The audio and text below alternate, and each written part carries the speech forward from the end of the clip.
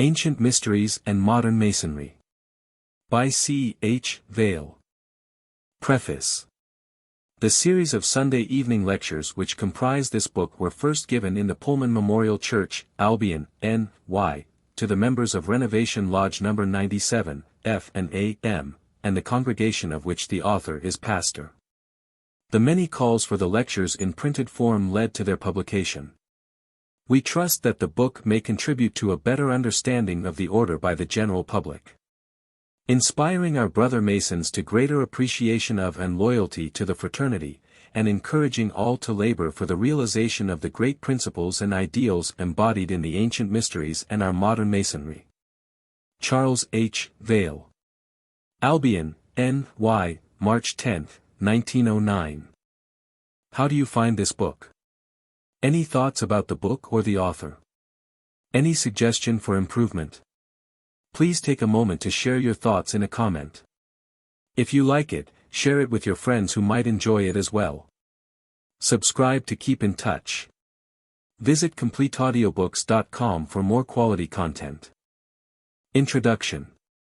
The purpose of these lectures is to consider the origin and nature of the ancient mysteries and modern Masonry and to show the relation which they bear one to the other. Freemasonry deals largely with the morals and symbols of the mysteries of antiquity, and originally was one of the channels of ancient wisdom. There were a few among the founders of modern Masonry who possessed the royal secret, or, at least, had a knowledge of its existence, and, if the key has been lost, the Mason, as heir apparent of the old wisdom, should be foremost in the search for its recovery. All agree that the Masonic symbols and traditions are of the greatest antiquity, and can be traced to the Far East to the earliest civilization, from which time and place they have spoken in nature's language to all peoples of the earth. We are more and more convinced that this picture language of our ritual contains a most complete philosophy and knowledge embracing the eternal verities of the universe, and that these symbols were designed by the initiates of old to preserve and convey that ancient wisdom to the present and future generations. Though empires and dynastic continents have appeared and passed away, these ancient symbols, hewn in rock-cut temples and monuments, have served to convey the great secret from ages past and will continue its record as long as this part of the universe remains. Modern Masonry has become in a special sense the custodian of these ancient symbols, and should not be content with its possession only, nor with merely imitating its various predecessors, but should enter boldly into the inheritance of its birthright and seek the ancient wisdom of its illustrious prototypes. To confine the interpretation of its symbols and legends to lessons in morality and fraternity, such as are found in all exoteric religions, is not to grasp the deeper meaning that the glyphs and parables were meant to convey. Many today realize this fact and they are seeking still more light, without, as well as within the tiled doors of our lodges.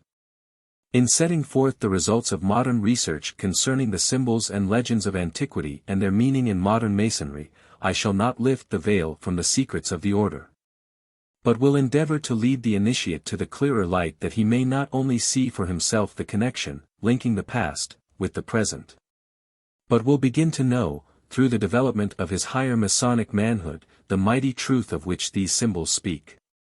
In this endeavor I shall only refer to those things in Masonry that are exoteric and contained in our best publications.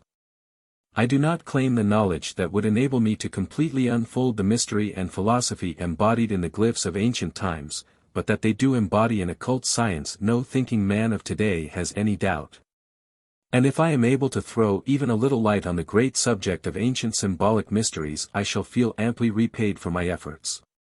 I am sure the lectures will prove interesting and instructive to both members and non-members of the order, and while some few things mentioned will be better understood by Master Masons, my meaning will be clear to all, and that they may lead to a better understanding of the ancient mysteries and modern Masonry, I bespeak for the subject matter your careful investigation. 1. The origin and object of the ancient mysteries. Along with the popular traditions and public cults of ancient times, there existed an inner organization of religion, the mystery institution, which was the channel of secret traditions.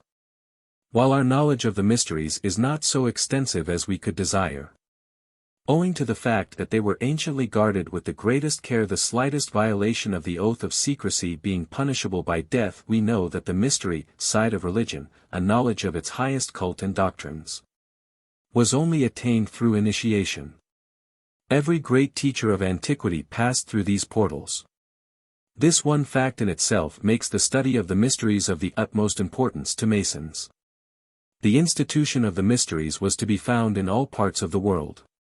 There were the mysteries of Isis and Osiris in Egypt, the Mithraic mysteries of the Persians, the Orphic and Bakshic and the later Eleusinian semi-mysteries of Greece, the mysteries of Samothrace and Chaldea, the mysteries of India, the Druidical mysteries, the Gothic mysteries, and many others. Thus it follows that the key to antiquity is a knowledge of its mysteries. The late General Albert Pike, formerly Sovereign Grand Commander of the Supreme Council, Southern Jurisdiction, S.R., illustrates this by saying, through the veil of all the hieratic and mystic allegories of the ancient dogmas, under the seal of all the sacred writings, in the ruins of Nineveh or Thebes, on the worn stones of the ancient temples, and on the blackened face of the Sphinx of Assyria or Egypt, in the monstrous or marvelous pictures which the sacred pages of the Vedas translate for the believers of India, in the strange emblems of our old books of alchemy, in the ceremonies of reception practiced by all the mysterious societies, we find traces of a doctrine everywhere the same, and everywhere carefully concealed. The occult philosophy seems to have been the nurse or godmother of all religions, the secret lever of all the intellectual forces, the key of all divine obscurities, and the absolute queen of society. In the ages when it was exclusively reserved for the education of the priests and kings. Morals and Dogma, page 729. The origin of the mysteries. The mysteries had their origin in the first great teachers and guides of humanity. These are called the Sons of Venus. They formed the nursery of adepts, the nucleus of the first great White Lodge. The chief of these is known by many mystic names in the old writings, the root base of the occult hierarchy, the Kamara, etc. Surrounding the chief there was a small band of beings who came to Earth to labor for the evolution of young humanity. Another class of beings who aided in this work was called Agnishvatas. Many of these, we are told in the stanzas of Zion, became Arhats. Thus was established upon Earth, according to tradition, the first great occult hierarchy. In the early ages occult knowledge was taught openly, as the sciences are taught in our colleges today. But in the course of time many allowed their selfishness to rule and so abused their power that it became necessary to withhold such knowledge from the unworthy. This was the condition of religious affairs when the mysteries were necessarily established by the king-priests of the divine dynasties, in the days of Atlantis. There were many already in possession of occult knowledge who were so engrossed in selfishness that they could not be brought into the divine path, and their abuse of this power over the forces of nature made them giants of evil. They rebelled against the White Emperor, and became black magicians. This caused a long and fierce struggle. At last the cup of evil was full. The forces of nature were turned against the land, until the great continent, together with all followers of their own selfish practice, sank beneath the waters of the ocean. Before the storm broke, however, the men of the good law, heeding the summons to escape, migrated to a place of safety. Before the overthrow of Atlantis the mysteries were well established in ancient Chaldea and Egypt, the two great fourth-race nations being offshoots of the great Atlantean civilization. The Indian mysteries came from her own priest-king, the Manu, who gave to the first branch of the Aryan stock its religious teaching. From this fount of the Aryan race the mystery teaching in after years flowed westward, and mingling with the older tradition, derived from ancient Atlantis, gave to it new life and power. The Greeks received their mysteries from Orpheus, who introduced them direct from India. But from whatever source the various nations received their mystic instruction, the meaning was ever the same: all initiates were members of the one great brotherhood. In these early days the mystery institutions were conducted by great adepts whose knowledge was the fruitage of a prior system of evolution. But as time went on and our humanity developed, the great masters gradually withdrew, and the mysteries were committed to the advanced pupils of our present system of evolution. The source of religions. There are two schools of thought in the modern world: comparative mythologists and comparative religionists. The answers given by these two schools to the question of the source of religion are diametrically opposed, but both base their arguments upon the same common facts. These facts are of marked similarity, not only in the teaching, character, and power of the founders of religions, but also of the main outlines of their lives. The stories of these savior gods and their teachings antedate, some of them by many centuries, the birth of the Christian Savior. This similarity, amounting in many cases to practical identity, denotes, according to both schools, a common origin. The comparative mythologists contend that the common origin is one of common ignorance, that the universal natural phenomena and the personification of these powers of nature resulted in similar ideas. This school maintains that the loftiest religious sentiments and doctrines are merely the refined feeling and expression of the barbarous guesses of primitive men. That animalism, fetishism and nature worship are the soil out of which the highest forms of religious flowers have blossomed, and that the founders of the great religions are the highly developed but lineal descendants of the whirling medicine man. On the other hand, the comparative religionists maintain that the common origin is one of divine wisdom, or gnosis. All religions, they say, originate from the teachings of divine men, who constitute a great brotherhood of spiritual teachers, and give out from time to different races and nations of the world such parts of the fundamental truths of religion as are suited to the needs of the people. They contend that animalism, fetishism, and nature worship are the distorted and dwarfed descendants of true religious belief, and that the founders of great religions are men who have advanced beyond normal humanity, thus becoming the spiritual guardians of the race. We have no hesitancy in saying that we accept the view of the comparative religionists, for the scriptures of the various religions furnish abundant evidence that the founders were advanced men. And their teachings are not surpassed, or often equaled, by later writers in the same religions. The sacred books of the East give ample evidence of this fact, while the alleged refining process of the mythologists is without adequate support. We also find among savages many traces of lofty ideas which are entirely beyond their capacity to originate. When we remember that the savage tribes of today are not our ancestral types, but rather the degenerate offspring of past great nations, we begin to understand how they came to possess these lofty ideas. They are the faint remaining vestiges of the wisdom long ago imparted by a great religious teacher. Esoteric Christianity, Besant, Chi. It is evident that man in his infancy was not left to grow up unaided. There have always been elders or sages from whom the less advanced brethren received direction and training. Such ever stood beside the earliest cradle of humanity, and gave to the race the needed guidance and impulse toward a higher ideal of civilization. The first great teachers were advanced souls from other and still earlier systems of evolution. They were the adepts of the early races who established upon this earth the first great occult fraternity. These lofty beings watched over and guided early mankind. And as men advanced and became fitted for higher knowledge, they were instructed in the nature of the gods, the human soul, the mysteries of the unseen world, and the processes of the world's continual evolution. Such are the persistent and uncontradictory facts in connection with the mysteries. Religions, then, have their source in the occult hierarchy, the qualified guardians of the spiritual growth of the human family. Reasons for esotericism. History has noted the disastrous results of spreading occult knowledge indiscriminately, and since the sad experiences of Atlantis, the initiates have carefully guarded from the unpurified that knowledge which is power. Therefore, the most rigid conditions regarding purity, unselfishness and self-control are imposed on all who seek the higher knowledge. The temptation to use power for selfish ends is too great to entrust such knowledge to men of uncontrolled desires. Another reason for esotericism is the fact that religions were given for the purpose of quickening human evolution. Men are at such various stages of development, that what will be understood by the philosopher is unintelligible to another, and in order to reach and help all, it is evident that instruction must be adapted to the peculiar needs of each individual. The religious teachings must be as graded as evolution itself. Each must be met on their own level and helped on, from that plane to greater heights and broader views, all in a fashion that appeals to their unfolding intellects. It is due to this fact that all the great teachers have reserved the greater truths for those capable of receiving and understanding them.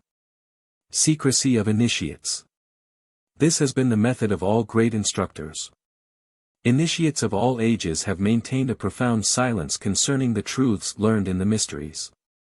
From Orpheus, the first initiate, of whom history catches a glimpse, to Pythagoras, Confucius, Buddha, Apollonius, Jesus, Sakis, no teacher ever committed anything to writing for indiscriminate public use.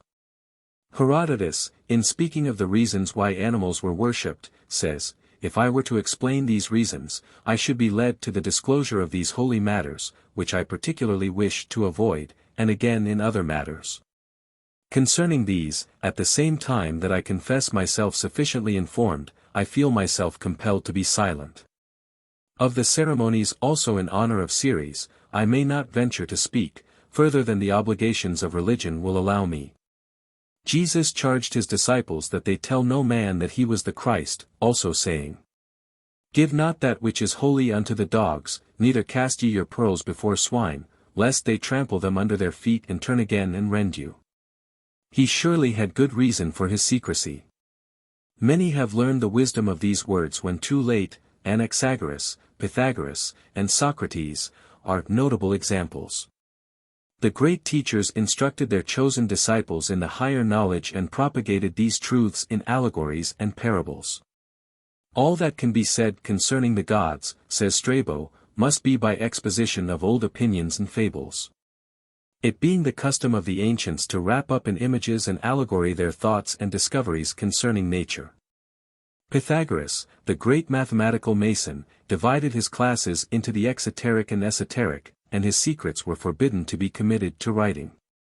The Society of the Essenes, among whom were Saint John the Baptist and St. John the Evangelist, made similar distinctions.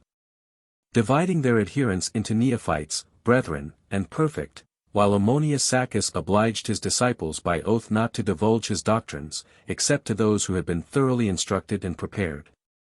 In Egypt we find the same method in practice, for Clement says, "The Egyptians did not entrust the mysteries they possessed to all and sundry, and did not divulge the knowledge of divine things to the profane." He also informs us that the sphinxes erected in front of the temples and places of initiation denoted silence and secrecy, that all sacred truth is enfolded in symbolical fables and allegories, and he says of the mysteries, "Those who instituted the mysteries, being philosophers, buried their doctrines in myths, so as not to be obvious to all." The Stramata, Book V, ch. 7, ch. 9. The sages of Greece, according to Pausanias, never wrote otherwise than in an enigmatical manner. They concealed their knowledge under the veil of fiction and so taught that the vulgar might not comprehend. The typical Hermes assembled his disciples in a holy place or shrine where strict secrecy was imposed. In the perfect sermon he says, "And ye, O Tat, Asclepius and Ammon, in silence hide the mysteries divine within the secret places of your hearts, and breathe no word of their concealment." This was the universal procedure. Says William R.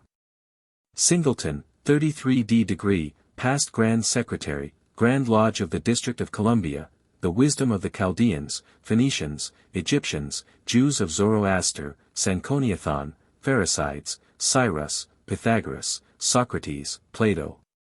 Of all the ancients, that is come to our hand, is symbolic. In the method explaining the various symbols, religion and philosophy were veiled in allegoric representations. These symbols were displayed openly in the temples. To the profane altogether obscure, but streaming with beams of light to the initiated. History of Freemasonry in Concordant Orders, page 83.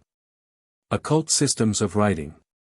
There were various methods employed by the teachers to convey and yet conceal the truths of the mysteries. The three main Kabbalistic systems are the Gematria, which is based on the numerical value of words applying to the letters of a word the sense they bear as numbers. The Temura, by which a word yields its mystery by anagram, the transposition of the letters, and the Notaricon, which may be compared to stenography. The system of number letters was derived from Chaldea by the Hebrews during and subsequent to their captivity. The Chaldeans worked out their cosmogonies and anthropogeneses in numbers, their sacred books were written with this object in view.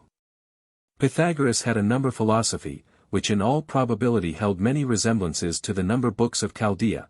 This method was developed to a great extent by the Hellenizing tendencies of the cultured rabbis of Alexandria.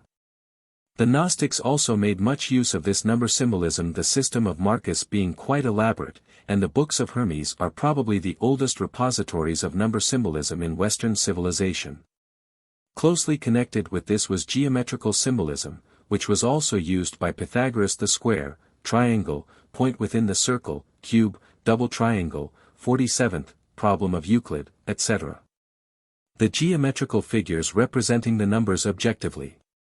In every cosmology from the earliest times we find the basic idea combining numerical geometrical figures. There is also the allegorical method, a setting forth of truth in the form of myths, or parables, and furthermore, the secret sacerdotal tongue, the censor, which was known to the initiates of every nation. Then to rightly read the world scriptures one must have the keys to all these various systems. Object of the Mysteries. The object of the Mysteries was the instruction and development of man. They were the work of genius employing the sciences and a profound knowledge of the human heart in the task of purifying the soul, and seeking man's felicity by the means of virtue. Great emphasis was laid upon man's immortality, and the object and purpose of the Mysteries was to fit him for a blessed state beyond. Thus these mysteries taught the condition of the post-mortem state, and strove to develop in the candidate the powers that would enable him to verify the instruction, for himself. Antiquity had held that there was a science of the soul, a knowledge of things unseen, a gnosis. And now that the possibility of extending the bounds of consciousness beyond the physical plane has been proven by many experiments in psychism, the claim of the Mysteries is not beyond rational belief. That the ego may transcend the limits of the body and become conscious on the higher planes of nature verifies the truth of the mysteries of all ages and proves that nature's God, in infinite wisdom, through the constant progress or development of his children, is initiating them from every field of labor to aid in his mighty work. The higher instruction was not only given by perfected initiates who could function on the higher planes, but the assistance of angelic hierarchies was also invoked, and those exalted beings came to teach and elevate by their presence. Iamblichus, the great theurgist of the 3rd and 4th centuries A.D., says, "The gods, these beings are not gods in the Western sense of the term but angels, or devas. Plato calls them the minor gods to distinguish them from the supreme, being benevolent and propitious, impart their light to theurgists in unvarying abundance, calling upward their souls to themselves, procuring for them a union with themselves, and accustoming them, while they are yet in body, to be separate from bodies, and to be led around to their eternal and intelligible principle. For, the soul having a twofold life, one being in conjunction with body but the other being separate from all body, it is most necessary to learn to separate from the body, that thus it may unite with the gods and learn the truths of the intelligible world." Esoteric Christianity, page 24, 25. The consummation of all this was to make the initiate a god, either by union with a divine being without or by the realization of the divine self within. Sallust says that the object of the ceremonies of initiation was to unite man with the world and deity. The initiate claimed that the soul, purified from all stain, could see the gods in this life, that is, could attain the beatific vision, and hold communion with the immortals. Prof. Harnack remarks that deification was the idea of salvation taught in the Mysteries. The Greek Neoplatonists called this state theophany, which means either communication between the gods or God and those initiated mortals who are spiritually fit to enjoy such intercourse, or the presence of a god in man, an incarnation or blending of the personal deity, the higher self with the lower self, its representative on earth. Plotinus defines this state as the liberation of the mind from its finite consciousness, becoming one and identified with the infinite. The length and frequency of this sublime condition depends upon the spiritual development. Proclus claims to have experienced this ecstasy 6 times during his mystic life. Plotinus states that he had reached this state, but 3 times as yet. Porphyry asserts that Apollonius attained this state 4 times, while he experienced it but once, and that after he was 60 years of age. This illumination may come and go as a flash, or it may last for hours. With the high initiates, the Word is really made flesh, the union complete, and its duration continuous throughput life. The mysteries were as a training school to this end. Philo, in speaking of the divine vision, says, "It is the special gift of those who dedicate themselves to the service of that which is to ascend by means of their rational faculties to the height of the ether. Setting before themselves Moses, the race that is the friend of God, the race of the Logos, as the leader of the way, the work of philosophy is not else than the striving clearly to see these things." Proclus also says, "In all the initiations and mysteries, the gods exhibit many forms of themselves, and appear in a variety of shapes, and sometimes, indeed a formless light of themselves is held forth to the view. Sometimes this light is according to a human form and sometimes it proceeds into a different shape." Quoted in Eleusinian and Baksheik Mysteries, Taylor, page 66. Taylor too, correctly infers, the most sublime part of the epoptea or final revealing, consisted in beholding the gods, high planetary spirits, themselves, invested with a resplendent light. Ibid, or same book, page 65.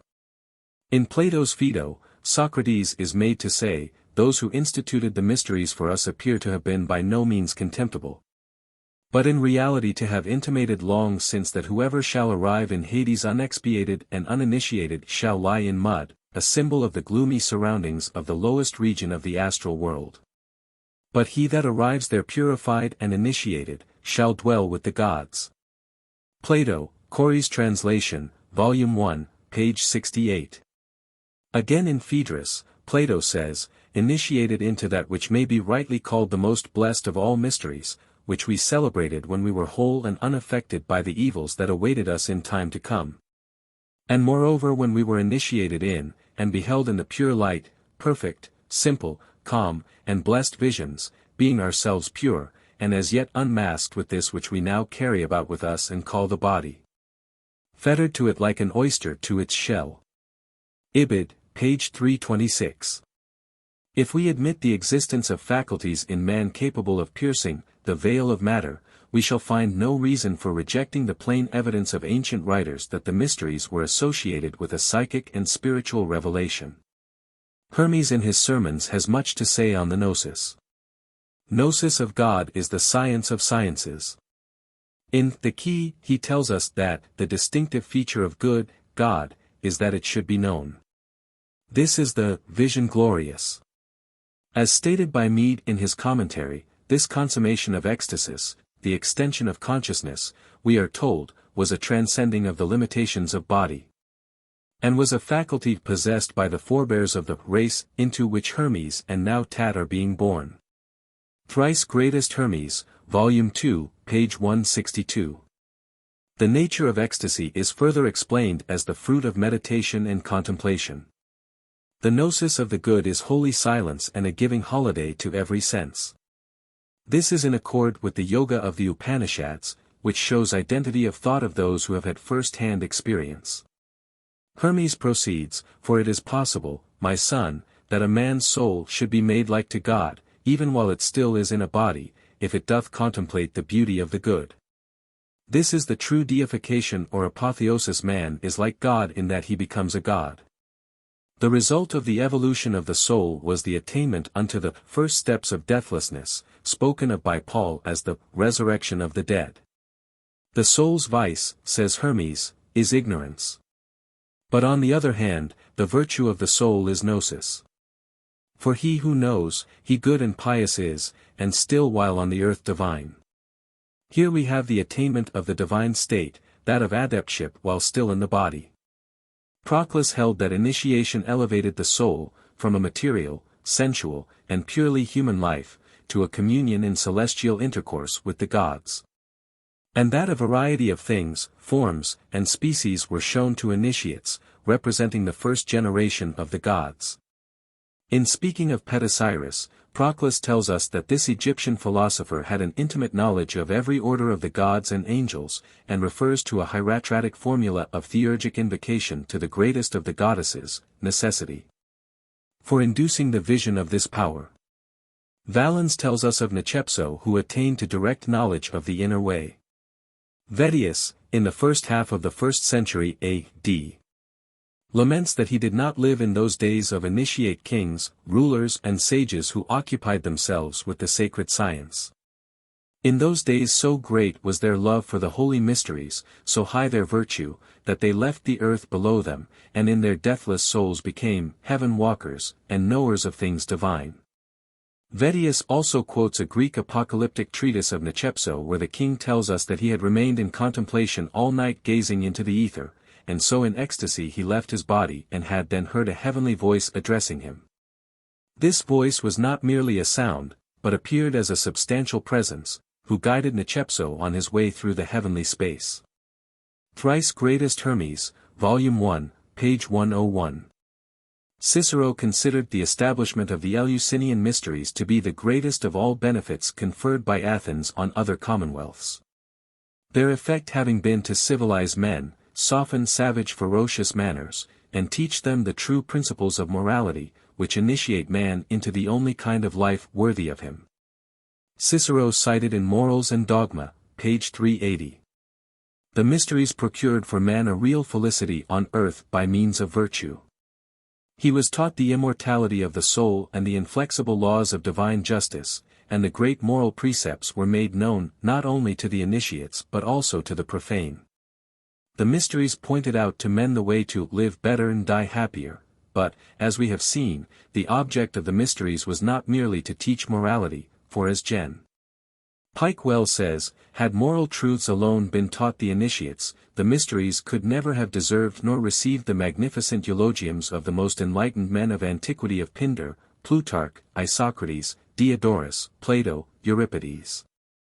Socrates, Aristophanes, Cicero, Epictetus, Marcus Aurelius, and others, philosophers hostile to the sacerdotal spirit, or historians devoted to the investigation of truth. No, all the sciences were taught there, and those oral or written traditions briefly communicated, which reached back to the first age of the world. Ibid, p. 373. The object of the mysteries, then, was to instruct men in the real science of being, and to lead them up the stairway to perfection to the superhuman stage to the Christ and that which transcends even perfect masterhood. In this way they sought to purify the soul, holding that the true home of the soul was in the higher spheres, the earth a place of exile.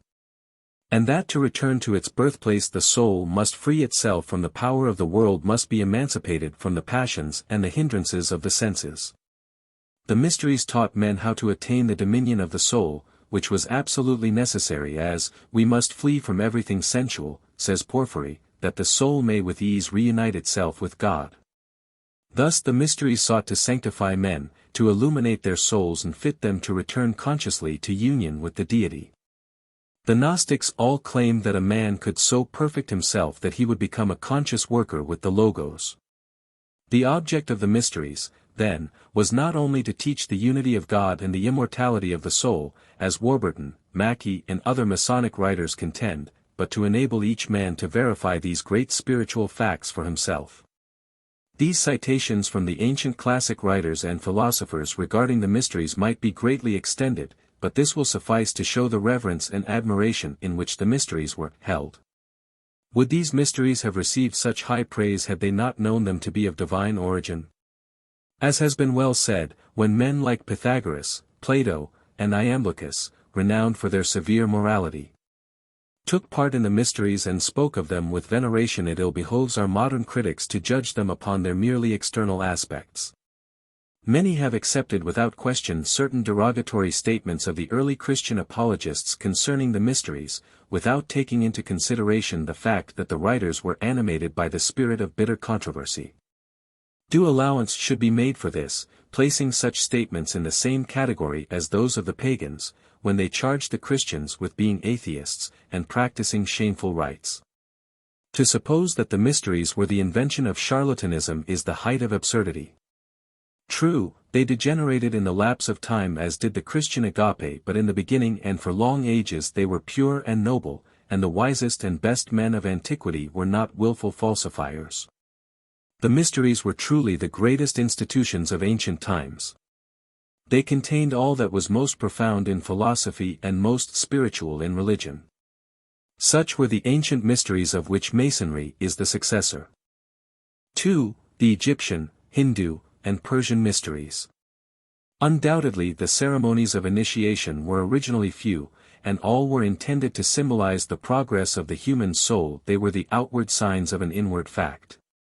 Initiation, as we shall see in a subsequent lecture, was regeneration, a real spiritual, new becoming, or rebirth. The candidate himself became the thing symbolized: Hermes, Buddha, Christ, etc. This state was the result of real initiation and evolution of the human into the divine. In the course of time this spiritual truth was neglected, and initiation no longer meant spiritual regeneration, and the rites no longer typified the various stages of the soul's progress: the mystic birth, death, and resurrection. The key to the spiritual science was forgotten, the master's word lost, and initiation consisted merely in imparting to the candidate the traditional knowledge of the symbols as handed down from time immemorial. And gradually the true meaning of the symbols disappeared, and even the symbols themselves were transformed into crude dogmas. The ceremonies of initiation.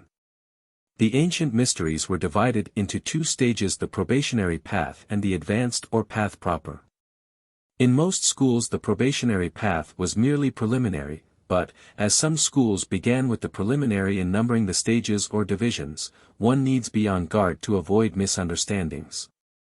Others, as in Greece, divided their mysteries into the lesser and the greater, beyond which there was the true mystery of the path. In other systems the true and the greater mysteries were undoubtedly the same. The higher evolution belonged to the true or real mysteries, to which all others led. A neophyte was compelled to be proficient along these lines before he was allowed to take the real initiation and enter upon the path proper, which will be considered in a subsequent lecture. There were outer forms and ceremonies which stood for and symbolized the true mysteries, but little was known of their inner nature except by those who experienced them. The ceremonies were undoubtedly altered in the course of time, but even in the days of the greatest deterioration we find traces of the hidden wisdom in connection with the ancient symbols, some of which have survived, and are to be found in modern Masonry.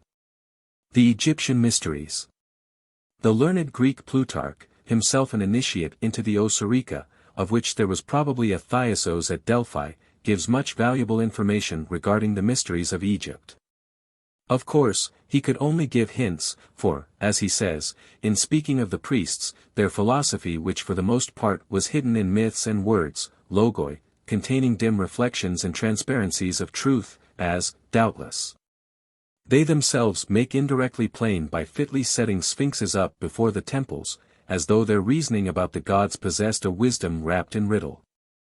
So great, then, was the care Egyptians took about the wisdom which concerned the mysteries of the gods. And the most wise of the Greeks also are witnesses: Solon, Thales, Plato, Eudoxus, Pythagoras, and as some say, Lycurgus as well, through coming to Egypt and associating with her priests, and brought back to the memory of his men their symbolic and mysterious art, containing their dogmas in dark sayings. When, therefore, thou nearest the myth sayings of the Egyptians concerning the gods' wanderings and dismemberings, and many such passions, thou shouldst remember what has been said above, and think none of these things spoken as they, really, are in state and action. Plutarch, concerning the mysteries of Isis and Osiris, Sector 9, X, XL. This is true not only of the Egyptian myths but of all others. Plutarch then sets forth the Osiris and Isis mystery myth. It begins with the birth of the gods Osiris, the elder Horus, Typhon, Isis, etc. Osiris and Isis, being in love with each other, were united. They ruled over Egypt for many years, but finally the malicious Typhon, his evil brother, while filled with envy, sought his destruction. He devised a beautiful chest, and having it brought into the banquet hall, promised to give it to anyone whom it would exactly fit. Osiris stepped in and laid down, whereupon they who were present rushed up and put on the lid and fastened it down, and carried the chest to the river Nile, whence it was borne out on the flood to the sea.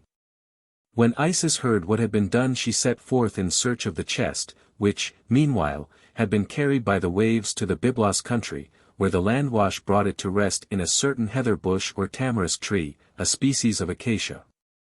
This bush grew around, enfolded and hid it entirely within itself. The king Malcander marveled at the greatness of the tree, and cut it down and made of it a prop in the form of a pillar for his roof, but Isis, having found trace of the chest and its disposition through Anubis and the demonian spirit of a voice, came also to Byblos, and sitting down by a fountain head showed attention to the maids of the queen, dressing their hair with ambrosia, thus securing an invitation to the palace, where she became nurse of the queen's little child.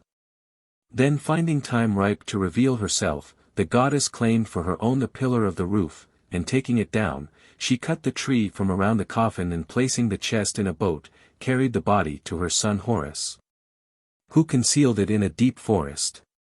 But Typhon, while out hunting, came upon it, and recognizing the body as that of Osiris, tore it into 14 parts, and scattered them abroad.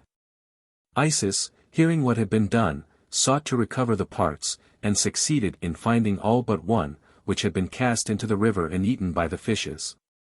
Horus then fought Typhon and overpowered him, when it was proclaimed that Osiris had risen from the dead. This is merely an outline of the myth. It has a macrocosmic and microcosmic meaning. In the former sense, Osiris and Isis are cosmic or supercosmic beings, symbolized by the sun and moon, and the elder and younger Horus are the intelligible and sensible worlds. Microcosmically, the myth pertains to the mystery of initiation, the Horus or Christ stage of manhood. In this latter aspect it symbolizes the mystic life of the initiate.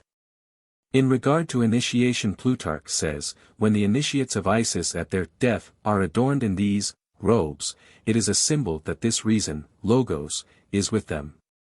And with him and not else they go there, or walk there, that is, in Hades. The death here mentioned is the mystic death unto sin. For it is not the growing beard and wearing cloak that makes philosophers, O Clea, not clothing in linen and shaving oneself that makes initiates of Isis. But a true Isiac is one who, when he by law receives them, searches out by reason, Logos, the mysteries, shown and done concerning these gods, and meditates upon the truth in them. Ibid, section in.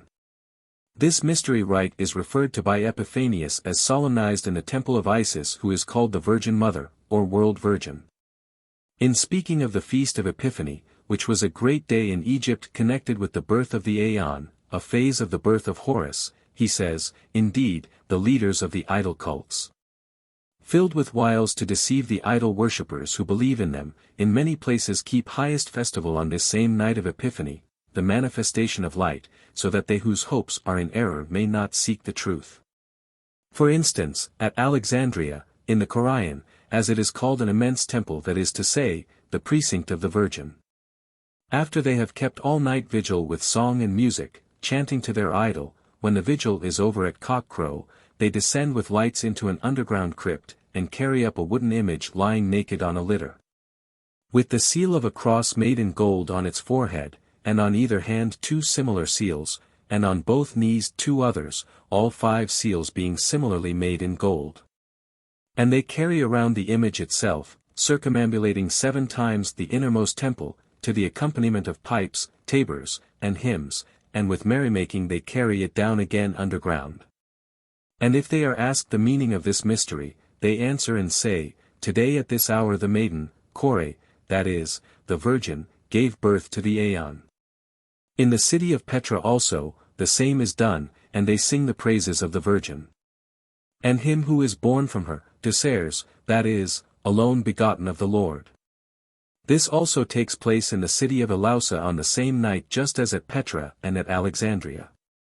Epiphanius as an outsider could not be expected to understand the rites he describes, and as a narrow bigot he could not be expected to deal with them fairly. But the importance of the passage is the testimony it bears to the fact that one of the most widespread mystic festivals was connected with a rite of resurrection. You notice here the crowing of the cock, which is connected with the crucifixion of Jesus, and the cross marked on the forehead, hands, and knees or feet of the image, or the one who has returned from the underworld, Hades. Epiphanius tells us that the mystic rite represents a macrocosmic mystery. Very true, but it also represents a microcosmic mystery. The mystic birth, death, and resurrection were familiar to all the schools and communities of ancient times, and the mystic, rising again from the dead, was an integral part of the universal mystic drama. The initiations of Egypt are described by C.W. Leadbeater, a well-known theosophical writer, as follows: the candidate was attired in a white robe, emblematic of the purity which was expected, and brought before a conclave of priest-initiates in a sort of vault or cavern.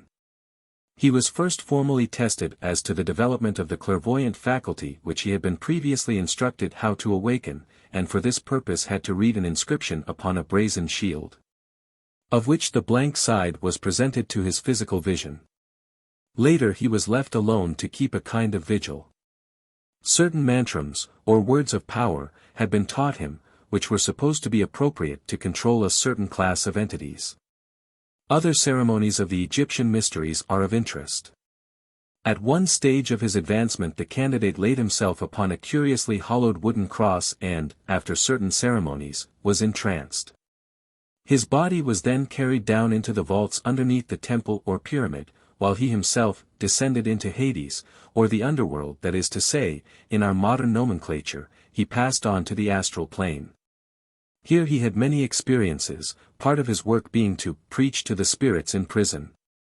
For he remained in that trance condition 3 days and 3 nights, which typified the 3 rounds and the intervals between them, during which man was going through the earlier part of his evolution, and descending into matter.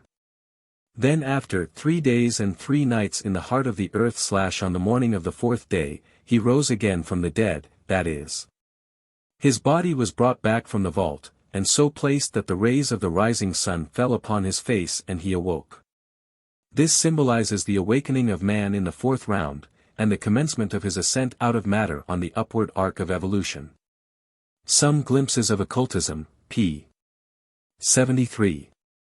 According to Peachman, the Egyptian mysteries had 3 grades, called mortals, intelligences, and creators of light. The mortals were probationary pupils, who were instructed in the doctrine, but who had not yet realized the inner vision. The intelligences were those who had attained the inner vision and had become men and received mind.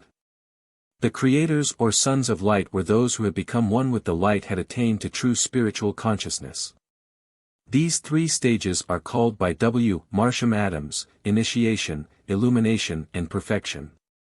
This state could be attained while yet in the body, and included the after-death consciousness as a part of its content. The ancient temples of initiation in Egypt were models of the heavenly Jerusalem, a type of the world building, to use a Jewish Gnostic term. Adams describes the temple at Dendra thus: in the center of the temple is the hall of the altar, with entrances opening east and west. And beyond it lies the great hall of the temple, entitled the Hall of the Child in his Cradle, from whence access is obtained to the secret and sealed shrine entered once a year by the high priest, on the night of midsummer. The Book of the Master, or the Egyptian Doctrine of the Light born to the Virgin Mother, Adams, page 24. There were also various other halls and chambers, such as Hall of the Golden Rays, Chamber of Gold, Chamber of Birth, Dwelling of the Golden One, Chamber of Flames, all having reference to the mysteries of light in a divine birth. The chief hall of the temple was the Hall of the Child in his Cradle, and the chief representation on the planisphere is the Holy Mother with the Divine Child in her arms. Ibid, p. 24. The Hindu Mysteries. The mysteries of India were celebrated in temples carved out of solid rock, and in pyramids and dark pagodas. The Temple of Elephanta is perhaps the most ancient in the world. It is 135 feet square and 18 feet high, supported by 4 massive pillars, and its walls are covered with statues and carved emblematical decorations. The temples of Salsette exceed in magnitude those of Elephanta, though they are excavated in rock, their external form being pyramidal. The interior has many galleries and secret caverns, and in the inmost recesses of the structure a cubical cista, a sepulchre where the candidate was laid during his entranced state. An account of the initiation is given by Dr. Oliver N. His history of initiations, which we herewith condense as follows. The mysteries were divided into 4 degrees. The candidate might perform his first probation at the early age of 8 years.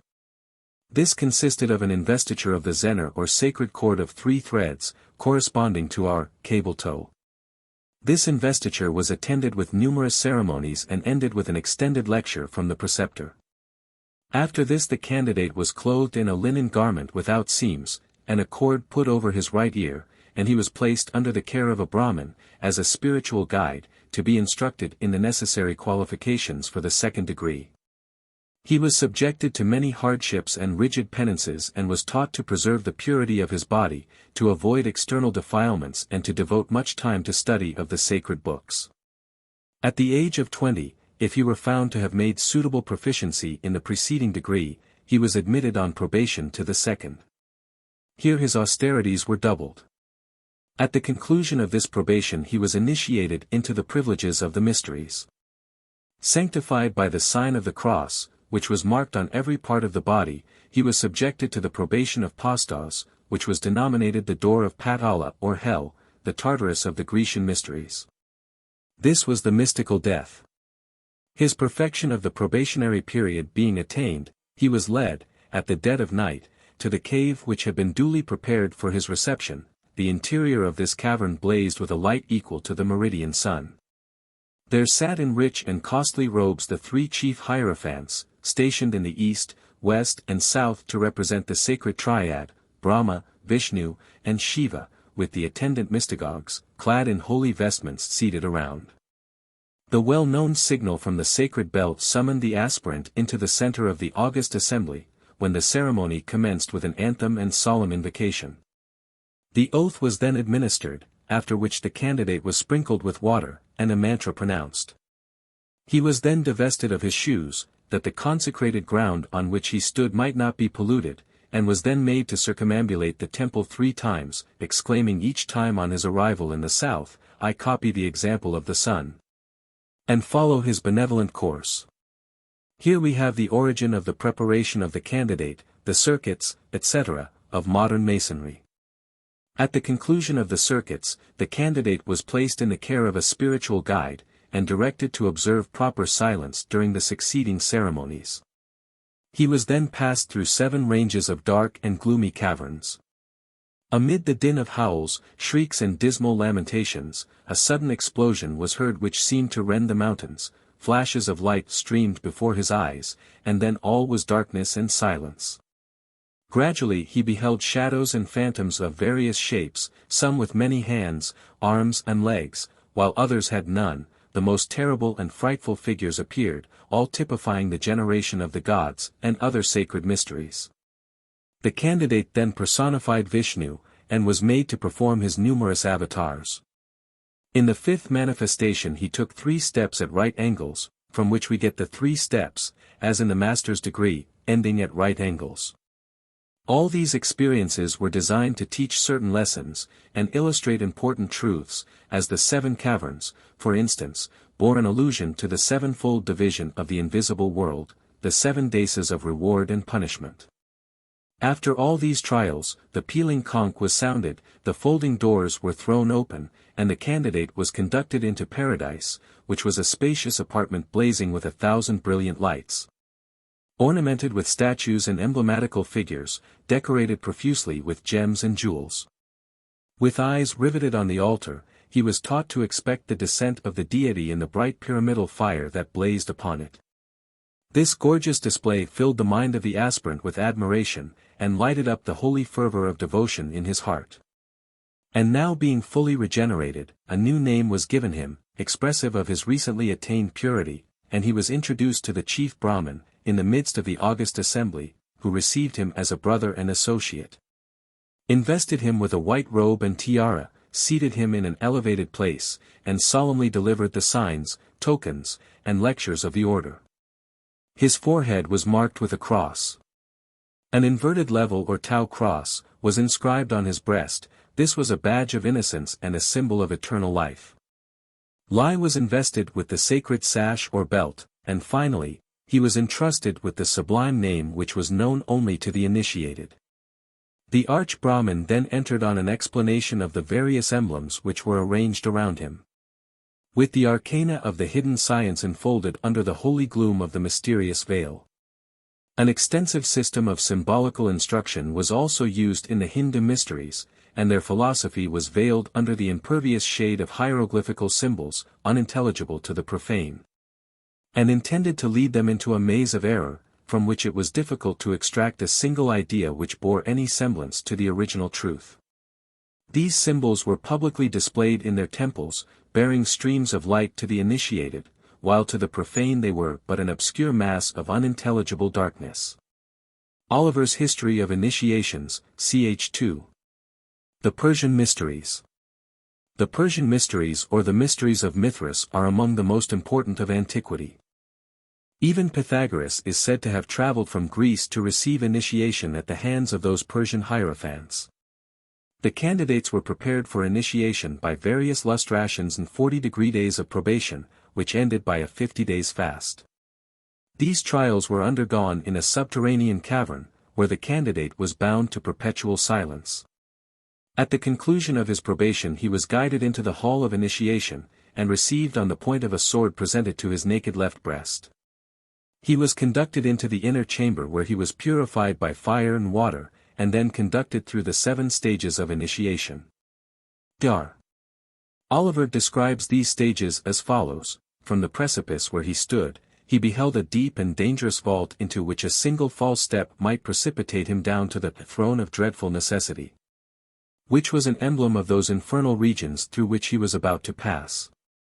Threading the circuitous mazes of the gloomy cavern, he was soon awakened from his trance of thought, by seeing the sacred fire, at intervals, flash through its recesses to illuminate his path, sometimes bursting from beneath his feet, sometimes descending on his head in a broad sheet of white and shadowy flame.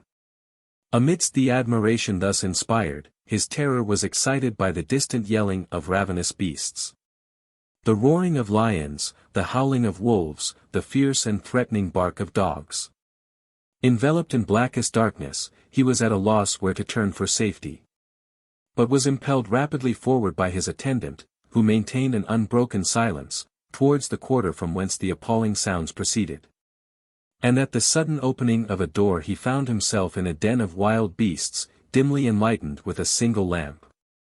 His conductor exhorted him to courage, and he was immediately attacked, amidst the most tremendous uproar, by the initiated in the forms of lions, tigers, wolves, griffins, and other monstrous beasts. Fierce dogs appeared to rise from the earth, and with dreadful howlings endeavored to overwhelm the aspirant with alarm, and how bravely soever his courage might sustain him in this unequal conflict, he seldom escaped unhurt. Being hurried through this cavern into another, he was once more shrouded in darkness. A dead silence succeeded, and he was obliged to proceed with deliberate step, meditating on the danger he had just escaped, and smarting under the wounds he had received. His attention, however, was soon roused from these reflections and directed to other dangers which appeared to threaten. An undefined rumbling noise was heard in a distant range of caverns, which became louder and louder as he advanced, until the pealing thunder seemed to rend the solid rocks and burst the caverns around him. And the vivid and continued flashes of lightning, in streaming sheets of fire, rendered visible the flitting shades of avenging genii, who, frowning displeasure, appeared to threaten with summary destruction these daring intruders into the privacy of their hallowed abodes.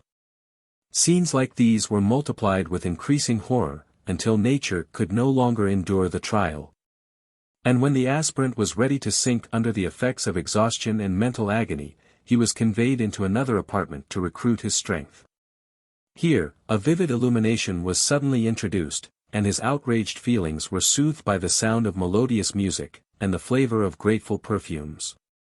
Seated at rest in this apartment, his guide explained the elements of those invaluable secrets which were more fully developed when his initiation was complete. Having pronounced himself disposed to proceed through the remaining ceremonies, a signal was given by his conductor, and 3 priests immediately made their appearance, one of whom, after a long and solemn pause, cast a living serpent into his bosom as a token of regeneration, and a private door being opened, there issued forth such howlings and cries of lamentation and despair, as struck him with new and indescribable emotions of terror. He turned his eyes with an involuntary motion to the place from whence these bewailings appeared to proceed, and beheld in every appalling form, the torments of the wicked in Hades. Turning from this scene of woe, he was passed through some other dark caverns and passages. Until, having successfully threaded the labyrinth, consisting of 6 spacious vaults, connected by winding galleries, each opening with a narrow stone portal, the scene of some perilous adventure. And having, by the exercise of fortitude and perseverance, been triumphantly borne through this accumulated mass of difficult and danger, the doors of the 7th vault, or cecellum, were thrown open, and his darkness was changed into light. He was admitted into the spacious and lofty cavern already described, which was denominated the Sacred Grotto of Elysium.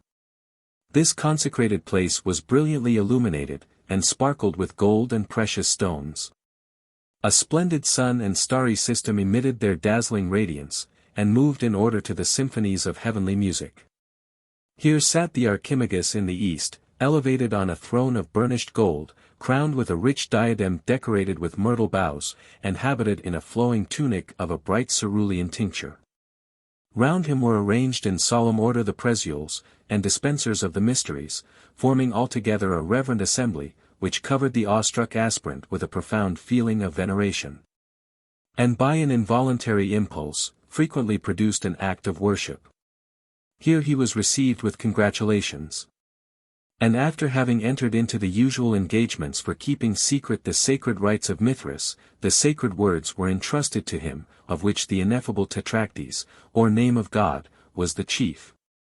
History of Initiation, Oliver, ch. 4. The candidate was then instructed in the secret science. The meaning of the emblems was explained, the incidents experienced converted to a moral purpose, and their significance made clear. Nothing was done without a purpose, and every experience illustrated some truth and fact in nature. What they were designed to set forth we shall see in subsequent lectures. Suffice it here to say, that the Mitra mystery was identical with the Christ mystery, the mystery of man's perfection and final apotheosis. The secret of regeneration, of being born anew or spiritually, or from above, in brief, the divinizing of man, was the last word of the Mitra rites, all else is introductory or ancillary. This secret was the one secret of all the great mystery rites and mystery arts. Mysteries of Mitra, Mead, page 47. A ritual dealing with the mystery of apotheosis and used by the most advanced in the Mithraic esoteric circles has recently been discovered. It is a yoga rite, one far in advance of the lower grades of initiation. Initiation does not mean consummation, it is merely starting things going. The candidate, to make the initiation valid, must seal up the links, so to speak, and this Mithraic ritual has to do with the final stages of spiritual evolution. For a complete exposition of this ritual see A Mithraic Ritual, by G. R. S. Mead. Besides the various rites of initiation already described, we find the same sacraments in the mysteries that in later years were administered in the Christian Church. Justin Martyr, 150 A.D. says that the evil demons in the mysteries of Mithras aped the Christian Eucharist, for there was an offering of bread and of a cup of water with certain explanatory sacred formulae. Justin Martyr First Apology, Volume 2, SEC. LIV, LXI, LXV, Second Apology Sector 13. Tertullian, 210 AD, in speaking of the Mithraic mysteries, says, he, too, baptizes some, that is, his own believers and faithful followers, he promises the putting away of sins by a laver, of his own. And if my memory still serves me, Mitra there, in the kingdom of Satan, sets his marks on the foreheads of his soldiers, celebrates also the oblation of bread, and introduces an image of a resurrection, and before a sword wreathes a crown. Prescription against heretics, CHXL. Tertullian also explains the identities by resorting to the convenient theory of the devil aping the Christian forms. But this curious explanation will hardly find adherents today. It is difficult to accept the earlier as copies, and the more recent as originals. We shall see later the origin and meaning of these similarities. Thus we find in the ancient Egyptian, Hindu and Persian mysteries, a system of religious culture and training that originated thousands of years ago, and which through many centuries preserved and handed down the Master's word to those who had made sufficient progress, and were thereby duly and truly prepared to receive it. These great institutions were the wonder of the world, hence it is not strange that they received the highest praise from all the great men of antiquity. 3. The Druidical, Gothic, Grecian, and Jewish mysteries. We are to continue in this lecture our examination of the mysteries of antiquity. We will consider first the Druidical mysteries. The Druidical mysteries were the same as the Celtic, and were celebrated in many countries. We are told by Caesar that these mysteries were better understood in Britain than anywhere else. All temples, in whatever country, had places of initiation connected with them, and they were usually subterranean. The Great Grotto at Castleton in Derbyshire bears evidence that the celebration of the Druidical mysteries was of an elaborate nature. The temple at Aberry was also a stupendous structure, and was built in the form of a circle. The periods of initiation were quarterly and were held at the time of the equinoxes and solstices. There were 3 degrees in the Druidical mysteries, Eubadia, Bards, and Druids, and it was obligatory that the candidate for initiation be well qualified and duly prepared, mental and moral perfection being the first requisite. When the candidate had passed the probationary stage he was clad in a robe, striped with white, blue, and green, emblematical of light, truth, and hope, and confined in a cromlech, tomb, for parts of 3 days without food, dead. In the language of the mysteries, after which he was liberated for initiation, and restored to life on the 3rd day. This confinement preceded his initiation into each of the 2 first degrees. When the aspirant was liberated he was placed in the hands of an officer and conducted around the sanctuary 9 times, at first with slow and measured step, which at length was increased to a rapid pace. During the circuits there was a clang of musical instruments and recitations in praise of those who were heroic in war, courteous in peace, and the friends of religion. At the completion of this ceremony the oath of secrecy was administered and the aspirant then went through various ceremonies in which he represented many characters, declaring among other things, "I have died," and "I have revived," alluding to his mystical death and resurrection. In the second part of the ceremony there was the dismal darkness, the direful shrieks, the barking dogs, etc., with which we have been made familiar in the preceding mysteries. The aspirant finally emerged from the gloom, and found himself surrounded with the most brilliant coruscations of light, being then presented to the Archdruid, who instructed him in the mysteries, imparting the knowledge of Druidism, and exhorting him to the practice of virtue. There was still another degree to be administered to those who aspired to a high degree of perfection.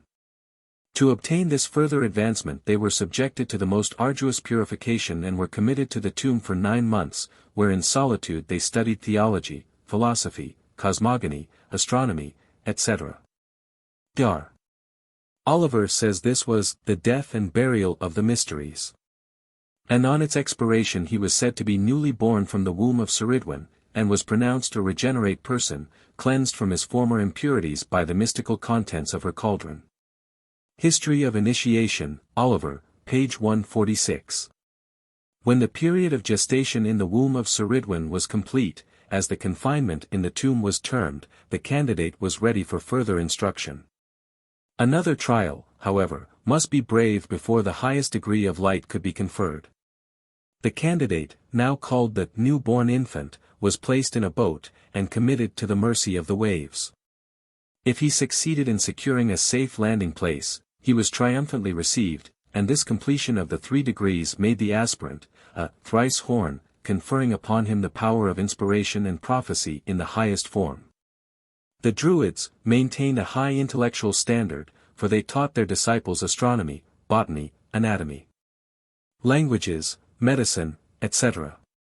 Thus we see the mysteries were always repositories of wisdom. The Gothic mysteries. The Gothic mysteries were practiced at one time by all the northern nations of Europe. We trace their introduction to Ski, a Scythian prince, who lived in the 1st century B.C. There were 3 great festivals connected with the Gothic mysteries. The most significant was celebrated at the winter solstice and dedicated to Thor. The next celebration was dedicated to Free and commenced at the second moon in the new year. The third was dedicated to Odin and was held in the spring. These were the principal celebrations, but initiations were also performed at many smaller festivals held during the year. The Palace of Thor, the principal place of initiations, contained 540 halls and was situated in the kingdom of Thirdwanger. The Gothic mysteries, like all others, were connected with the mystery myth, differing only in detail. The Gothic version runs as follows: Balder, who was esteemed as invulnerable, had in the general assembly placed himself in sport as a mark at which the gods exercised their skill in casting darts. Odin and Frigga exacted an oath of safety in favor of Balder from everything in nature except the mistletoe, which was omitted on account of its weakness. Loki discovered the exception and placed a sprig in the hands of the blind Hodder, persuaded him to cast it at Balder, who fell, pierced through with mortal wounds. His body was then placed in a boat and set afloat on the water, while the gods mourned for his decease. The fable of Balder and Loki, says Dr. Oliver, with the lamentations of the gods for the death of Balder, bores such an obvious relation to those of Osiris and Typhon, Bacchus and the Titans, Iswara, etc., that I entertain no doubt but that it constituted the legend of initiation. As it is, indeed, the exact counterpart of all other systems of mysterious celebration. Ibid, page 174, note 34. It would be needless repetition to go into detail regarding these initiations. Suffice it to say that after the candidate was duly prepared, by the usual fasting and the preliminary ceremonies of sacrifice, processions, etc., he was conducted with naked feet into the sacred hall and through a winding pathway, amid shades of darkness and the howling of dogs, to the tomb of the prophetess Valva. Here occurred the mysterious rites of invocation. Passing onward, the candidate hears the bewailings for the death of the god, Balder. He was then confined in the postas or tomb, and guarded by Heimdall, the doorkeeper of the gods. Upon liberation he was instructed to search for the body of Balder, and to endeavor to raise him from death to life. Before starting on his dangerous expedition he was recommended to the protection of the gods. The guide then conducted him through 9 subterranean passages, where various experiments of awe and terror awaited him. Completing his journey he entered the illuminated cecellum, and found Balder enthroned on a seat of highest distinction. His entrance was greeted with an anthem of congratulation, and great rejoicing took place for the resuscitation of the god. The candidate then took a solemn oath on a naked sword, a symbol of the supreme god. Throughout the ceremonies the candidate had been impersonating Balder, that is, his experiences were the same as Balder's, who, as a perfect initiate, is the type or first fruits of human evolution. The candidate had then attained the Balder state of manhood. The Grecian Mysteries. The mysteries were introduced into Greece by Orpheus. This great teacher evidently led one of the waves of emigration of the Aryan stock into Europe. The Orphic tradition had various fortunes. In the days of Horner it was neglected, for the people were too proud to listen to what they regarded as the superstition of their forefathers, but with the rise of philosophy in the 7th century B.C., the earlier religious myths were again examined, and it became evident that ancient Greece possessed a mystery tradition which compared favorably with that of other nations. We do not know exactly the time when the mystery institutions were established, but we do know that they existed under various names: Eleusinian, Bakshik, Dionysiac, Samothracian, etc., and that all were practically the same. The Eleusinian were perhaps the most noted as they constituted what might be called the state mysteries. In these there were 2 divisions, the lesser and the greater, beyond which was the true mystery of the path. The center of the work of the lesser mysteries was at Igri, the greater at Eleusis. The lesser mysteries dealt principally with Hades or the astral world, the greater with the mental or heavenly world. The ceremonial garment in the lesser mysteries was a fawn skin, in the greater mysteries a golden fleece.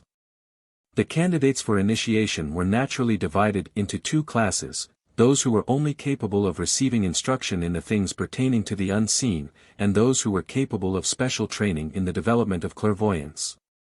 Instruction was also given in cosmology, anthropogenesis, etc. The Eleusinian mysteries were celebrated with much pomp and lasted 9 days. The places of initiation, like those of other nations, were great subterranean caverns, containing many chambers and sepulchres in which the candidate was immured during a part of the ceremonial rite.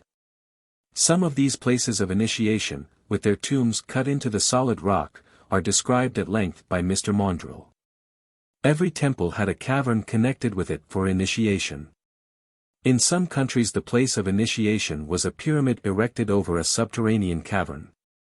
The first portion of the ceremony among the Greeks was the purification by water.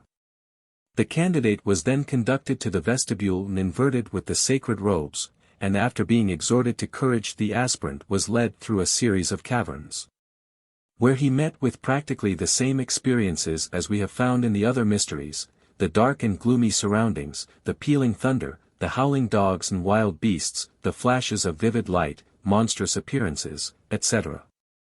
After 3 days of these terrors, he was confined in a cell for reflection. Dr. Oliver says, this was the symbolical death of the mysteries, and the deliverance from confinement was the act of regeneration or new birth. And hence the rejuvenated aspirant was termed twice born, once from the womb of his natural mother and again from the postas of initiation. Ibid, page 98. This deliverance was rather a resurrection than a new birth. The fatter applying more properly to the first stage of initiation, although, in one sense, every stage that marks an extension of consciousness is a new birth. While the aspirant was undergoing the mystical death of Bacchus, the initiates acted out the myth. We have seen that this passion vision was a part of every mystery drama. The neophyte here experienced the great passion himself. This feeling was a prerequisite to knowing. What it was we do not know, but it had to do with the mystic death of the master.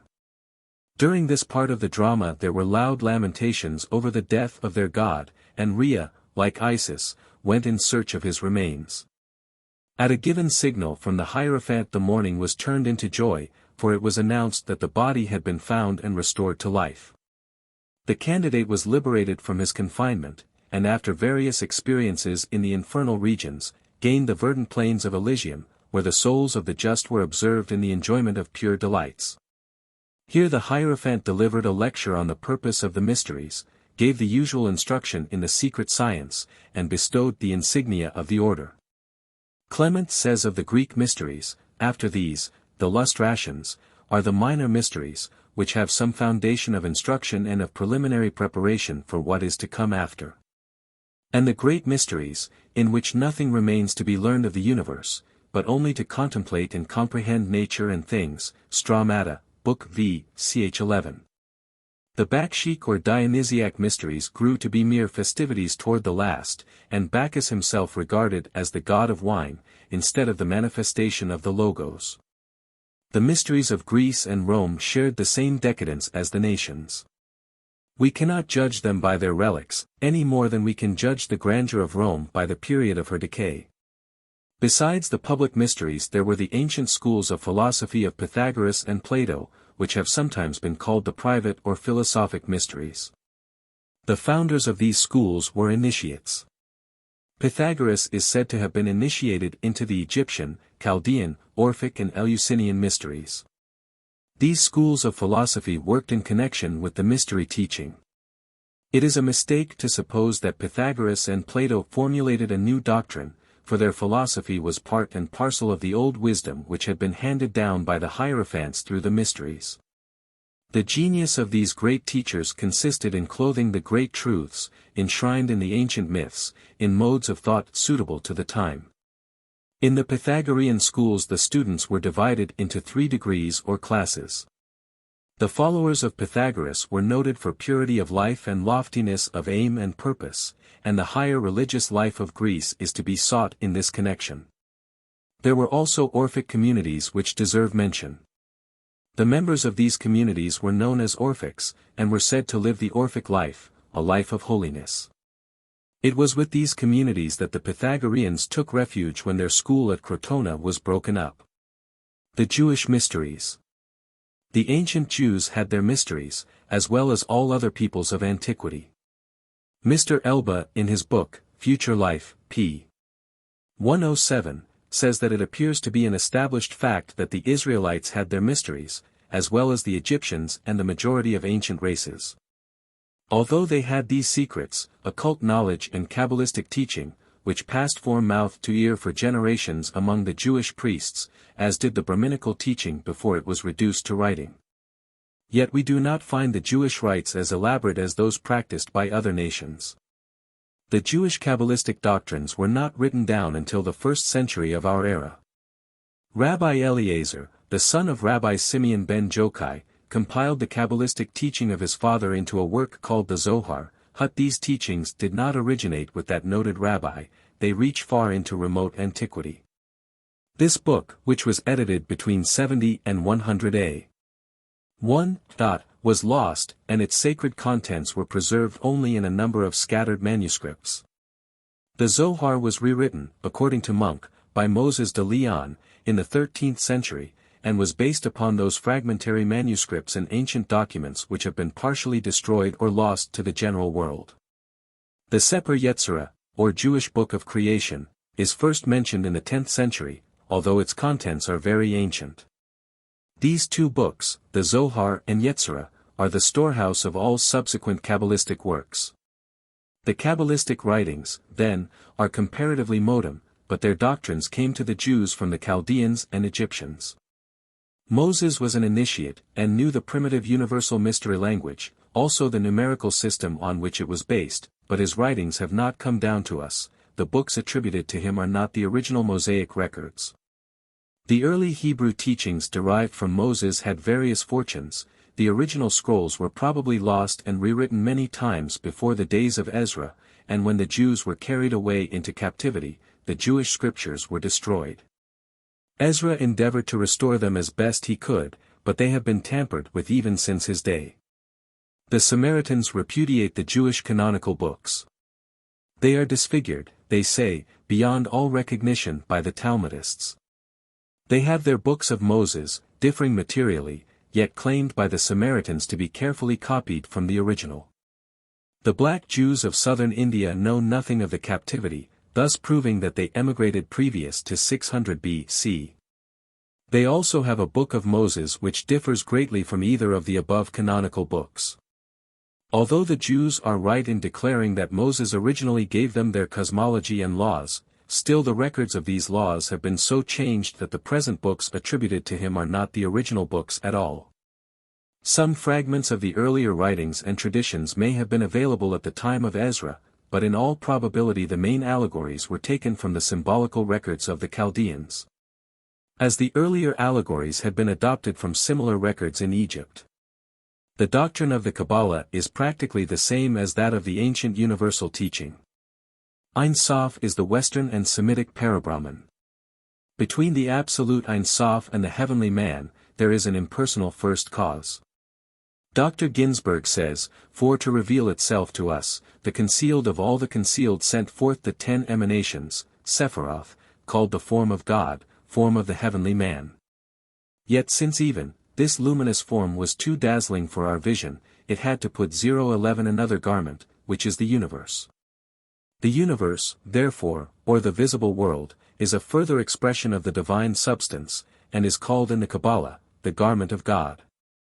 This is the doctrine of the Vishnu Purana and in fact of all the schools. But it is not my purpose here to expound the teaching of the mysteries, so we must forego further comment. The Kabbalah is of value in throwing light upon the exoteric Hebrew books, although it has been so changed that it cannot be trusted to reveal the ancient teaching unless corroborated by other data. In the early times there was a company of prophets at Naioth, Bethel, and Jericho, who formed schools of initiates where the secret teaching was imparted to those who were qualified to hear. These schools of the prophets were also schools for the development of the higher psychic and spiritual faculties, while in later times the Essenes, therapeutes, and other communities, were the repositories of the occult Jewish teaching. It will be interesting here to consider these well-known sects. The Essenes. For some centuries before the Christian era the Essenean communities dwelt on the shores of the Dead Sea. Their chief characteristic was the doctrine of love, love of God, love of virtue, and love of humankind. They lived a life of ascetic communism in which certain hours were devoted to the study of religion, the mysteries of nature and revelation. They had an inner instruction, an occult teaching, which was guarded with great secrecy. They were evidently in contact with Chaldean Kabbalism as they made much of the mysteries connected with the Tetragrammaton, the four-lettered mystic name of deity. The Essenes had their degrees and initiations, in which we find the identity of teaching between Essenism and Christianity is most marked. Mr. Mead sums up these points of contact somewhat as follows: converts were required to sell their possessions and give to the poor, for the laying up of treasure was regarded as injurious to a spiritual life. Not only did the Essenes despise riches, but they lived a life of self-imposed poverty. Love of the brotherhood and of one's neighbor was the soul of Essene life, and the basis of all action. And this characteristic of their discipline called forth universal admiration. The members lived together as a family, had all things in common, and appointed a steward to manage the common purse. When traveling they would lodge with brethren whom they had never seen before, as though with the oldest and most intimate friends, and thus they took nothing with them when they went on a journey. All members were on the same level, and the authority of one over another was forbidden, nevertheless mutual service was mutually enjoined. They were also great lovers of peace, and so refused to take arms or manufacture warlike weapons. Moreover, they proscribed slavery. The ultimate aim of the Essenes was to be meek and lowly in spirit, to mortify all sinful lusts, to be pure in heart, to hate evil but reclaim the evil-doer, and to be merciful to all men, and moreover, their yea was to be yea, and their nay, nay. They were devoted to the curing of the sick and the healing of both body and soul, regarding the power to perform miraculous cures and cast out evil spirits as the highest stage of discipline. In brief, they strove to be so pure as to become temples of the Holy Spirit, and thus seers and prophets. To these inner communities were attached outer circles of pupils living in the world, and found in all the main centers of the diaspora. Fragments of a Faith Forgotten. Mead, page 134. The therapeutes were practically the same as the Essenes with the exception, pointed out by Philo, that the latter were devoted to the practical life, the former proceeded to the higher stages of the contemplative life. It would be interesting, did time permit, to give a full account of these therapeutist communities, which were so like early Christianity that the Church Fathers always recognized them as Christians.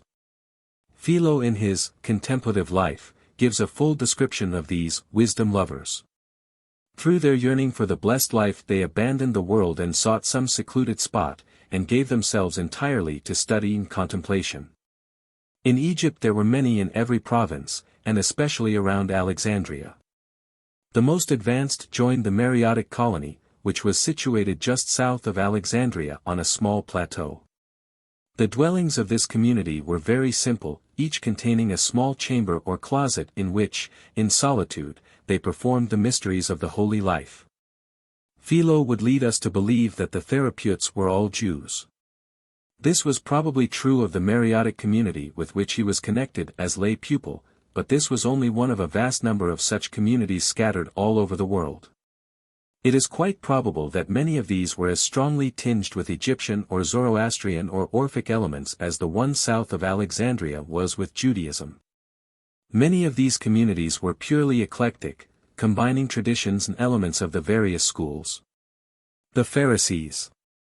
We are fairly familiar with the external side of Pharisee.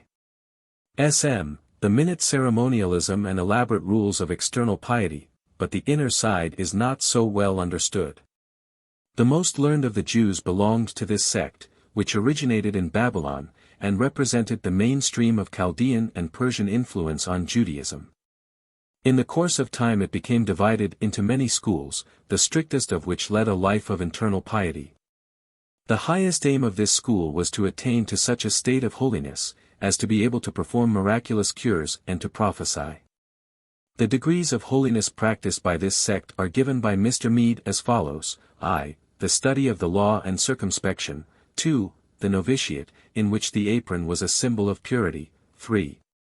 External purity, by means of lustrations or baptisms. 4. Celibacy. V. Inward purity, purity of thought. 6. a still higher stage, which is not further defined, 7, meekness and holiness, 8, dread of every sin, 9.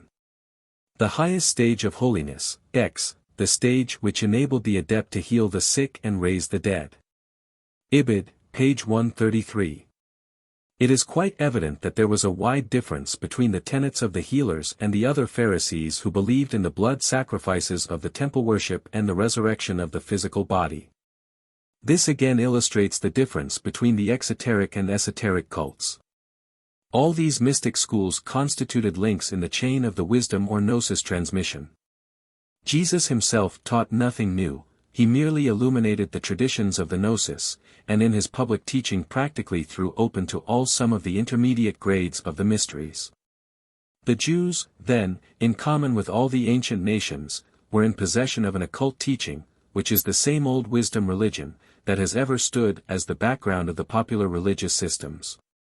The distinction sometimes made between religions, that the Jewish and Christian are pure, and that the pagan is spurious, is an error due to a very narrow conception. The higher criticism and recent study of comparative religions has shown us that we can no longer hold to the belief in one perfect supernatural religion, condemning all others as false. That God left the world to wander in darkness until 2, 3, or 4,000 years ago is contradicted by every sage, and by the great body of religious literature that preceded the Jewish and Christian eras. God is no respecter of persons, therefore no religion has a monopoly of truth. Each great world faith has a part to play in the divine economy. While we recognize Jesus as the great initiate and messenger to the Western world, let us not ignore the other divine teachers whom God has sent as messengers from the same great lodge. The same wisdom illuminated them all, they are all kindred and belong to the same great brotherhood. Limited time has prevented me from going into greater details regarding the ceremonies of initiation. Enough, however, has been said to bear out the fact that all the mysteries of antiquity have a common origin. They bear the most striking resemblance to each other both in ceremonies and doctrines. Thus, we have seen that initiations in all the mysteries were set forth in a mystery myth, sometimes called the sun myth, which in its various settings symbolizes the activity of the logos, on the one hand, and the mystic life of the initiate on the other. The hero of the myth, representing the solar logos and the perfect initiate, was known by different names in different countries: Osiris Horus in Egypt, Ormuzd Mitra in Persia, Zeus Hermes in Greece, Jupiter Ammon in Rome, Thor Balder in Britain and Scandinavia. The initiates knew the real meaning of these myths, for literally the sun is not born and does not die, nor is it raised from the dead. The recitals of these events are allegories, which veil a deeper truth. In the popular religions the sun became the object of worship, and the hero of the myths became the god of the various religions when the symbol was mistaken for the thing symbolized. The myth is an allegory of the activity of the logos in the cosmos, and of the various stages of initiation, and like all the rites, it typifies the mystic life of every initiate. Every perfected master becomes a Christ, a Hermes, etc. Initiation consists in attaining the master state. A failure to understand these symbols and allegories resulted in the crude dogmas of popular theology.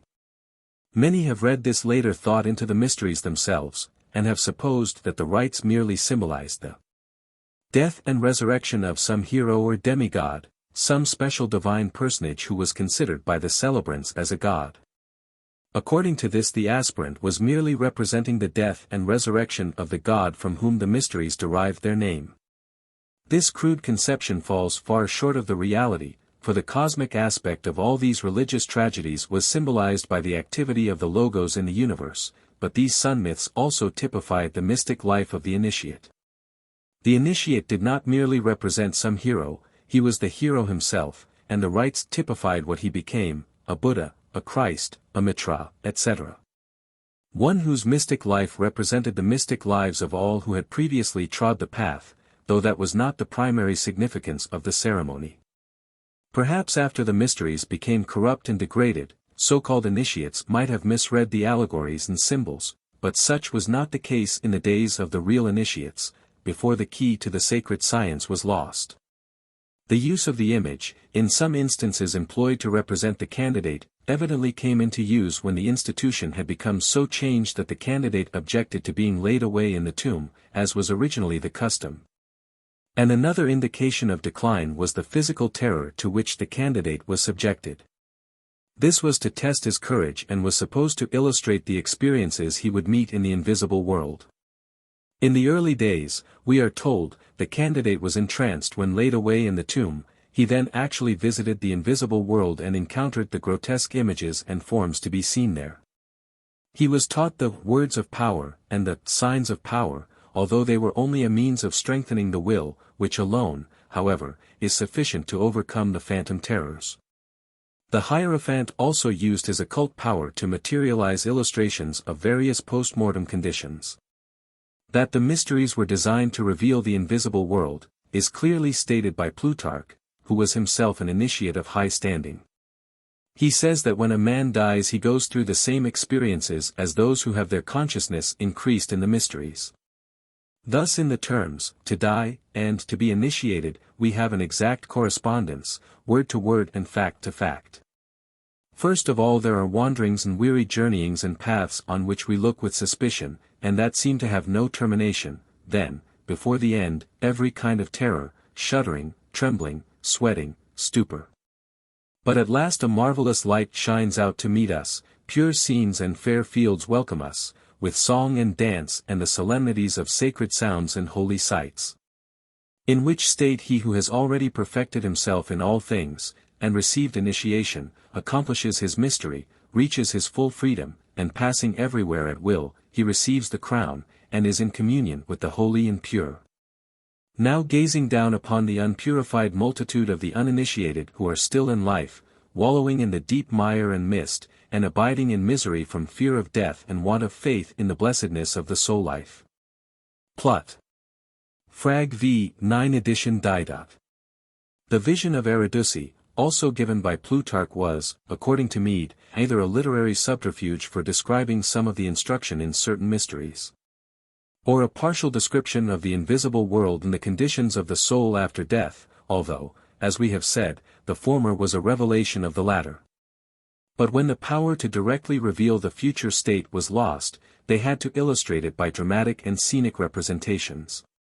To produce the ghostly images and phantoms in the physical plane mysteries, actors, and even mirrors were often used, not as a deception, however, for everybody understood that these were illustrations only.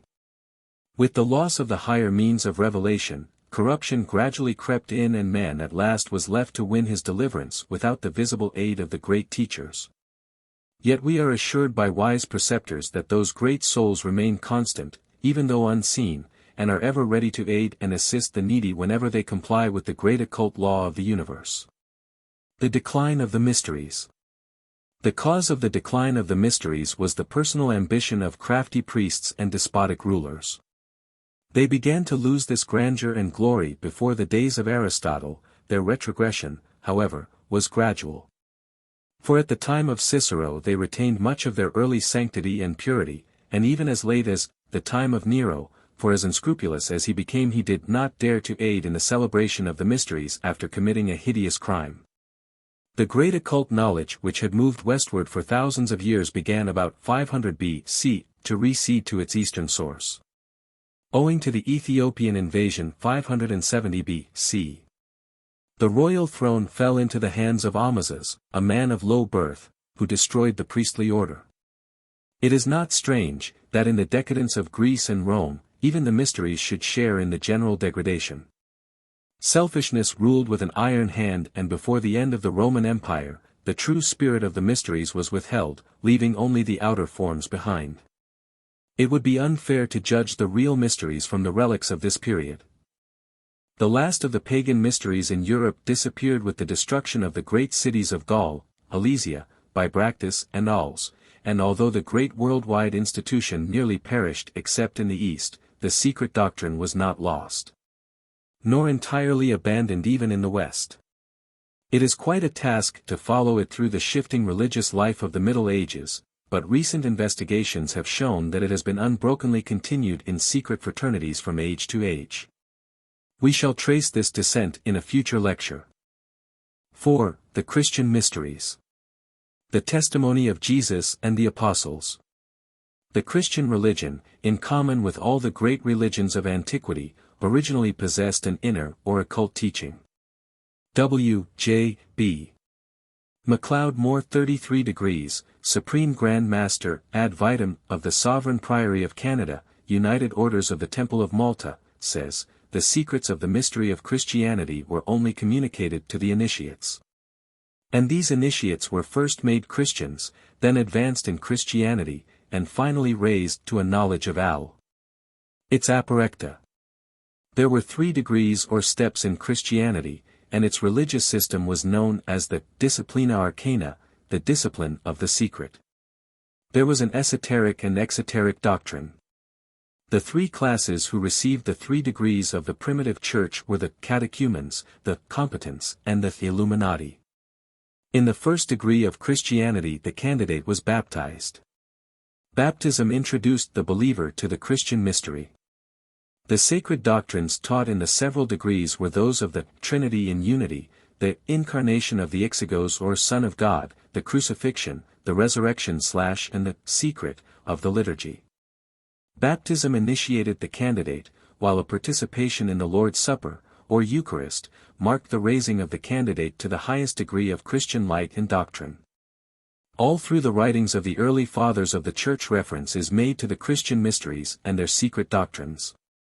Initiates were strictly forbidden to paint, cut or carve any reference to them.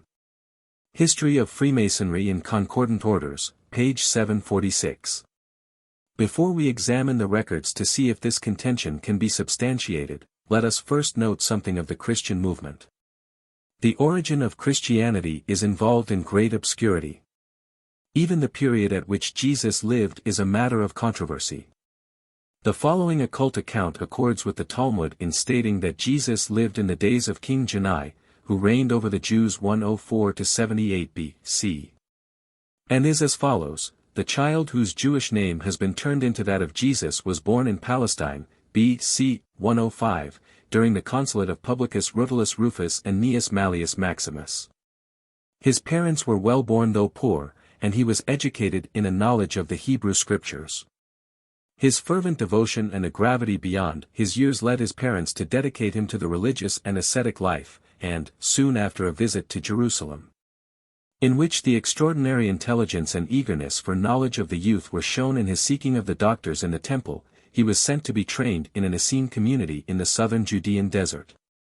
When he had reached the age of 19 he went on to the Essene monastery near Mount Serbal, a monastery which was much visited by learned men traveling from Persia and India to Egypt, and where a magnificent library of occult works, many of them Indian of the Trans-Himalayan regions, had been established. From this seat of mystic learning he proceeded later to Egypt. He had been fully instructed in the secret teachings which were the real fount of life among the Essenes, and was initiated in Egypt as a disciple of that one sublime lodge from which every great religion has its founder. For Egypt has remained one of the world centers of the true mysteries, whereof all semi-public mysteries are the faint and far-off reflections. The mysteries spoken of in history as Egyptian, were the shadows of the true things in the mount, and there the young Hebrew received the solemn consecration which prepared him for the royal priesthood he was later to attain. Esoteric Christianity Besant, pages 128 and 129. The time having come for the founding of a new religion, a suitable tabernacle was needed for the great teacher who was to be sent into the world. Jesus fated his body as a willing sacrifice. One called the Christ took possession of Jesus' body at the age of 29, and for 2 years instructed the heads of the Essene communities, and for 1 year he taught the general public. It is only of the last year's work that some tradition is preserved for us in the Gospel story. He was finally rejected by the Essenes because he carried to the outer world some portions of the spiritual wisdom which they regarded as their exclusive possession. The clouds of hatred thickened until finally the body of Jesus paid the penalty for enshrining the great teacher. But the Master did not forget his promise to return to his chosen disciples, and for some 50 years he visited them in his spiritual body, and continued his instruction in the secret teaching. This inner instruction constituted the basis of the Christian mysteries. During this time the disciples lived together in a retired spot on the outskirts of Judea, attracting small attention because of the many similar communities. During its embryonic stage the new religion was hidden in the womb of communities, similar to that of the therapeutes. It was some years before it emerged and began its general propaganda, and it was only when the disciples were fully prepared that they went forth to preach. After Jesus' death he completed his human evolution and became a perfect master. The Christ then surrendered to Jesus the care of the Christian church, and he became the hierophant in the Christian mysteries. He was the inspiration that kept alive the gnosis in the church until the mass of ignorant selfishness became too great for its continuance. But he has sought throughout the centuries, and is seeking today, for those who have eyes to see and ears to hear wisdom. For full exposition see Esoteric Christianity, Besant, ch. 4. This is the occult teaching, which is fully corroborated by the doctrine of the early Gnostics. They held that those whom Christ originally instructed in the higher doctrines, brought about his condemnation for blasphemy by the Orthodox Jewish authorities, because they considered that his too open teaching was a divulgence of the mysteries. They also held, as can be seen by consulting the Pistis Sophia, written by Valentinus, that after Jesus' death he continued his instruction of the disciples. For 11 years he taught them so far as the regions of the first statues only and up to the regions of the first mystery, the mystery within the veil. Notwithstanding, there were omissions of many points which as yet they were unable to comprehend. The instruction was so wonderful that they thought that all had been revealed, the gnosis of all gnosis. In the 12th year, having received the robe of glory, he says to his disciples, Lo, I have put on my vesture, and all power hath been given me by the first mystery. Yet a little while and I will tell you the mystery of the pleroma and the pleroma of the pleroma. I will conceal nothing from you from this hour, but in perfectness will I perfect you in the whole pleroma, and all perfection, and every mystery. Which things, indeed, are the perfection of all perfections, the pleroma of all pleroma, and the gnosis of all gnoses, which are in my vesture. I will tell you all mysteries from the exterior of the exteriors, to the interior of the interiors. This the Master did and instructed them in the mystery of the first mystery and the mystery of the ineffable. Then follows instruction on the nature of the preaching by the disciples when the Master has entered the light, and the condition upon which the mysteries shall be given to others. He then teaches them regarding the post-mortem state of the sinner, the righteous uninitiated, and the righteous initiated, etc. This secret teaching constituted the mysteries of Jesus. The public and private teaching of Jesus naturally resulted in two traditions.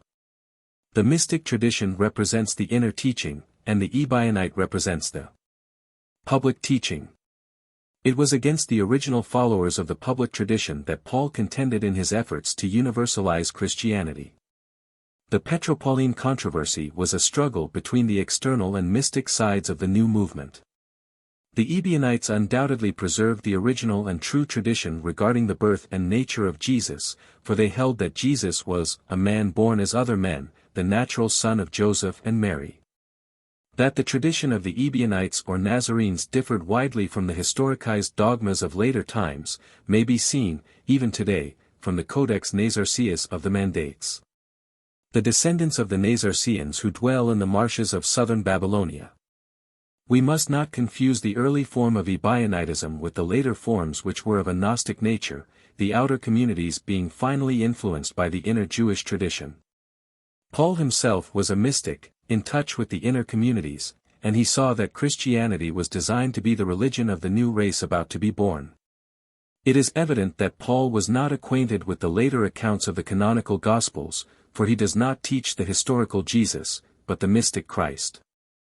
The canonical accounts were probably compiled in the last quarter of the 1st century or in the first part of the 2nd, that is, they reached their present form at that time. The synoptics were based upon a sketch of an ideal life, written by one of the apostles of the inner communities, and intended for general circulation. Round this nucleus, later compilers, bishops of the outer churches, wove much other matter which was selected from a mass of legend and tradition. Orthodoxy or general Christianity traces its origin to these documents. We are now ready to examine the teachings of Jesus and the apostles, and see if we can find any trace or reference to an inner occult teaching. Upon reading an account of Jesus' teaching, we find him constantly making use of certain terms which are usually employed to designate an inner circle of initiation. In the 4th chapter of Mark is recorded the parable of the sower, given by Jesus to the multitude, at the conclusion of which he said, "He that hath ears to hear, let him hear." And when he was alone, the writer says, they that were about him with the 12 asked of him the parable, and he said unto them, Unto you it is given to know the mystery of the kingdom of God. But unto them that are without, all these things are done in parables. Mark 4, 9, 10, 11. A little later in the same chapter we are told, with many such parables spake he the word unto them, as they were able to hear it. But without a parable spake he not unto them, and when they were alone he expounded all things to his disciples. Ibid. 33-34, the writer records the intellectual interpretation of the parable of the sower given by Jesus to his disciples. These things have a threefold meaning, a surface, an intellectual interpretation, and a mystical or spiritual meaning, which was never written but was committed orally by the teacher to his pledged disciple. Origen says all scripture has a body, the common historical sense, a soul, a figurative meaning to be intellectually discerned, and a spirit, an inner occult sense, known only to the spiritually minded. It was this inner occult teaching that Jesus gave to those, in the house when they were alone, to those who were privileged to know the mysteries of the kingdom of God.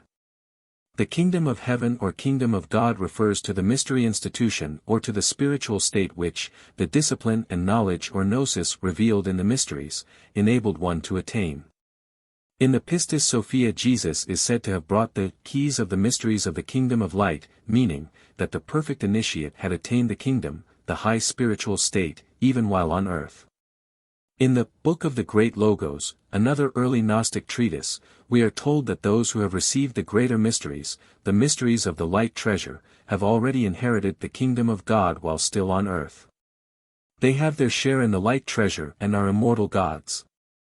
We see by this the real meaning of Jesus saying, Give not that which is holy to the dogs, neither cast ye your pearls before swine. Matt. 7, 6.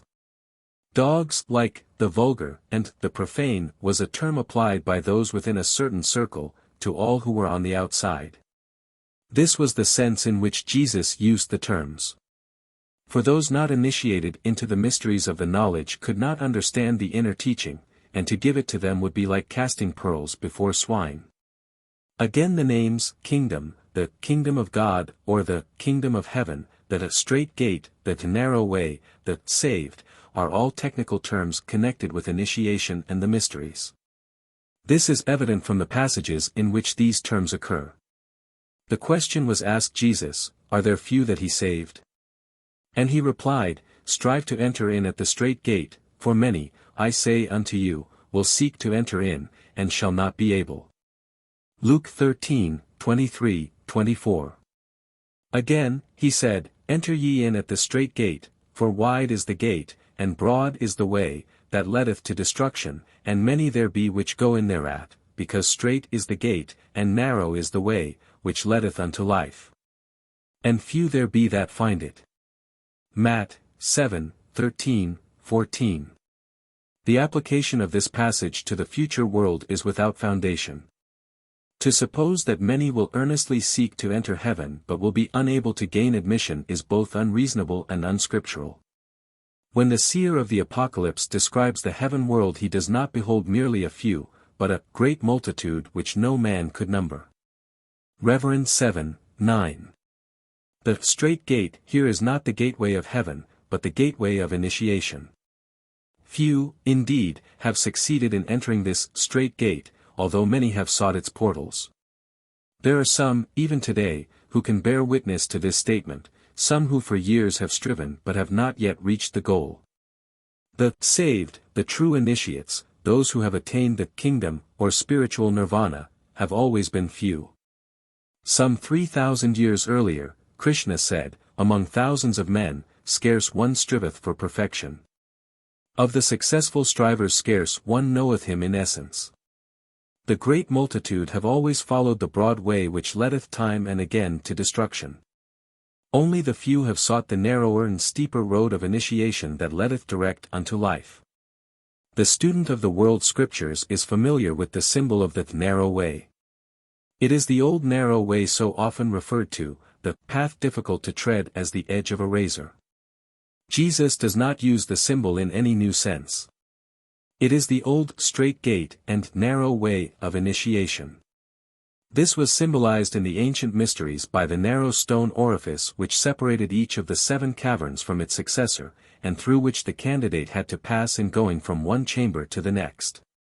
The king's chamber in the Great Pyramid was entered through such a gate.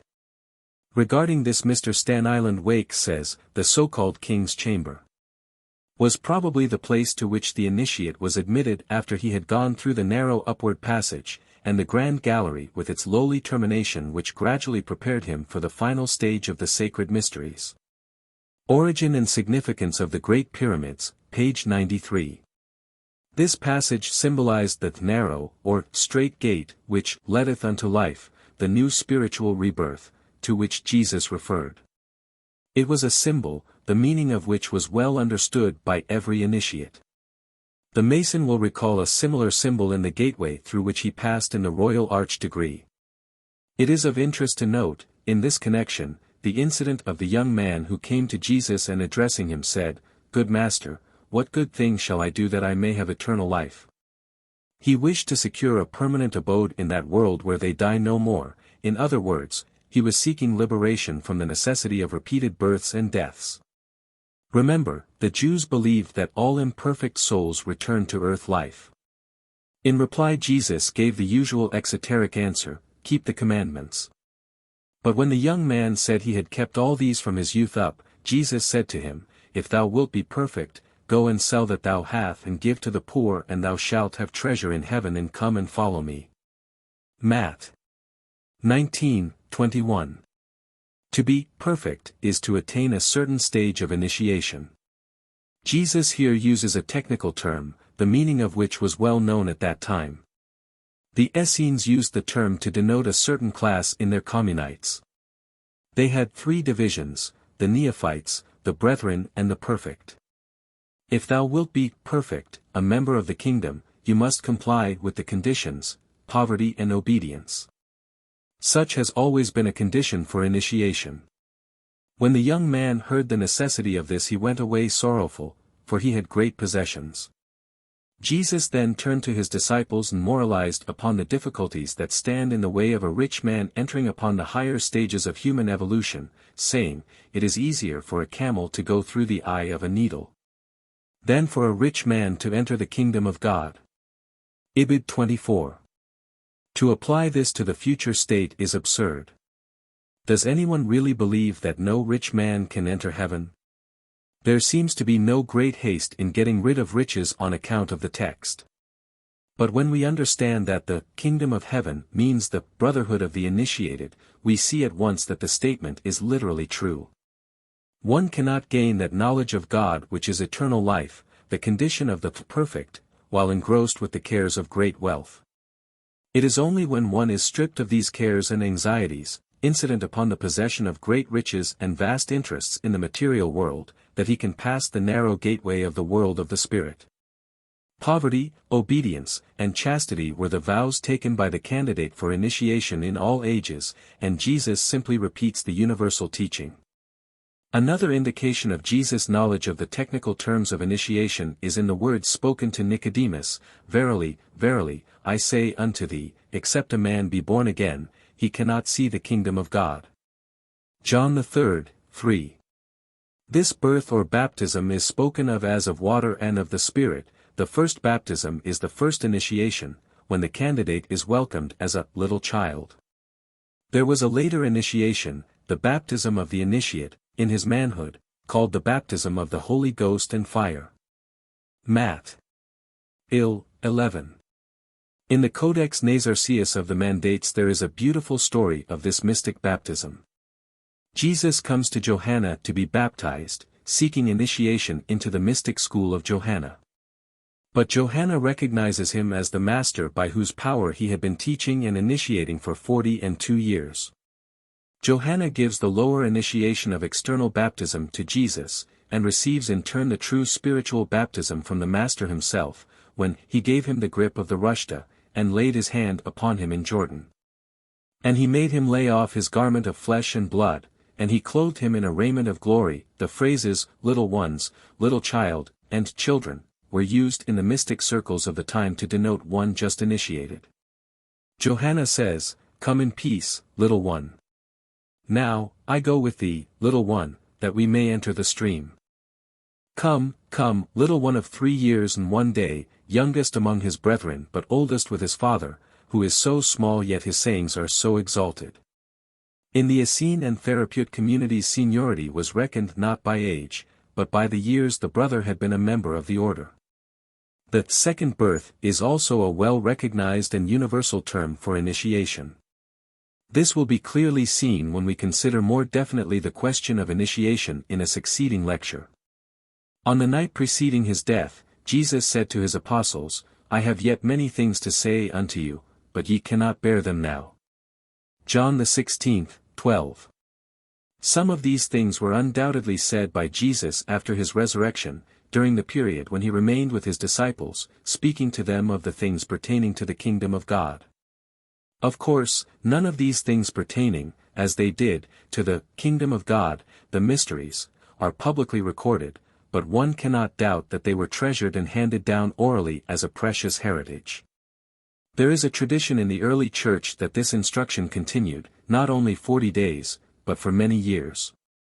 We will now turn to St. Paul. We shall find the writings of this apostle to the Gentiles permeated with references to occult teachings and the mysteries. His use of the technical terms connected with initiation is sufficient to prove, to any unprejudiced mind, the existence of the inner teaching of the Church in its primitive state. In the first epistle to the Corinthians, Paul refers to the degree of perfection and to the teaching that belongs to that degree. He says, "We speak wisdom among them that are perfect. We speak the wisdom of God in a mystery, even the hidden wisdom which God ordained before the world unto our glory, which none of the princes of this world knew. But God hath revealed them unto us by his Spirit, for the Spirit searcheth all things, yea, the deep things of God. Which things also we speak, not in the words which man's wisdom teacheth but which the Holy Ghost teacheth." Isaiah 11, 6, 7, 10, 13. "And I, brethren, could not speak unto you as unto spiritual, but as unto carnal, even as unto babes in Christ. I have fed you with milk, and not with meat, for hitherto ye were not able to bear it, neither yet now are ye able. For ye are yet carnal. As a wise master builder, I have laid the foundation." I Cor 3, 1, 2, 3, 10. "Let a man so account of us, as of the ministers of Christ, and stewards of the mysteries of God." I Cor 4, 1.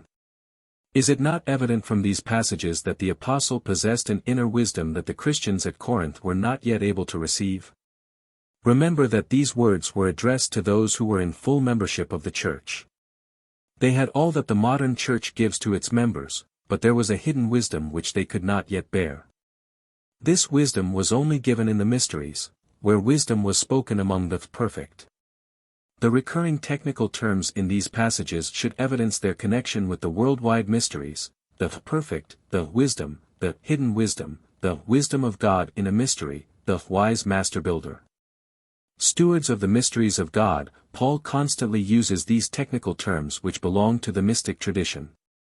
The communities which he addressed must have been familiar with his nomenclature, for he does not speak of these things as new, but as well known to those to whom he writes. In the epistle to the Ephesians Paul refers to the mysteries, saying that by revelation he made known unto me the mystery, my knowledge in the mystery of Christ, that all men might see the fellowship of the mystery. Phil 3, 4, 9. In the epistle to the Colossians, Paul declares that he had been made a minister to fulfill the word of God, even the mystery which hath been hid from ages and from generations. But now is made manifest to his saints, to whom God would make known what is the riches of the glory of this mystery among the Gentiles. Which is Christ in you, the hope of glory. Colonel I, 26-27. This Christ within is indeed a mystery.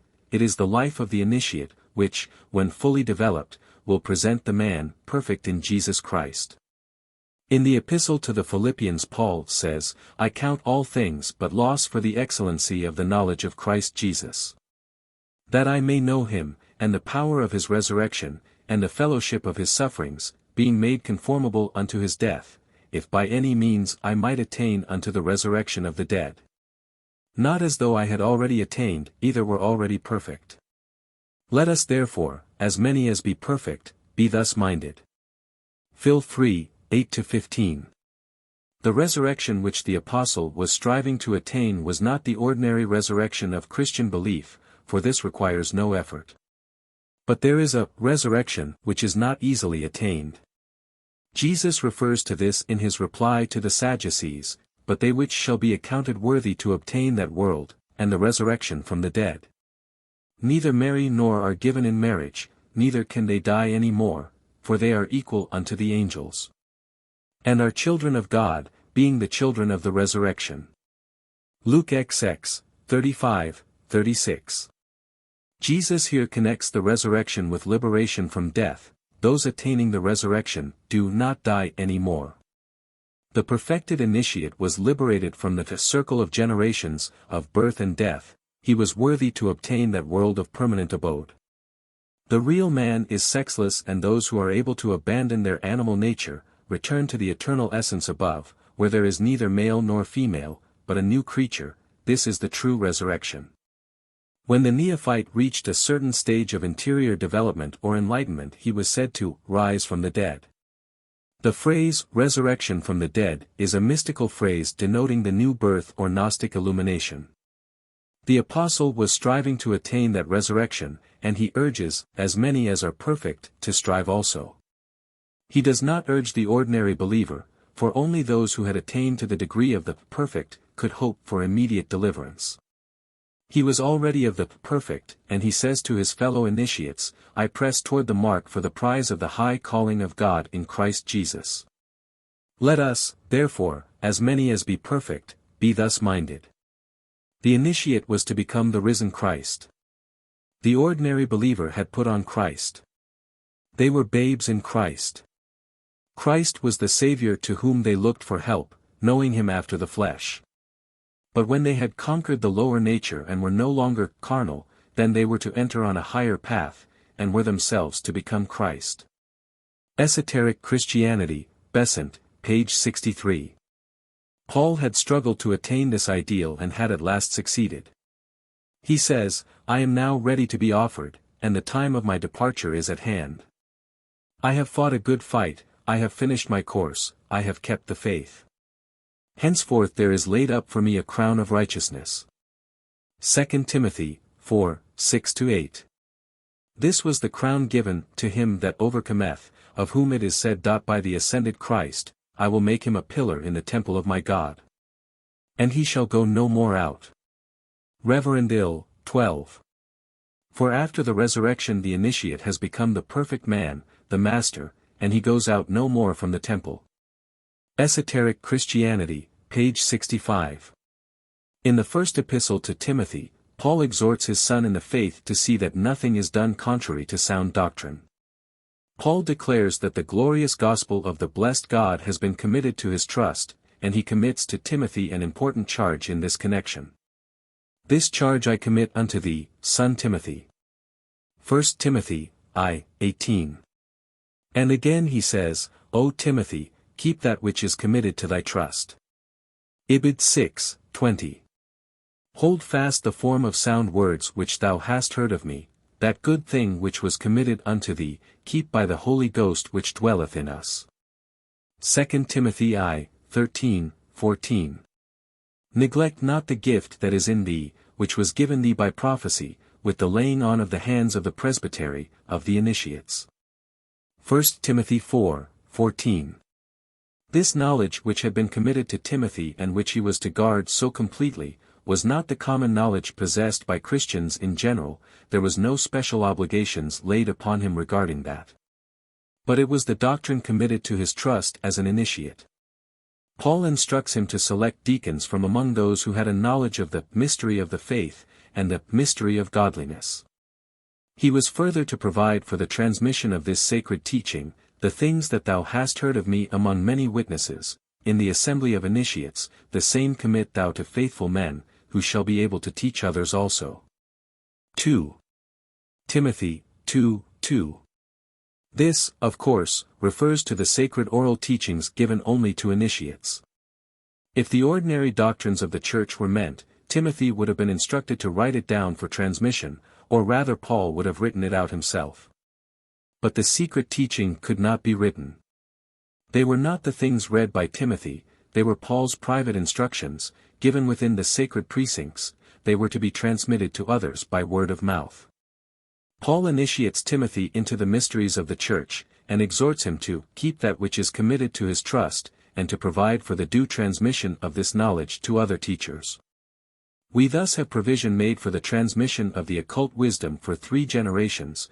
Timothy represents the generation of Christian teachers immediately following the apostles. And he is instructed to commit the hidden treasure to faithful men who shall teach others in turn. We now refer to the writings of the Apostolic Fathers, and we shall not be surprised to find that they possessed an esoteric teaching, for the provision made by Paul overlaps the early part of this period.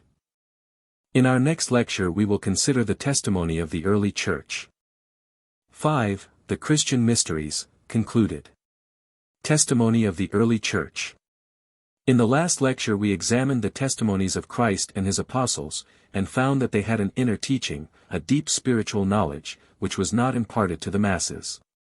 We shall now proceed to the history of the early Church, in which we find that the mysteries, as established by Christ, constituted a definite institution in the early Christian centuries. There were 2 traditions of the Christian gnosis, the Gnostic, which recognized the Christian gnosis as only a part of the general gnosis, and the Orthodox, which held to the exclusive character of the Christian gnosis. Let us first consider the Gnostics. The very meaning of the word Gnostic is to know. The Gnostics were the first philosophers and theologians of the Christian Church. They had an inner esoteric teaching which they claimed came direct from Jesus and the apostles. These philosophers were not only the most cultured in the Christian ranks, but were zealous workers in their faith. They endeavored to formulate Christianity as a universal philosophy. They lived strictly and followed the path of righteousness, striving by every means to purify themselves and to realize by daily practice the teachings of the Master, seeking always the science of realities, the knowledge of God. Hence wisdom was their goal and spiritual things their study. They looked at the problem of cosmogony and anthropogeny from above, and in this they may have been as reasonable in their proper domain as the modern scientist who looks at the problem from below. Until the middle of the 2nd century, at least, they continued a part of the general Christian body, but at last the narrowness and bigotry of those who followed the outer tradition succeeded in having them denounced as heretics. And this chiefly for contending that the teachings of Christ contained a wisdom that transcended the comprehension of the multitude. The Gnostics had their mysteries and initiations. Even in the recently discovered Acts of John, we have a fragment of the early Gnostic ritual of the mysteries. There is also mention of some of the degrees, such as the Initiation of the Cross, and in the Pistis Sophia, the Books of the Savior, and the Book of the Great Logos, there is constant mention of the mysteries. The Christian mysteries, like the Eleusinian, were divided into 2 parts, the lesser and the greater. Beside the Greek original Gnostic works above mentioned, we have some Gnostic fragments recovered from the polemical writings of the Church Fathers. But as these writers were the most bitter opponents of the Gnostics, they are not a very accurate source of information. Irenaeus is our chief informant, but he has been shown to be entirely unreliable. I am convinced that the Gnostics came the nearest to preserving the gnosis of the Master, but even with them, after a time, the great spiritual truths became intermixed with many fantastic ideas. I regret that space does not permit an extended examination of this much neglected field of original Christian mysticism, but as all admit the existence of a Gnostic gnosis, it will not be necessary to go into further details. Let us now look at the Orthodox gnosis. This represents the narrower stream, if not in volume at least in exclusiveness, and though the later Church Fathers condemned the followers of this tradition equally with the Gnostics. For some centuries it had a wide following among the more intelligent of the early Church. We will trace this tradition more fully. Polycarp, a fellow disciple with Ignatius and St. John, in his epistle to the church at Philippi, writes, "I trust that ye are well versed in the sacred scriptures, and that nothing is hid from you, but to me this privilege is not yet granted." Ante-Nicene Fathers, A.M. ed. Volume 1, page 35. It is evident from this that there was a hidden teaching in which Polycarp was not yet instructed, for he trusts that those to whom he writes are farther advanced, that there is nothing hid from them. So Polycarp evidently was not yet a full initiate. In the epistle to Barnabas its writer says, "If I should take the trouble to communicate to you some portion of what I have myself received, it would prove to me a sufficient reward that I minister to such spirits." Epistle to Barnabas, Chi.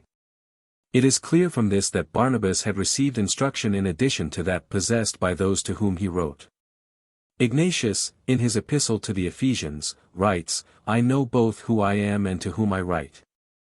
Ye are initiated into the mysteries of the gospel with Paul, the holy, the martyred, inasmuch as he was a chosen vessel." Ch. 12. In the epistle of Ignatius to the Trallians, he says, "For might not I write to you things more full of mystery? But I fear to do so, lest I should inflict injury on you who are but babes. Pardon me in this respect, lest, as not being able to receive their weighty import, ye should be strangled by them. For even I, though I am bound, for Christ, and am able to understand heavenly things, the angelic orders, and the different sorts of angels and hosts, the distinctions between powers and dominions, and the diversities between thrones and authorities, the mightiness of the aeons, and the preeminence of the cherubim and seraphim, the sublimity of the Spirit, the kingdom of the Lord, and, above all, the incomparable majesty of Almighty God, though I am acquainted with these things, yet I am not therefore by any means perfect. Nor am I such a disciple as Paul or Peter." Chv.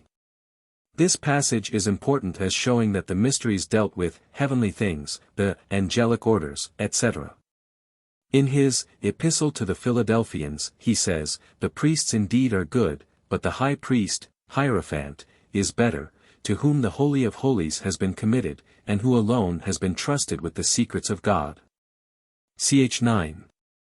In the Constitutions of the Holy Apostles, ascribed to Clement, Bishop of Rome, the author in speaking of the instruction of catechumens and their initiation says, "Now, after what manner those ought to live that are initiated into Christ, has been said in the foregoing directions. But it is reasonable not to leave even those who are not yet initiated without assistance. And when it remains that the catechumen is to be baptized, let him learn what concerns the renunciation of the devil, and the joining of himself with Christ. For it is tit that he should first abstain from things contrary, and then be admitted to the mysteries. He must beforehand purify his heart from all wickedness of disposition, from all spot and wrinkle, and then partake of the holy things, that so the candidate for baptism, when he is anointed, may be free from all ungodliness, and may become worthy of initiation." Book 7, Sector 3. We now come to Clement of Alexandria. He was a disciple of Pantaenus, master of the catechetical school in Alexandria, and afterward succeeded him as the head of the school in 189 d. Clement speaks of Pantaenus and two others, probably Tatian and Theodotus, as preserving the tradition of the blessed doctrine derived directly from the holy apostles, Peter, James, John and Paul, the sons receiving it from the Father. Came by God's will to us also to deposit those ancestral and apostolic seeds. The Lord, God allowed us to communicate of those divine mysteries, and of that holy light, to those who are able to receive them. He did not certainly disclose to the many what did not belong to the many, but to the few to whom he knew that they belonged, who were capable of receiving and being molded according to them. But secret things are entrusted to speech, not to writing, as in the case with God. And if one say that it is written, "There is nothing secret which shall not be revealed, nor hidden which shall not be disclosed," let him also hear from us, that to him who hears secretly, even what is secret shall be manifested. This is what was predicted by this oracle. And to him who is able secretly to observe what is delivered to him, that which is veiled shall be disclosed as truth, and what is hidden to the many, shall appear manifest to the few. For why do not all know the truth? Why is not righteousness loved, if righteousness belongs to all? But the mysteries are delivered mystically, that what is spoken may be in the mouth of the speaker. Rather not in his voice, but in his understanding. The writing of this memoranda of mine, I well know, is weak when compared with that Spirit, full of grace, which I was privileged to hear. But it will be an image to recall the archetype to him who was struck with the thyrsus, a wand borne by initiates with which candidates were touched during the ceremony of initiation. We profess not to explain secret things sufficiently, far from it, but only to recall them to memory, whether we have forgot aught, or whether for the purpose of not forgetting. Some things I purposely omit, in the exercise of a wise selection, afraid to write what I guarded against speaking, not grudging, for that were wrong, but fearing for my readers, lest they should stumble by taking them in a wrong sense.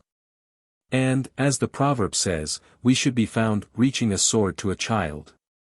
Some things my treatise will hint, on some it will linger, some it will merely mention. It will try to speak imperceptibly, to exhibit secretly, and to demonstrate silently. The Stramata, Book I, ch. Again, in speaking of the mysteries of the faith not to be divulged to all, he says, but since this tradition is not published alone for him who perceives the magnificence of the word, it is requisite, therefore, to hide in a mystery the wisdom spoken, which the Son of God taught. Now, therefore, Isaiah the prophet has his tongue purified by fire, so that he may be able to tell the vision. And we must purify not the tongue alone, but also the ears, if we attempt to be partakers of the truth. Such were the impediments in the way of my writing. And even now I fear, as it is said, to cast the pearls before swine, lest they tread them under foot, and turn and rend us. For it is difficult to exhibit the really pure and transparent words respecting the true light, to swinish and untrained hearers, for scarcely would anything which they could hear be more ludicrous than these to the multitude. Nor any subjects, on the other hand, more admirable or more inspiring to those of noble nature, but the natural man receiveth not the things of the Spirit of God, for they are foolishness to him. But the wise do not utter with their mouth what they reason in council. But what ye hear in the ear, says the Lord, proclaim upon the houses, in the assembly of the initiates, not to the men in the street. Bidding them receive the secret traditions of the true knowledge, and expound them aloft and conspicuously, and as we have heard in the ear, so to deliver them to whom it is requisite. But not enjoining us to communicate to all without distinction, what is said to them in parables. The Stramata, Book I, ch. 12. Again, he says, he who is still blind and dumb, not having understanding, or the undazzled and keen vision of the contemplative soul, which the Saviour confers, like the uninitiated at the mysteries, or the unmusical at dances. Not being yet pure and worthy of the pure truth but still discordant and disordered and material, must stand outside of the divine choir. For we compare spiritual things with spiritual. Wherefore, in accordance with the method of concealment, the truly sacred word, truly divine and most necessary for us, deposited in the shrine of truth, was by the Egyptians indicated by what were called among them Adida, and by the Hebrews by the Vail. Only the consecrated were allowed access to them. For Plato also thought it not lawful for the impure to touch the pure. Thence the prophecies and oracles are spoken in enigmas, and the mysteries are not exhibited incontinently to all and sundry, but only after certain purifications and previous instructions. The Stramata, Book V, ch. 4. Clement then takes up the symbolic and allegorical method of writing employed by the philosophers, and quotes many passages from the Scriptures to show that Jesus and the Apostles employed the same method. The Apostle, in contradistinction to Gnostic perfection, he says, calls the common faith the foundation and sometimes milk. He speaks of the building as the Gnostic superstructure, or Gnostic edifice, and says, it was impossible that gifts of this sort could be written without disguise. But, he continues, the Gnostic apprehends.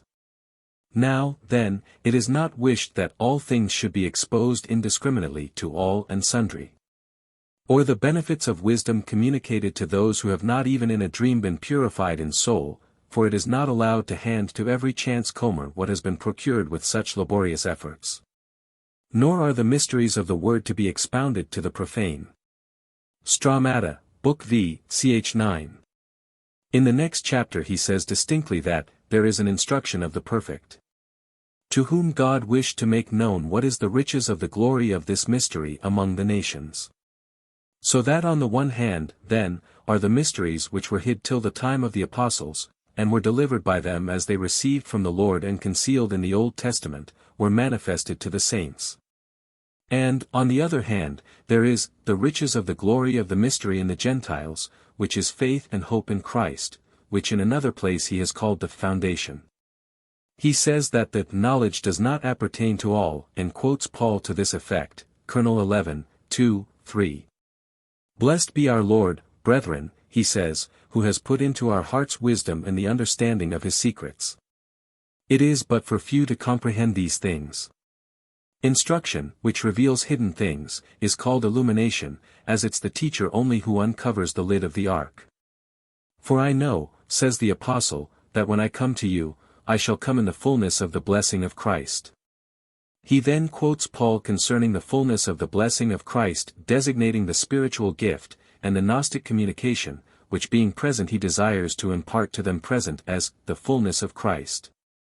According to the revelation of the mystery sealed in the ages of eternity, but now manifested by the prophetic scriptures, according to the command of the eternal God. But only to a few of them is shown what those things are which are contained in the mystery. Rightly, then, Plato, in the epistles, treating of God, says, we must speak in enigmas. That should the tablet come, by any mischance on its leaves, either by sea or land, he who reads may remain ignorant. Akin to this is what the holy apostle Paul says, preserving the prophetic and truly ancient secret from which the teachings that were good were derived by the Greeks, howbeit we speak wisdom among them who are perfect. Stramata, Book V, chx. Wisdom, he declares, to be certain knowledge, being a sure and irrefragable apprehension of things divine and human, comprehending the present, past, and future, and it is irrefragable by reason, inasmuch as it has been communicated. And the gnosis itself is that which has descended by transmission to a few, having been imparted unwritten by the apostles. Stramata, Book 6, ch. 7. These quotations might easily be extended, but a sufficient number has been given to show that Clement knew of a secret teaching and was writing for the benefit of those who, like himself, were initiates in the Christian mysteries. Clement quotes continually from the scriptures to illustrate the mystic teaching, thus showing that he recognized the passages to which we referred earlier as evidencing the existence of a hidden, esoteric, teaching. The Gnostic was one who knew, an initiate of the mysteries. Let us now turn to Origen, the noted pupil of Clement, and beyond doubt the greatest scholar in the early Church. In his famous controversy with Celsus many references were made to the secret teachings of the Church. Celsus charges Christianity with being a secret system.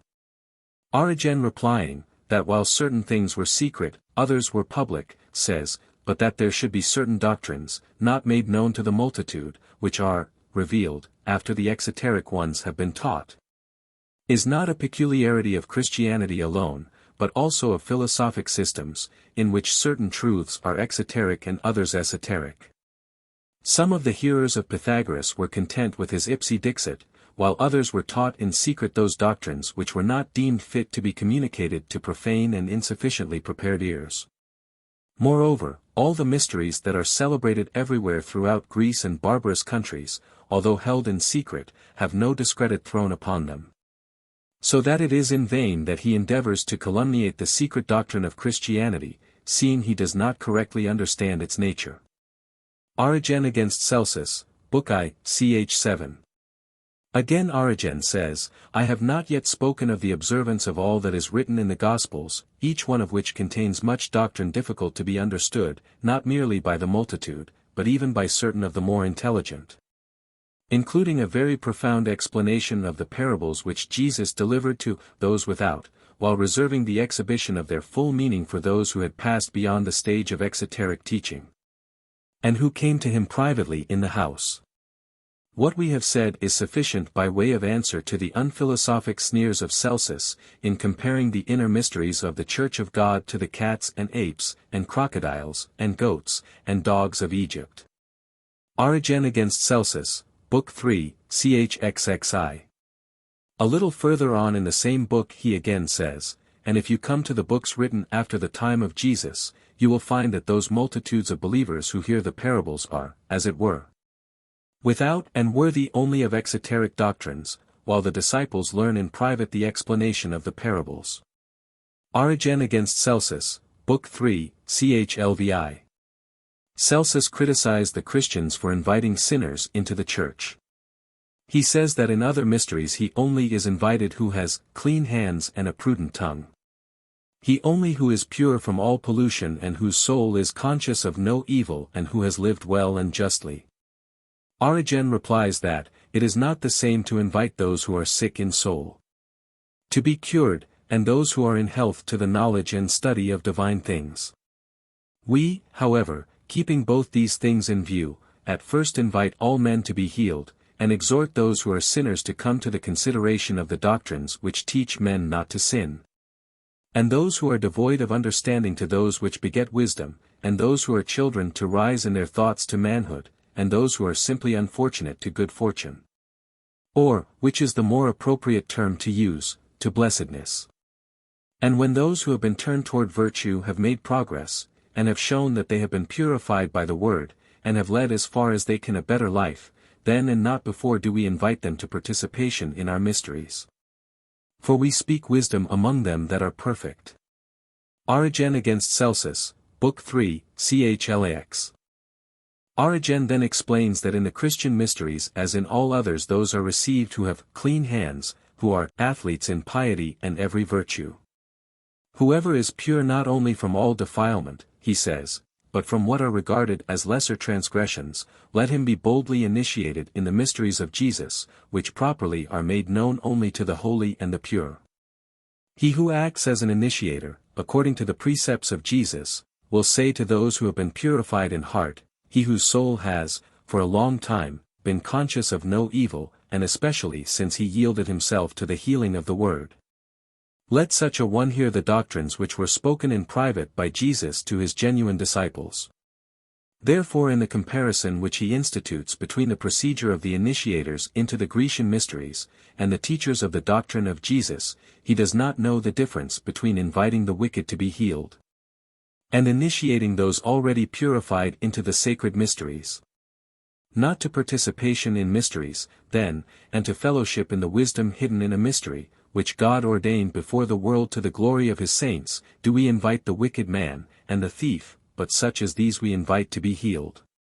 Others, again, which to the pure in soul and body exhibit the revelation of the mystery, which was kept secret since the world began, but now is made manifest by the scriptures of the prophets, and by the appearing of our Lord Jesus Christ. Which appearing is manifested to each one of those who are perfect, and which enlightens the reason in the true knowledge of things. God the Word was sent, indeed, as a physician to sinners, and also as a teacher of divine mysteries to those who are already pure and who sin no more. Origen against Celsus, Book 3, chlx, lxi, lxii. Archelaus, Bishop of Caesarea in Mesopotamia, says, the Lord spake in parables to those who were incapable of hearing, but to his disciples he explained these parables in private. For the illumination of the glory is for those who have been enlightened, while the blinding is for them who believe not.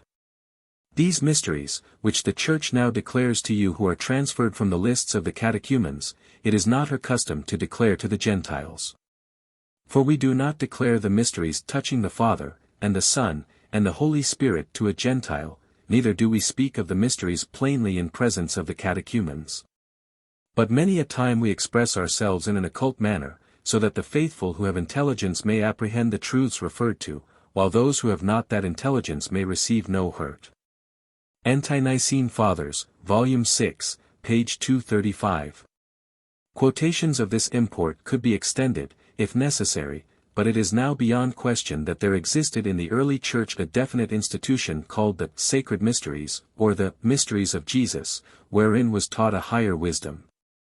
The Church today thinks it has accomplished its mission by prodeuring the saint, and points to the good man as the crowning glory. Whereas in the early days of the Church the attainment of purity was not the goal, but merely the beginning. There were 3 stages or degrees through which men passed: purification, illumination, and perfection. Purification led to saintship, illumination gave interior knowledge, the gnosis taught in the mysteries. Perfection was the attainment of unity with the divine.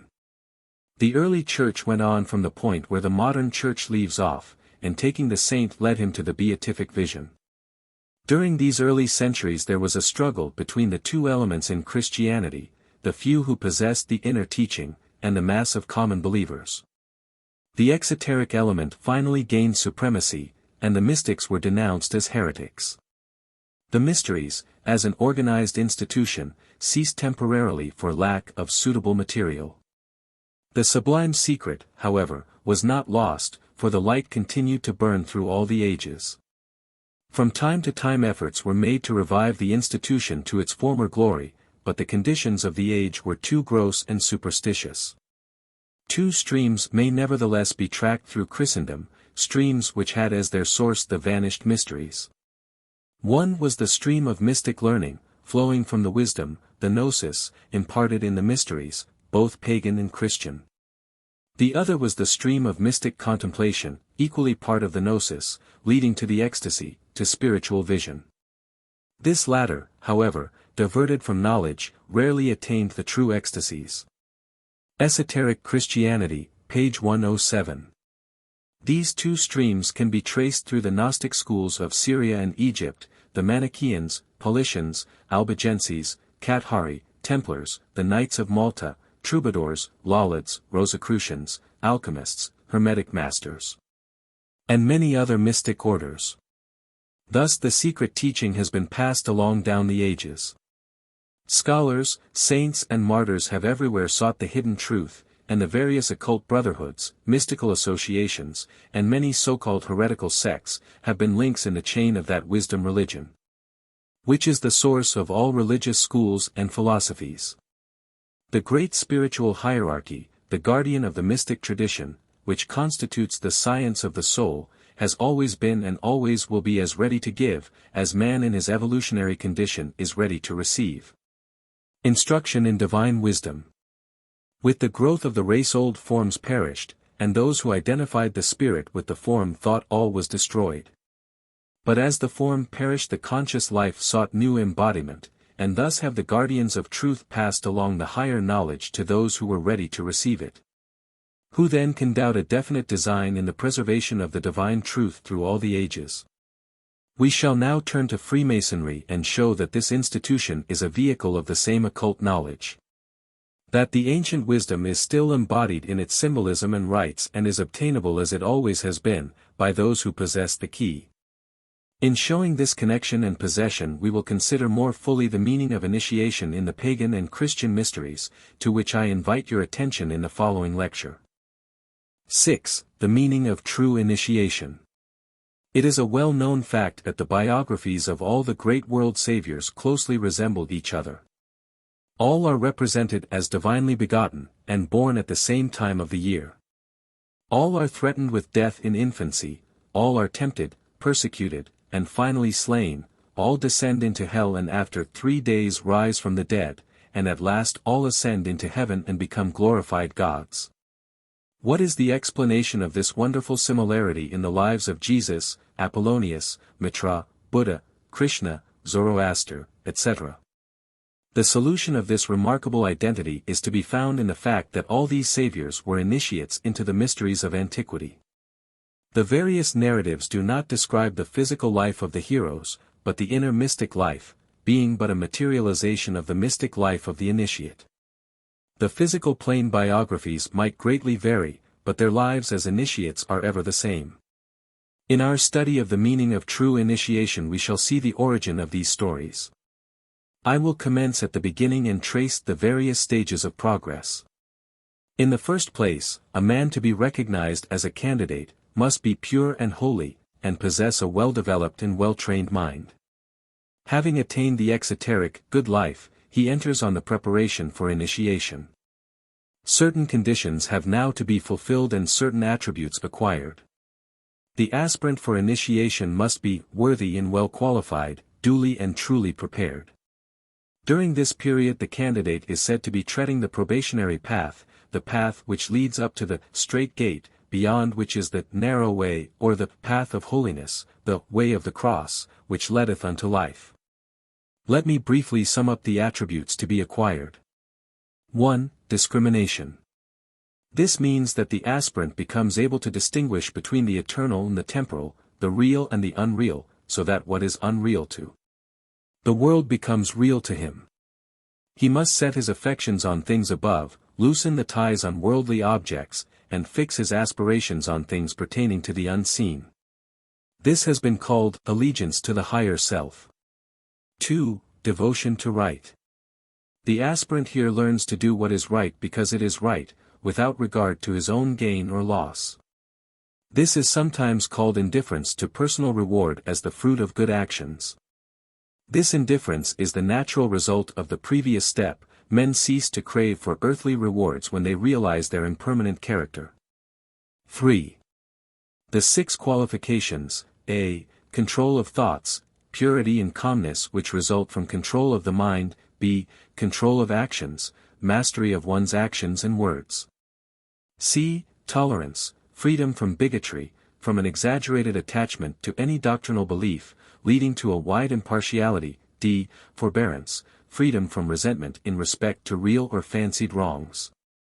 e. Steadfastness, incapability of being turned aside from one's purpose, f. Faith, confidence in the power of the master to teach the truth, and of one's self to grasp and wield it. 4. Direct order or succession, a clearly defined desire for spiritual existence, and union with the higher ideals. 5. Readiness for initiation, the result of the previous acquirements. The candidate is not expected to fully develop these attributes, he must, however, have made progress in them before he is ready for the first step on the path proper. When the time comes that he is regarded fit for initiation, he is conducted by the master, who has been watching over his earlier progress, to the threshold where the guardians of the mysteries open for him the straight gate. The path proper is divided into 4 stages, or 5 stages with the culmination. In the first 4 stages, the period between the good man and the triumphant master, the neophyte is to cast off the 10 fetters that bind him to the circle of rebirth, and which keep him from realizing nirvana, the highest state of spiritual consciousness. No partial success will here suffice, he must be entirely free before he can pass from one stage to the next. When these fetters are cast off, the ego is ready for the 5th stage, full adeptship. He becomes an Aseka adept, a Christ triumphant. The first step in the Hindu system is called Sotapaddi or Sohan. One who attains this level is called the Sotapanna or Soani, he who has entered the stream, one who has begun the higher human evolution. This evolution is that of the divine child, and is called in different systems by different names, Christ, Horus, Buddha, etc. It was at this first great initiation that the divine child was born in man. This was spoken of as the new or second birth, a mystic term often employed to denote the rites of initiation. In India, even today, the higher castes are called the twice-born, and the ceremony that makes them such is called initiation. The rite of baptism is connected with the first initiation. It is a symbol of purification, and signifies that the candidate has attained the purity of character necessary for acceptance. In all these mysteries, says Dr. Mackey, the first step taken by the candidate was a lustration or purification.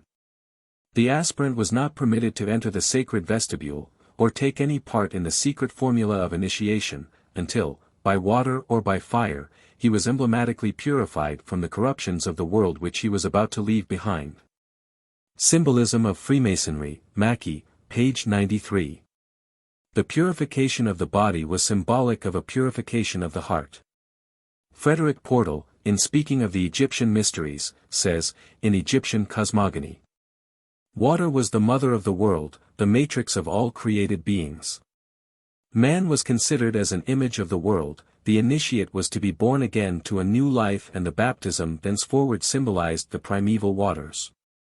It was on this account that the initiate was called Moses, a word signifying in Egyptian, according to Josephus, saved from the water, or by the water. Water was a symbol of purity and designated the birth of the pure or initiated.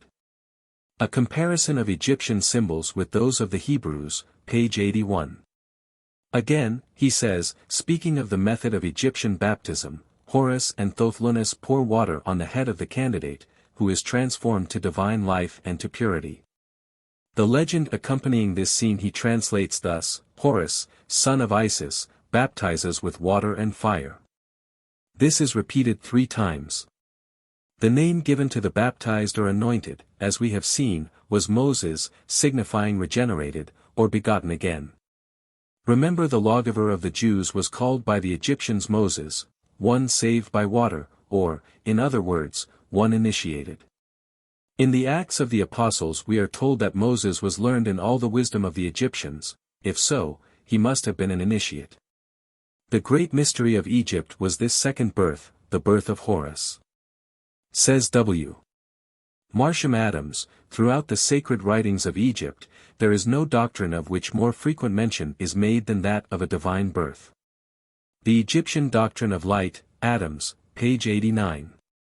The candidate was initiated from the sacred roll, called the Book of the Greatest Mysteries, and after passing the passage of the sun, the crown of illumination was placed upon his head. And now the new twice-born, clothed in power and crowned with light, traverses the abodes or scenes of his former weakness, there to discern, by his own enlightened perception, how it is Osiris who satisfies the balance of him who rules the heavens. To exert in its supernal freedom his creative will, now the Lord, not the slave of the senses, and to rejoice in the just suffering which wrought his illumination and mastery. Ibid, page 185. Hermes in the Secret Sermon on the Mountain, discourses on the secret of the new birth. This might well be called the initiation of Tat. The sermon is in the form of a dialogue between Hermes the master and Tat the pupil. Tat says, in the general sermons, Father, a technical name of the master or initiator, thou didst speak in riddles most unclear, conversing on divinity, and when thou saidst no man could e'er be saved before rebirth, thy meaning thou didst hide. Further, when I became thy suppliant, in wending up the mount, after thou hadst conversed with me, and when I longed to learn the sermon, Logos, on rebirth, for this beyond all other things is just the thing I know not, thou saidst that thou wouldst give it me, when thou shalt have become a stranger to the world. Wherefore I got me ready and made the thought in me a stranger to the world illusion. G.R.S. Mead, in his Thrice Greatest Hermes, in commenting upon this discourse, says, the MNE has come for Tat to receive, through his master, the touch of the true mind in consciousness. The Christ is to be born in his heart. The light of the pleroma is to shine in his inmost being. It is to be a new birth, a regeneration, or rebirth, in the sense of being born from above. Thrice Greatest Hermes, Mead, Volume U, page 239. Tat had made himself ready for this rebirth by passing through 3 stages of probation. He had been prepared by wending up the mount. The phrase, on the mountain, or wending up the mountain, is symbolical of the grades of initiation. The term is of frequent occurrence in the Christian Gnostic and apocryphal writings, and everywhere signifies the Mount of Initiation. In the popular beliefs, the mountain is called the Mount of Galilee, on which all the rites of initiation were performed. But the real mount was no physical elevation, it was the height of contemplation, an inner state of spiritual consciousness. Tat had been wending his way up this mount and was now ready for the new birth, the crowning mystery of the spiritual way for all the mystic schools of the time. The secret that Tat would learn is the mystery of the birth from the virgin womb, the birth of man, the great mystery of regeneration. Ibid, page 240. Tat entreats Hermes to explain to him the manner of this rebirth. But Hermes cannot tell to Tat the secret in words. It must be self-perceived. This race, my child, says Hermes, was never taught. This is the race referred to by Philo as the race of devotees who are ever taught more and more to see. Let them strive for the initiation of that which is. Let them transcend the sun which men perceive, and gaze upon the light beyond, the true sun or logos, nor ever leave this rank which leads to perfect blessedness. Now they who betake themselves to the divine service, do so, not because of any custom or on someone's advice or appeal, but carried away with heavenly love, like those initiated into the Bakshik and the Karabantic mysteries. They are afire with God until they behold the object of their love. Again Philo says, now this natural class of men, lit. Race, is to be found in many parts of the inhabited world. For both the Grecian and non-Grecian world must needs share in the perfect good. Philo on the contemplative life. This race, then, was the race of initiates, the race of Elxai mentioned by Epiphanius. Those attaining this state apprehended the mystery of rebirth. Although this spiritual state could not be taught to the neophyte in words, still, as Mead puts it, Hermes can guide Tat toward the realization of the blessed sight, by putting himself into the sublime state of consciousness, that Tat, so to speak, bathes, or is baptized in his Alistair's spiritual presence, the cup of the mind. This is the true laying on of hands. Hermes describes the change that takes place in himself when he passes into the high spiritual consciousness. Whene'er I see within myself the simple vision. I have passed through myself into a body that can never die. And now I am not what I was before, but I am born in mind. The master focuses his consciousness in the higher part of his spiritual nature, transfers it to a spiritual vehicle. The way to do this is not taught, and it cannot be seen by the compound element by means of which thou sayest, that is, it cannot be understood from any sensible experience. No physical sight can penetrate this mystery. Thou sayest me with eyes, my son, says Hermes, but what I am thou dost not understand. The outer physical form of the master was there, but his soul had been liberated from the body. This mystery could only be understood by one who himself had reached the higher state. Tat's spiritual senses are being born by the aid of the master. He says, into fierce frenzy in mind fury hast thou plunged me, Father, for now no longer do I see myself. He is losing touch with the physical plane consciousness, but that is not enough. Hermes says, I would, my son, that thou hadst e'en passed right through thyself, that is, passed into the higher vehicle, the body that can never die. This is the mystery that Hermes could not explain in words. The Secret Sermon on the Mountain. Isis is not permitted to declare the secret of rebirth openly to Horus. She says, I may not tell the story of this birth. For it is not permitted to declare the origin of thy descent, O Horus, son of mighty power, lest afterward the way of birth of the immortal gods should be known unto men. Quoted in Thrice Greatest Hermes, Volume 2, page 242. In the Isis mystery tradition we find that it was a part of the word to bestow this higher consciousness. Diodorus informs us that it was Isis who discovered the filter of immortality, by means of which, when her son Horus, who had been plotted against by the Titans, and found dead beneath the waters, not only raised him to life, but also made him a sharer in immortality. Initiation bestowed or restored to the soul the consciousness of immortality. This was truly a new birth, an inner change, a striking of a new keynote. He who is reborn into the gnosis, passes from man into the state of Superman. The very essence of gnosis is the fact that man can transcend his present limitations, and become consciously divine. This is true illumination. Those who attained this Hermes or Horus state were to keep silent concerning their powers, and not boast of their gnosis. We find this same teaching in the Christian mysteries. Jesus says, except a man be born again he cannot see the kingdom of God. John, 3. Peter says, seeing ye have purified your souls in obeying the truth. Being born again not of corruptible seed but of incorruptible, by the word of God which liveth and abideth forever. Peter I, 22-23. The birth is spoken of as that of water and the Spirit.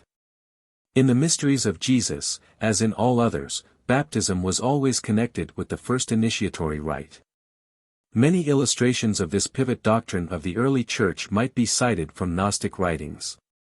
The overwriter of the Nicene document tells us that the lesser mysteries pertain to fleshly generation, whereas the greater deal with the new or second birth, with regeneration and not with Genesis. In speaking of the mystery of regeneration, the writer says, "For this is the gate of heaven, and this is the house of God, where the good God dwells alone. Into which house no impure man shall come, no psychic, no fleshly man, but it is kept under watch for the spiritual alone, where, when they come, they must cast away their garments, and all become bridegrooms, obtaining their true manhood through the virginal spirit.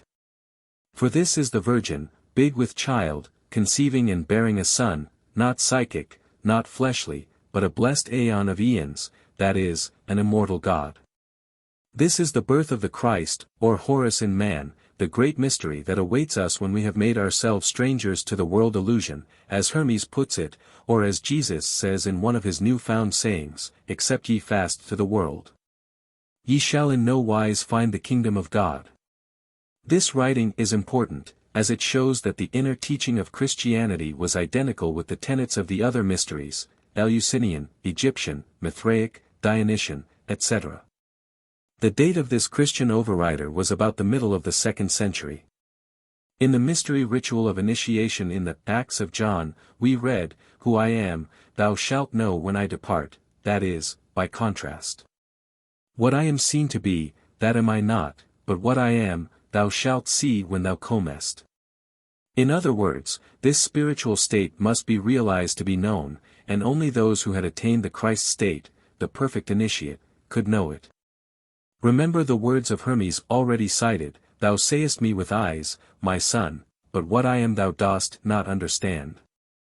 This consciousness transcends man's normal state. Although the new birth primarily signified the first great initiation, when the white-robed neophyte entered the communion of saints, still, the mystic term might well indicate the other stages of soul development. For it signalized the entrance to a new life. The initiate is ushered into a new state of consciousness at each stage, as much so as the newborn infant when ushered into physical existence. It is difficult for us to imagine these higher states of consciousness, but each state ushered the candidate into a new realm, where, while retaining hold on the physical plane, he had to adapt himself to new conditions. Each rite was a sign and symbol of spiritual consciousness which had come to the newborn disciple. The Christ principle, the intuitional wisdom, is born in the soul, and when that Buddhic, spiritual, consciousness is awakened, the soul becomes again, as it were, a little child, born into that higher life of the initiated, which is in truth the kingdom of heaven. Christian Creed, Leadbeater, page 76. The newborn son, the little child, a technical term denoting one just initiated, is now to live the divine life and become, like unto the Father, pass from sonship to perfection. The new or spiritual birth, then, is a mystic fact. The materialization of this inner truth into the dogma of the virgin birth must have been a comparatively late development in the evolution of popular or general Christianity. The dogma is not to be found in the common document, and the earlier traditions all state that Joseph was the natural father of Jesus. Celsus accused the Christians of changing their gospel story many times in order to better answer the objections of opponents. This is true only of the exoteric tradition. Now let us consider the various stages in the evolution of the Christ in man. To understand this higher evolution, which constituted the work of the true mysteries, we must understand man's constitution. We will use here the Christian terminology because of familiarity with the terms, but the facts described are the same in all systems. Christian theology usually accepts the threefold division: spirit, soul and body. This is sound, but in order to understand the mystery of the life of the divine child, especially his crucifixion, resurrection and ascension, we shall need a further subdivision of man's constitution. The spirit is itself a trinity, containing the three aspects of the divine life: intelligence, love and will. The soul is twofold, composed of the mind and emotional nature. The body is the material instrument of the soul and spirit, and is also dual, being composed of the dense physical body and its etheric double. These lower portions or principles, the dual physical body, the desire or emotional body, and the mental body, form the natural body spoken of by St. Paul. The Apostle says, there is a natural body and there is a spiritual body. The spiritual is made up of the three higher principles. The lowest of these is sometimes called the causal body, the second division the bliss or glorified or resurrected body, the third and highest division, the atmic body. These principles or bodies are correlated with the lower 5 of the 7 planes of our universe. The normal evolution of mankind takes place on the 3 lowest planes. The supernormal evolution, that of the initiate, proceeds on the next 2 planes which are the spiritual. These 5 planes constitute the field of the evolution of consciousness until the human merges into the divine. Bearing these divisions of man's constitution in mind and the planes to which they are correlated, we are ready to study the mystery of the Christ evolution. This evolution is set forth in the story of the mystic Christ. The mystic Christ is one aspect of the Christ of the mysteries. The mystic Christ deals with this Christ evolution, which is the development of the love, or second aspect, of the unfolding divine spirit in man, called the Christ. The other aspect, called the mythic Christ, is the Logos, the second aspect or person of the Trinity, descending into matter. The development of the first division of the spiritual body, the aspect of intelligence, takes place in the ordinary life of the world. When this intellectual development has been carried to a high point, accompanied by moral development, then the man is ready for the evolution of the second aspect of the spirit, the second division of the spiritual body, that of love, called the Christ. We will consider first this aspect of the mystic Christ, the evolution of the Christ of the human spirit. This is the Christ who is in every one of us, who is born and lives, is crucified, rises from the dead, and ascends into heaven in every suffering and triumphant Son of Man. This is the story of the mystic life of every initiate. We have seen that at the first great initiation the Christ is born in the disciple. This is the second birth to which we have referred. He is born into the kingdom of heaven as a little child, the name given to a new initiate. Jesus said that except a man becomes as a little child he cannot enter the kingdom. Every such child is beset by perils that do not befall others. The dark powers seek his undoing, but the Christ child once born cannot be destroyed. He grows in wisdom and spiritual stature until the time comes for the second great initiation, symbolized by the baptism, by water and the Spirit, which confers on him the powers necessary for the teacher. He then goes forth into the world to labor, and is led by the Spirit into the wilderness, and is there exposed to severe temptations. The evil powers strive to lure him from his set purpose, bidding him use his unfolding powers to secure worldly ends. But triumphant over those temptations, he uses the powers which he would not employ for his own needs, to save the world. This devotion to service leads him to the third great initiation, symbolized by the Transfiguration. He again ascends the mountain apart, the sacred mount of initiation, but he cannot there remain. He sets his face resolutely toward Jerusalem, where he is to meet the baptism of the Holy Ghost and of fire, the final test and the last stage of the way of the cross. He is now ready for the fourth great initiation, symbolized by the Passion. He has become victorious over the lower nature, and is willing to nail it to the cross.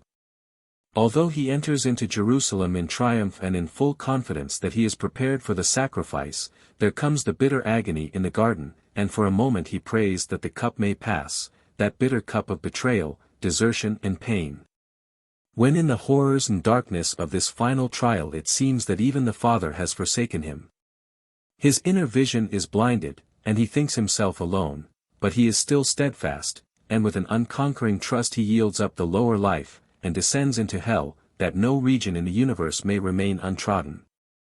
But liberated from the material body he sees the light once more, and feels himself again as the Son, and is ready for the fifth initiation, symbolized by the resurrection and ascension, and rises triumphant over death and hell. Then he remains for a time on earth to teach his disciples, and at last ascends into heaven. This story of the gospel biography sets forth in allegory the life history of every initiate. The initiatory rites symbolize the stages through which the candidate passes. The stage of the soul's progress typified by death, burial and resurrection, was called in Egypt, the death rite, and by the Gnostic Christians, the initiation of the cross. The candidate was received by the initiating hierophant at the proper time and place, usually a secluded chamber in a temple or pyramid, and laid on the stone floor with arms outstretched. Sometimes on a wooden cross, which was hollowed out to support the human figure. He was then touched with the thyrsus, the spear of the crucifixion, on the heart. He then passed into a deep trance. The body was placed in a sarcophagus of stone, a vault or tomb beneath the floor of the hall of initiation, and carefully guarded. Meantime, while the body was dead and buried, he himself was fully alive in the invisible world, Hades, and undergoing what was called the tests of earth, water, fire and air. He then put on his perfected bliss body, which was now fully organized as a vehicle of consciousness.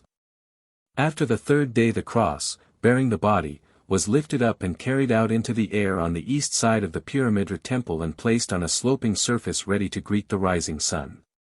At the moment the first rays touched the face, the perfected initiate, the Horus or Christ, rose from the dead, resuscitated the body, and glorified it by his resurrected body, no longer a natural man but a spiritual man. Having overcome death and hell. The trance typifies his death unto sin, the revival, his rebirth or resurrection unto righteousness. In the Acts of John, there is preserved the tradition of the inner schools on the mystery of the initiation of the cross.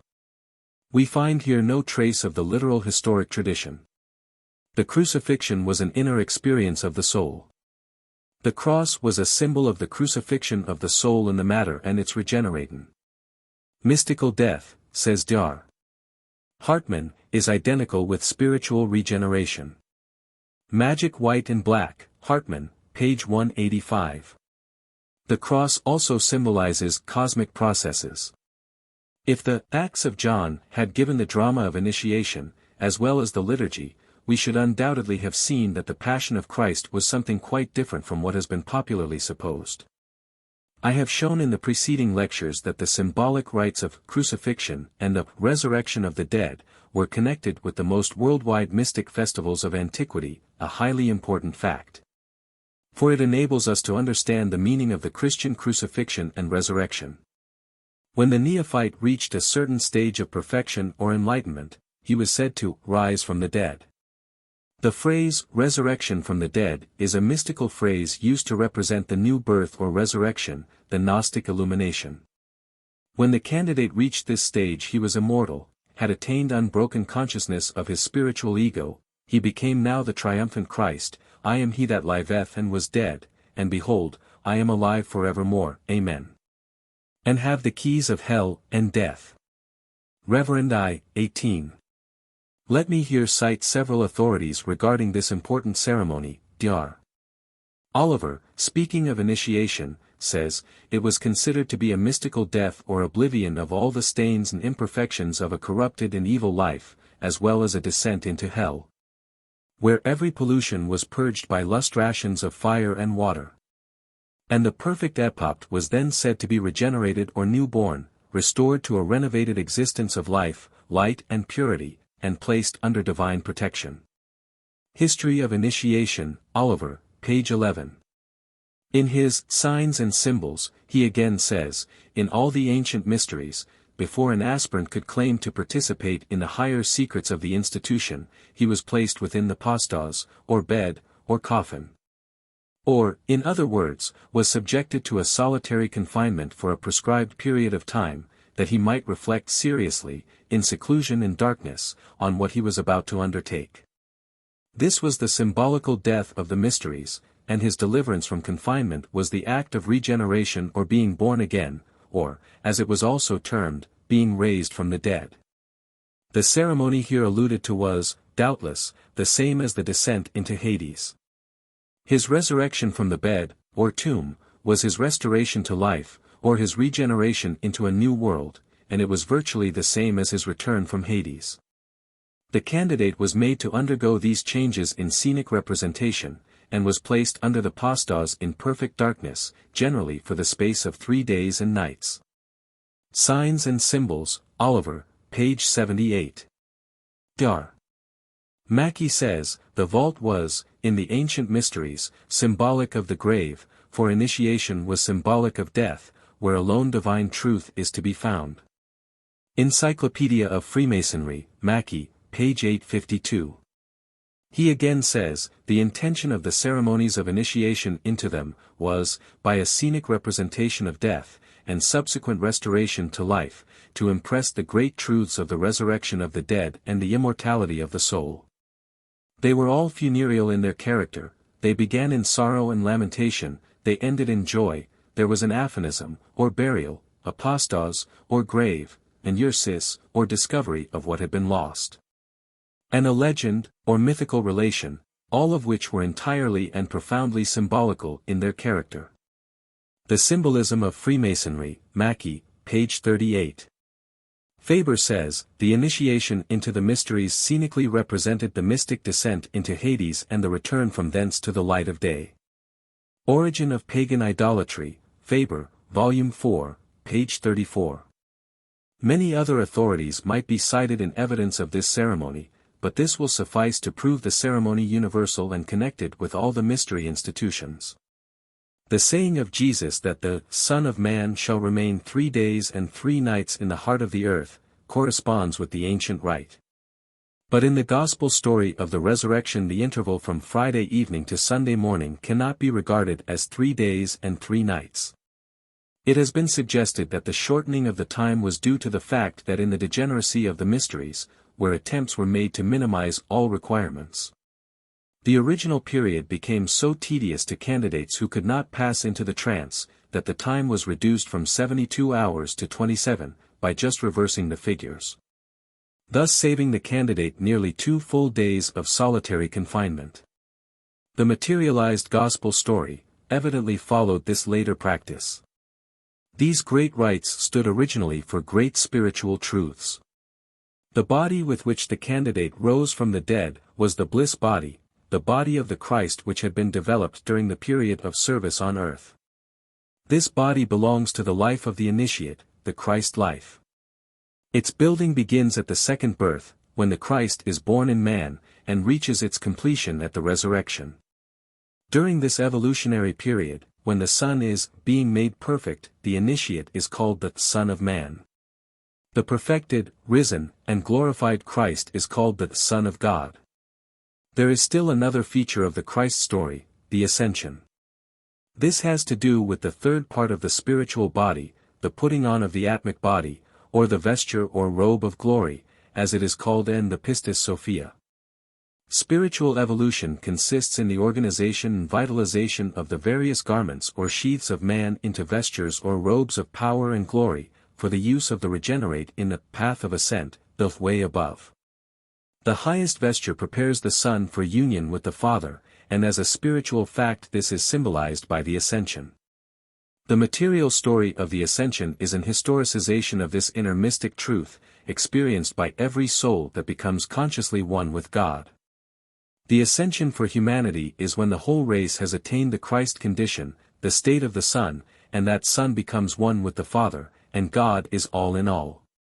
That is the goal, prefigured in the triumph of the initiate, but reached only when the human race is perfected and when the great orphan, humanity, is no longer an orphan, but consciously recognizes itself as the Son of God. Esoteric Christianity, Besant, page 249. 7. The meaning of true initiation, concluded. We have seen in the preceding lecture that the Christ of the mysteries has 2 aspects, the mystic and the mythic. In the mystic, the microcosm, man, the Christ of the mysteries, represents the second aspect of the divine spirit in humanity, called the Christ. In the mythic, the macrocosm, the cosmos, the Christ of the mysteries, represents the logos in his manifestation through his second aspect. In the preceding lecture we have studied the mystic Christ, now we are to consider the mythic Christ. The great facts of the spiritual life were carefully guarded in the mysteries, and given out to the world only in symbolic language. The solar or sun myth is the popular teaching concerning the cosmic mythic Christ, the Christ of the solar myths or legends. A myth, we must remember, is not mere fiction, it may be truer than written history. It is a great truth embodied in a pictorial form. All symbols were employed by initiates with a definite meaning. We need, therefore, to know the true meaning of the symbols in order to read the true meaning of the myth. The solar myth sets forth, primarily, the activity of the Logos, the mythic Christ, in the universe, secondarily, the mystic life of the in-date. This story of the sun god, then, is of utmost importance. It begins with his birth at the winter solstice, after the shortest day of the year, in the early morning hours of December 25th, as the sign Virgo is rising above the horizon. He is thus born of a virgin who remains such after giving birth to her son-child, for the celestial Virgo is still unchanged. In the ancient drawings, Virgo of the zodiac is represented as a woman suckling a child. Here we find the origin of the symbol of the Madonna. The sun god is weak and feeble in his infancy, born at the period when the days are shortest and the nights longest, as with us on this side of the equatorial line. He is beset by perils in his early youth, but he outlives the threatening dangers of darkness and storm, and grows to manhood. However, he is rapidly approaching his crucifixion, and the glorious days preceding the spring equinox are soon to be clouded by the solar disturbances incident upon his crossing the line. This crossing was called the crucifixion, the date varying with each year. But like all so-called death, it is an illusion, merely a transition to a higher life. The sun god soon rises triumphantly and ascends into heaven, the storms are dissipated and darkness gives way to all-conquering light. Jupiter, Osiris, Ormuzd, Apollo, are victorious over all their foes. All nature rejoices, celebrating their conquest, and order is re-established in place of the dire confusion that reigned while gloomy Typhon or Ahriman was dominant. Thus everywhere we find the fable that typifies the triumph of light over darkness. The sun could not be kept entombed by the elements. He rose from the dead and ascended into heaven, where, at the summer solstice, he attained the acme of his glory and perfection. There he rules triumphant and gives his very life to ripen the fruit and grain and so sustain his worshippers. These are the salient points in the lives of all the sun gods, for each is born on the 25th of December, and crucified at the vernal equinox. The birth date is fixed, while the death date is variable. This of itself should be sufficient to show us that both Christmas and Easter, the Sunday following the next full moon after the vernal equinox, were originally solar festivals. A festival calculated by the relative positions of sun and moon, was not designed to commemorate the anniversary of any historical event. We are not here dealing with the history of a man, but with the hero of a solar myth. It is interesting to note that the fast preceding the Easter festival is worldwide, and in many countries extended to the time limit of our modern Lent, 40 days. Of course, the original period was only the time intervening between the death and resurrection.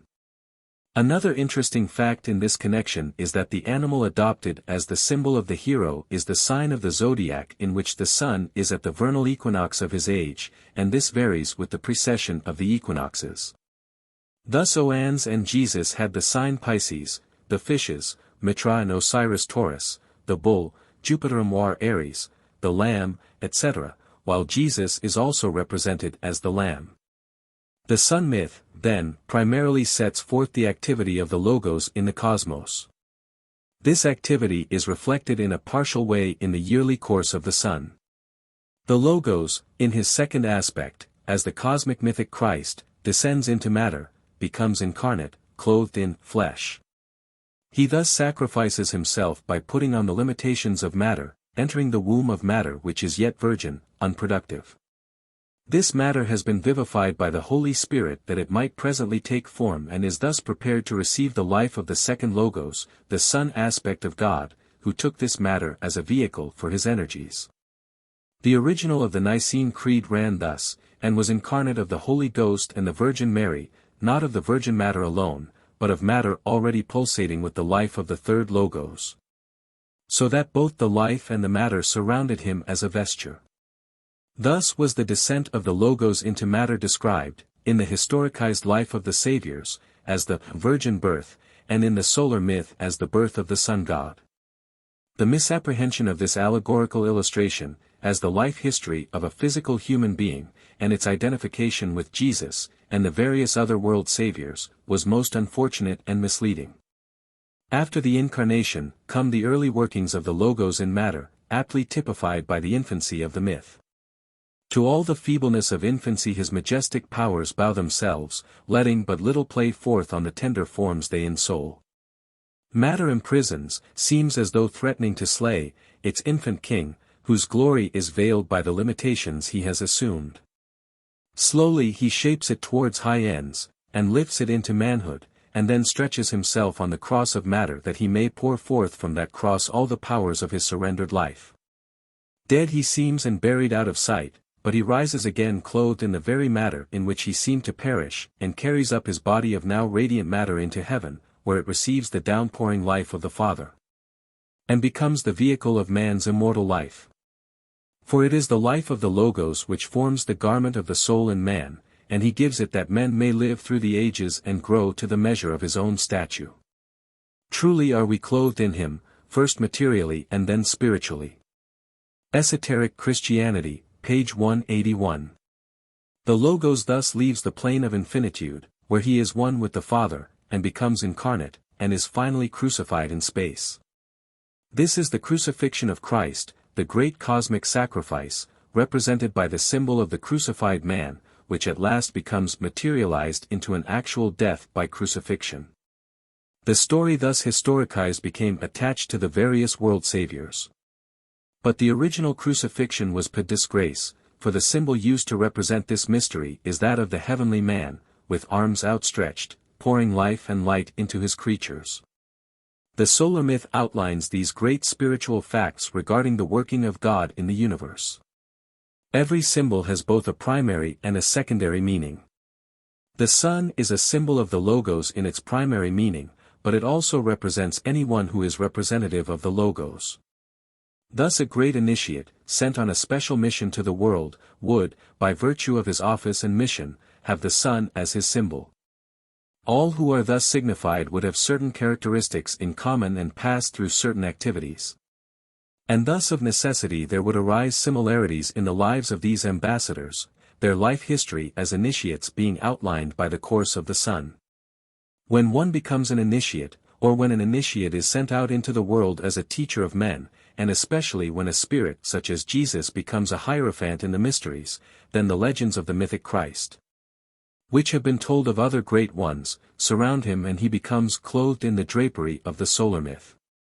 This is perfectly natural and proper, for the solar myth typifies the various stages of progress through which he has passed, and this symbolism could only be applied to one who had attained the Christ stage of evolution.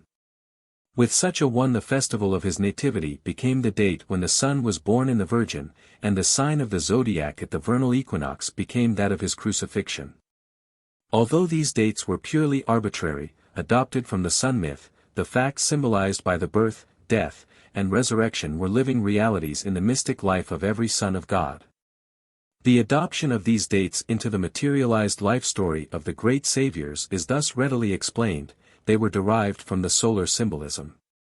The fact that the rites of initiation and the solar myth both symbolize the same thing, the former primarily typifying the growth of the soul, secondarily the work of the Logos, and vice versa, made the interweaving of the symbolism in this particular perfectly natural, especially so as the great solar festivals, the solstices and equinoxes, were the times when the mysteries were celebrated and the rites of initiation administered.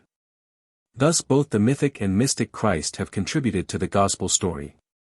These sun myth stories have recurred through all the ages, having been told and retold in turn of each great teacher, the legends of the mythic Christ, Buddha, Krishna, mingling with the history of each, and crystallizing about each as an historical personage. But these materialized stories pertain especially to the life of the Son of Man, a distinctive title, not of an individual but an office. When one attains this level and stands in this relation to humanity, then, as a representative of God, the story of the Logos in the Son becomes his own indeed, for the facts underlying this story have been wholly realized in his spiritual life. Here we learn the manner in which arose the story of the death, burial and resurrection of a crucified Savior.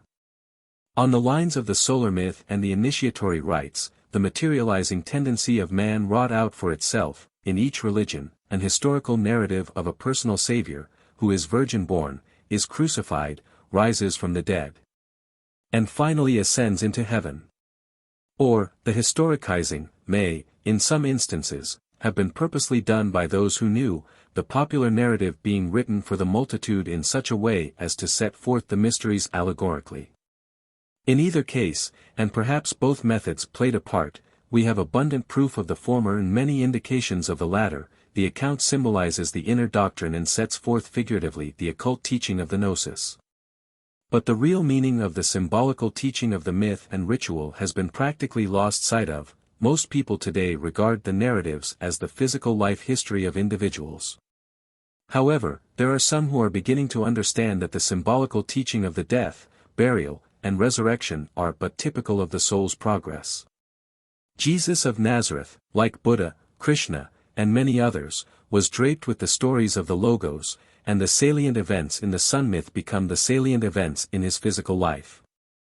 The symbols, once materialized, were attached to each divine teacher in turn, giving rise to the wonderful similarities in their respective biographies. But let us not lose sight of the fact that the mystic birth, baptism, transfiguration, death, resurrection and ascension were realities in the life history of every initiate. This drama is repeated in every soul that becomes a Christ. The story of the Gospel was originally a religious romance intended for spiritual instruction, but the later bishops of the outer churches, not having the key to the inner meaning, accepted the romance as actual history. It is said that, the common document, which formed the basis of the canonical Gospels, is to be traced to the sketch of an ideal life which was intended for purposes of propaganda, and which could be further explained to those who were ready for more definite instructions in the true nature of the Christ mystery.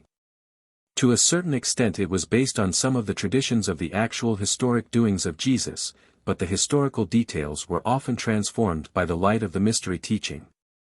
And much was added in changed form concerning the drama of the Christ mystery.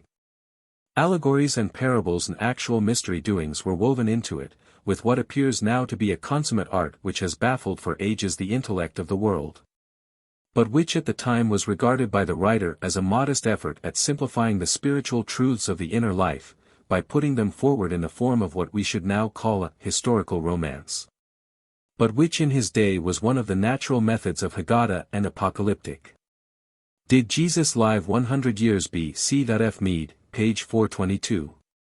The author of this romance never dreamed that the story would be taken otherwise than as he intended it, a symbol, but in the compilation of the canonical accounts much legend and historicized dogma was built around this original romance. The mystic teaching in this way became accepted first as history and finally as dogma. Irenaeus was one of the chief developers of the dogmas. The Gnostics contended that he and those like him who accepted the crude literal view, did not know the origin and meaning of these things. Papias and Mark Ion, who were earlier than Irenaeus, insisted that such scripture was not reliable as absolute history. The Gnostics knew how these scriptures were made and they possessed a memory of the manner of things done and said from the earliest times, and looked with amazement on the narrow and cramping beliefs that the bishops of the outer churches were imposing on Christendom as the only truths of the Christ revelation. This contention of the Gnostics, as of men earlier than Justin and Irenaeus, is still sub judice before the bar of history. It means a total reconstruction of the history of the origins. G.R.S. Mead in Theosophical Review, March, 06. The Gnostics treated the Gospel legends, not as history, but as symbolic of cosmic processes and the drama of initiation. I have already shown that the Gnostics did not accept the crucifixion and resurrection of Jesus as historic facts. Justin Martyr also gives evidence that the early church did not understand these things in a literal sense. He says, "And when we say that the word, logos, which is the first begetting of God was begotten without intercourse, Jesus Christ, our Master, and that he was crucified, and was dead, and rose again and ascended into heaven. We bring forward no new thing beyond those among you who are called sons of Zeus. For ye know how many sons the writers who are held in honor among you ascribe to Zeus, Hermes, the word, Logos, who was the interpreter and teacher of all. And Asclepius, who was also a healer and was smitten by the bolt of his sire, and ascended into heaven. And many others. Quoted in Thrice Greatest Hermes, Mede, Volume Ill, page 217. Justin Martyr here asserts that the Christians bring forward no new thing in the doctrines of Christ's death, resurrection, and ascension beyond those among you who are called the sons of Zeus. The doctrine, then, was a part of the mysteries, well known by all who had attained to the state of sons of God. This mystery could not be understood by the uninitiated, and so Justin appeals to the sons of Zeus, and assures them that he has no new doctrine. This is conclusive evidence that at the time of Justin Martyr, 140 to 160 AD, these great spiritual realities in the mystic life were not regarded by some, at least, as historical facts. Justin further says, "But as to the Son of God called Jesus, even though he were only a man, born, in the common way, yet, because of his wisdom is he worthy to be called Son of God, for all writers call God, Father of men and gods." And if we say, further, that he was also in a special way, beyond the common birth, begotten of God, as, word, Logos, of God, let us have this in common with you who call Hermes the word, Logos, who brings tidings from God. Ibid, page 217. The sonship of Jesus, then, was considered the same as that of Hermes. And note also that, begotten of God, did not refer to physical birth, but to something beyond. Justin distinctly stated that Jesus was a man born in the common way. This higher birth by which man was begotten of God, and so became a son, was not exceptional with Christianity. In fact, Justin Martyr wants it distinctly understood that he teaches nothing new, but merely claims for Jesus the distinctive title of a Son of God, in the same sense as were Hermes, Asclepius, Dionysius, and others, sons of God, that is. He claimed Jesus was an initiate. Origen also is in accord with Justin Martyr. He speaks of the mystery of the resurrection and contrasts this inner doctrine, which he says is not understood by unbelievers, with the exoteric doctrine of the resurrection which was known to all and was an article of faith among many. Origen against Celsus, Book I, ch. 7.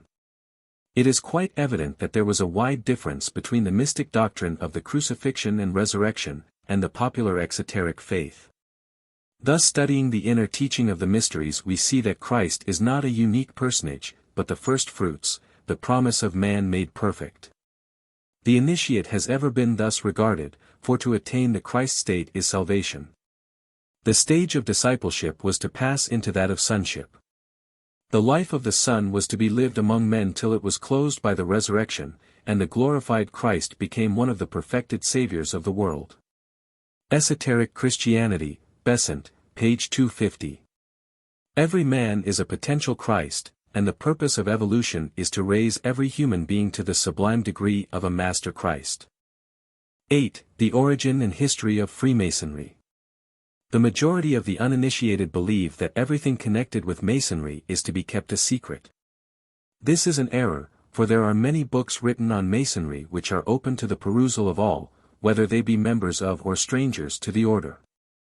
I shall divulge no pledged secrets. The eminent Masonic scholars, Messrs. Stilson and Hughan, in introducing the History of Freemasonry in Concordant Orders, plainly state that, neither is the work necessarily for Freemasons alone. For not a few of the chapters furnish excellent and suggestive reading for those who would like to know somewhat of the Brotherhood either prior to joining its ranks, or because of this eligible opportunity to peruse a reliable account of so venerable and preeminently respectable an organization. Except for some portions of the ceremony, the signs and passwords, which relate to the modes of recognition, there is nothing secret in Masonry. There has been so much misunderstanding on this subject that perhaps it might be well to corroborate this statement. The same standard authority just cited says, at the outset, therefore, it is well to point out that the Masonic fraternity is not, strictly speaking, a secret society, for it has neither secret aims nor constitutions. Everywhere its laws may be perused by friend and foe alike, and its objects are exclusively those which are, and always have been, published to the world. It is private rather than secret. For, unless it be our esoteric customs, which relate, directly or indirectly, to our universal and special modes of recognition, we have no secrets. Many absurd notions regarding Masonry have gained credence in the past, even among Masons themselves. We are pleased to see that modern Masonic writers are endeavoring to right these misconceptions. Formerly it was regarded as treason to speak to the profane the truth regarding the history of the order.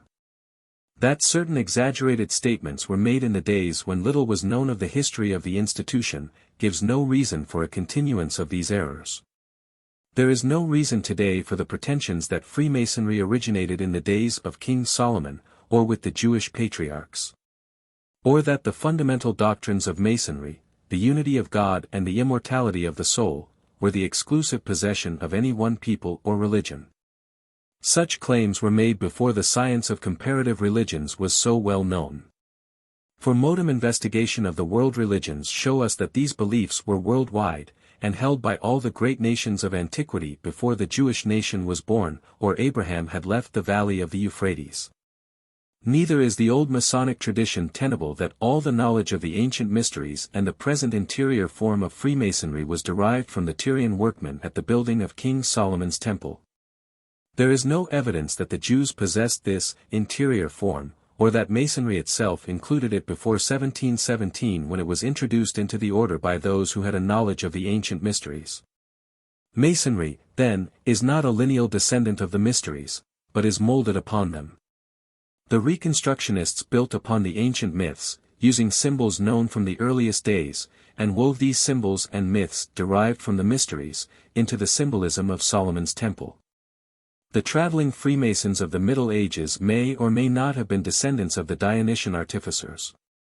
Of this we have no evidence, nor do we know the exact date of the beginning of the Masonic movement, but are assured it can lay claim to no great antiquity, the actual history of the craft extending no further back than some 6 centuries. And then this early organization, prior to the Reconstruction period of 1717, was something quite different from its present form, modern Masonry being an entirely new departure. The application of the term Freemasonry to the ancient mysteries, whether Jewish or pagan, is then misleading, and the designation of the former as pure and the latter as spurious, is absurd and without any basis in fact. Both systems were derived from the same source and both are true, however, the pagan antedated the Jewish by many thousands of years. It is curious what people will do and to what extremes they will go in support of a theological creed. Although the origin of the Masonic movement is modern, we hold that it had its source in true mysticism, and is one of the channels of the mystic teaching. In corroboration of this, let us note some of the connecting links between the esoteric schools of the early Christian centuries and the later Masonic movement. The words of the well-known Masonic authority, E. Muckbean, are of interest in this connection. He says, "I may suggest that some portion at least of our symbolism may have come through a Templar source, Romanist, yet deeply tinged with Gnosticism. While at a later date the Lollards, supposed to be inheritors of Manichaeism, and who were but one of the many religo-political societies with which Europe was honeycombed, possibly introduced or revived some of these teachings. One thing is certain, that satisfactory renderings of our symbols can only be obtained by a study of Eastern mysticism, Kabbalistic, Hermetic, Pythagorean, and Gnostic. Down the centuries we find enrolled the names of philosophic teachers who veiled their doctrines in figures similar to those in vogue among the Rosicrucians and still more recent students, and often identical with the signs we blazon on the walls of our lodges and chapters. Hidden Sources of Masonry, Cooper Oakley, pages 34 to 35. One tradition traces Masonry to Manichaeism or the Sons of the Widow. John Yarka, in speaking of this order, says, about the year 200 d. The most noteworthy Gnostic sect was a Persian branch of the Manichees. It was divided into 3 classes, auditors, elect and perfect, and the sect was ruled by 12 apostles, with a 13th as president. The Rite had a theosophical gospel, which taught that the basis of all religion was one. In 657 they had changed their names to Paulicians, and later Cathari, Yukites, Bogomiles, and in still more recent times still, Lollards. They were a secret speculative society, with degrees, distinguished by signs, tokens and words like Freemasonry. The Nef, Volume 5, Number 4. This order was founded by Mani, as a restatement of the old truths of the mysteries, and contained the true gnosis. He combined the teachings of Zoroaster with those of Jesus, both being aspects of the same wisdom, but the mystery teaching had come to be regarded as heretical by the established orthodoxy of both religions. Consequently he was put to death by the Persians, and his disciples likewise slain by the Christians. The Manichaeans, from the 4th century, were bitterly persecuted by the Roman Church. The society, however, spread rapidly in spite of all opposition. Says Regalina da Scio, a well-known Italian Mason, in the lifetime of Manes, Mani, his pupil, Hermann, had spread his teaching in Egypt, where the Coptic priests and other Christians mingled it with the mysteries adopted from the Jews. It was through these same Coptic priests and the Eastern Christians that both the mysteries of the children of the widow, and the cult of the great architect, came to us in consequence of apparently unforeseen events. And it will be seen that it was principally by means of the Crusades that they obtained a secure footing in the West. The mysteries maintained their existence under the name of the cult of the great architect of the universe, a name that has its origin in the allegory of Hiram, which represented, in the mysteries, the unknown God, the eternal. The long time that elapsed during the War of the Crusades gave them the opportunity of being admitted into all the mysteries of the children of the widow. The Crusaders who had been admitted to the mysteries of the children of the widow and initiated therein, imparted them, on their return home, to their pupils in Europe. Quoted in Hidden Sources of Masonry, page 37. The secret teaching is supposed to have passed from the Templars to the Freemasons. Eclert traces the connection of the Manichaeans with the Johannesbruder of the West, and links them also to the German building corporations and societies. The Manichaeans were known at different ages under different names. After the death of the founder there was a fusion of the order with some of the leading Christian Gnostic sects, thus was further intermingled the two rich streams of divine wisdom, one coming from Egypt through Palestine, the other from India through Persia. The name of the external form, which preserved the secret science through the ages, was ever changing, so we are not surprised to find one tradition tracing Freemasonry to the Gnostic Brotherhood of St. John, and it might equally as well be ascribed to the Albigenses, Johannite Christians, troubadours, and a host of others, for all were possessors of the same mystic tradition, and transmitted their knowledge from age to age. When persecuted under one name they veiled their mysteries under another. The Cologne record, which is dated 1535, bears witness that a secret society existed before 1440, under the name of the Brotherhood of St. John, and since then and up to 1535 under the title of St. John's Order of Freemasonry or Masonic Brotherhood. This record contains the following passage: the Brotherhood, or the Order of Freemason Brothers, bound together according to St. John's holy rules, traces its origin neither from the Templars nor from any other spiritual or temporal knightly order, but it is older than all similar orders, and has existed in Palestine and Greece, as well as in various parts of the Roman Empire. Before the Crusades our brotherhood arose. At a time when in consequence of the strife between the sects teaching Christian morals, a small number of the initiated, entrusted with the true teaching of virtue, and the sensible exposition of the secret teaching, separated themselves from the mass. Of course, the authenticity of this record is rejected by materialistic Masons, but is usually accepted as genuine by all mystic Masons. Mr. Mackenzie points out that the record is referred to in the Register of the Lodge at Hague, as there in existence, so, if it is a fraud, it is one of at least 2 centuries standing. The mystic teaching of the Brotherhood of St. John must have been the same as that of the other mystic orders, and the value of this record is in the testimony it bears to the known existence of this secret teaching. Whether Masonry received it from the Templars or from some older organization is not important. Some contend that until the revival, the mysteries of the craft were merely the peculiar methods or rules employed in their special art. This may be partly true of the body as a whole, but that an inner occult teaching existed is quite evident. Gen. Pike says that, among Freemasons of a certain class and limited in number, the same symbolism or a large part of the same, as afterwards placed in the degrees, did exist long before, perhaps some centuries before 1717. If they possessed the symbols they must have had a knowledge, in part at least, of their meaning. Again General Pike says, the art of building then stood above all other arts and made all others subservient to it. It commanded the services of the most brilliant intellects and of the greatest artists. The old symbolism was embodied in the churches and cathedrals, and some of these were adorned with figures and devices which would never have been tolerated there if the priesthood had known what they meant to the adepts.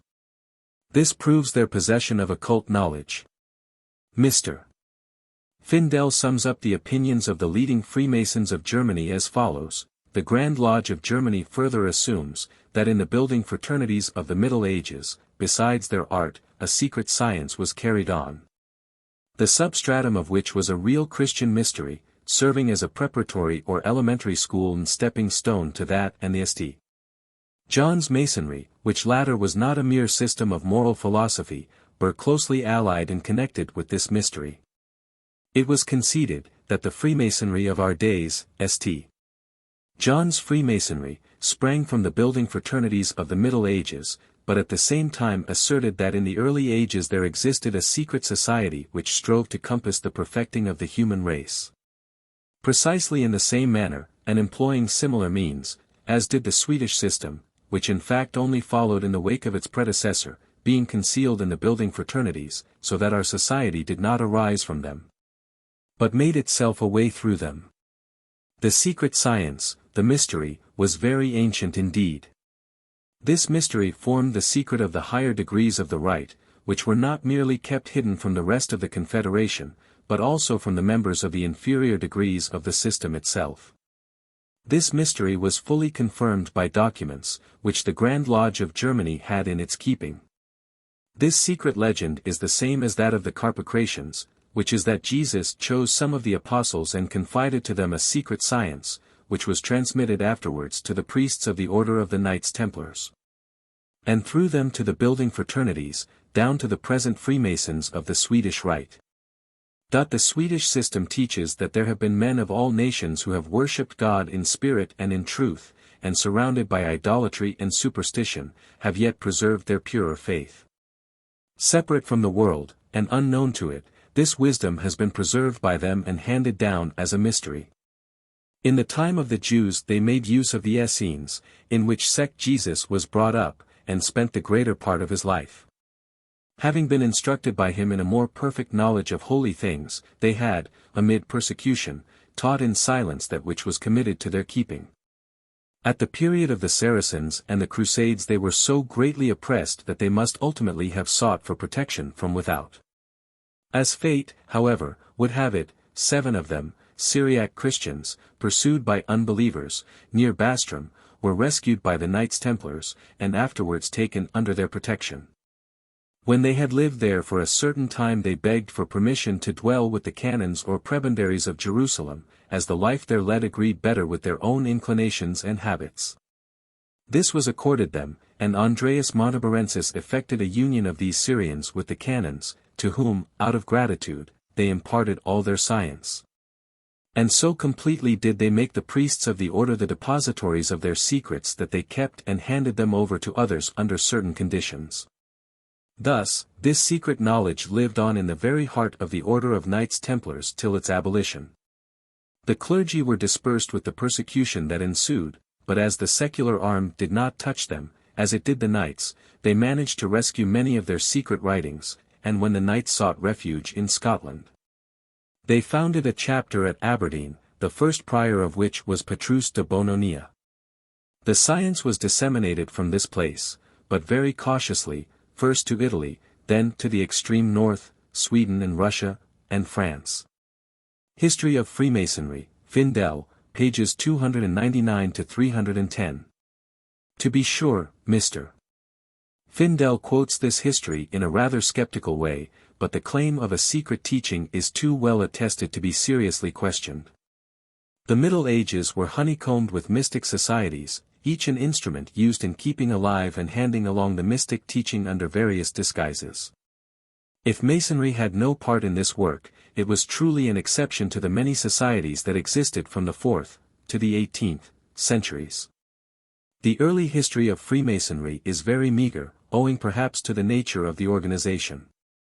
The earliest records of actual lodge meetings were in 1599, but there are copies of old charges and laws dating from the 14th century. It does not appear from the oldest manuscript that they used signs, tokens, and words, such as later on were employed to secure recognition. However, such may have been the case.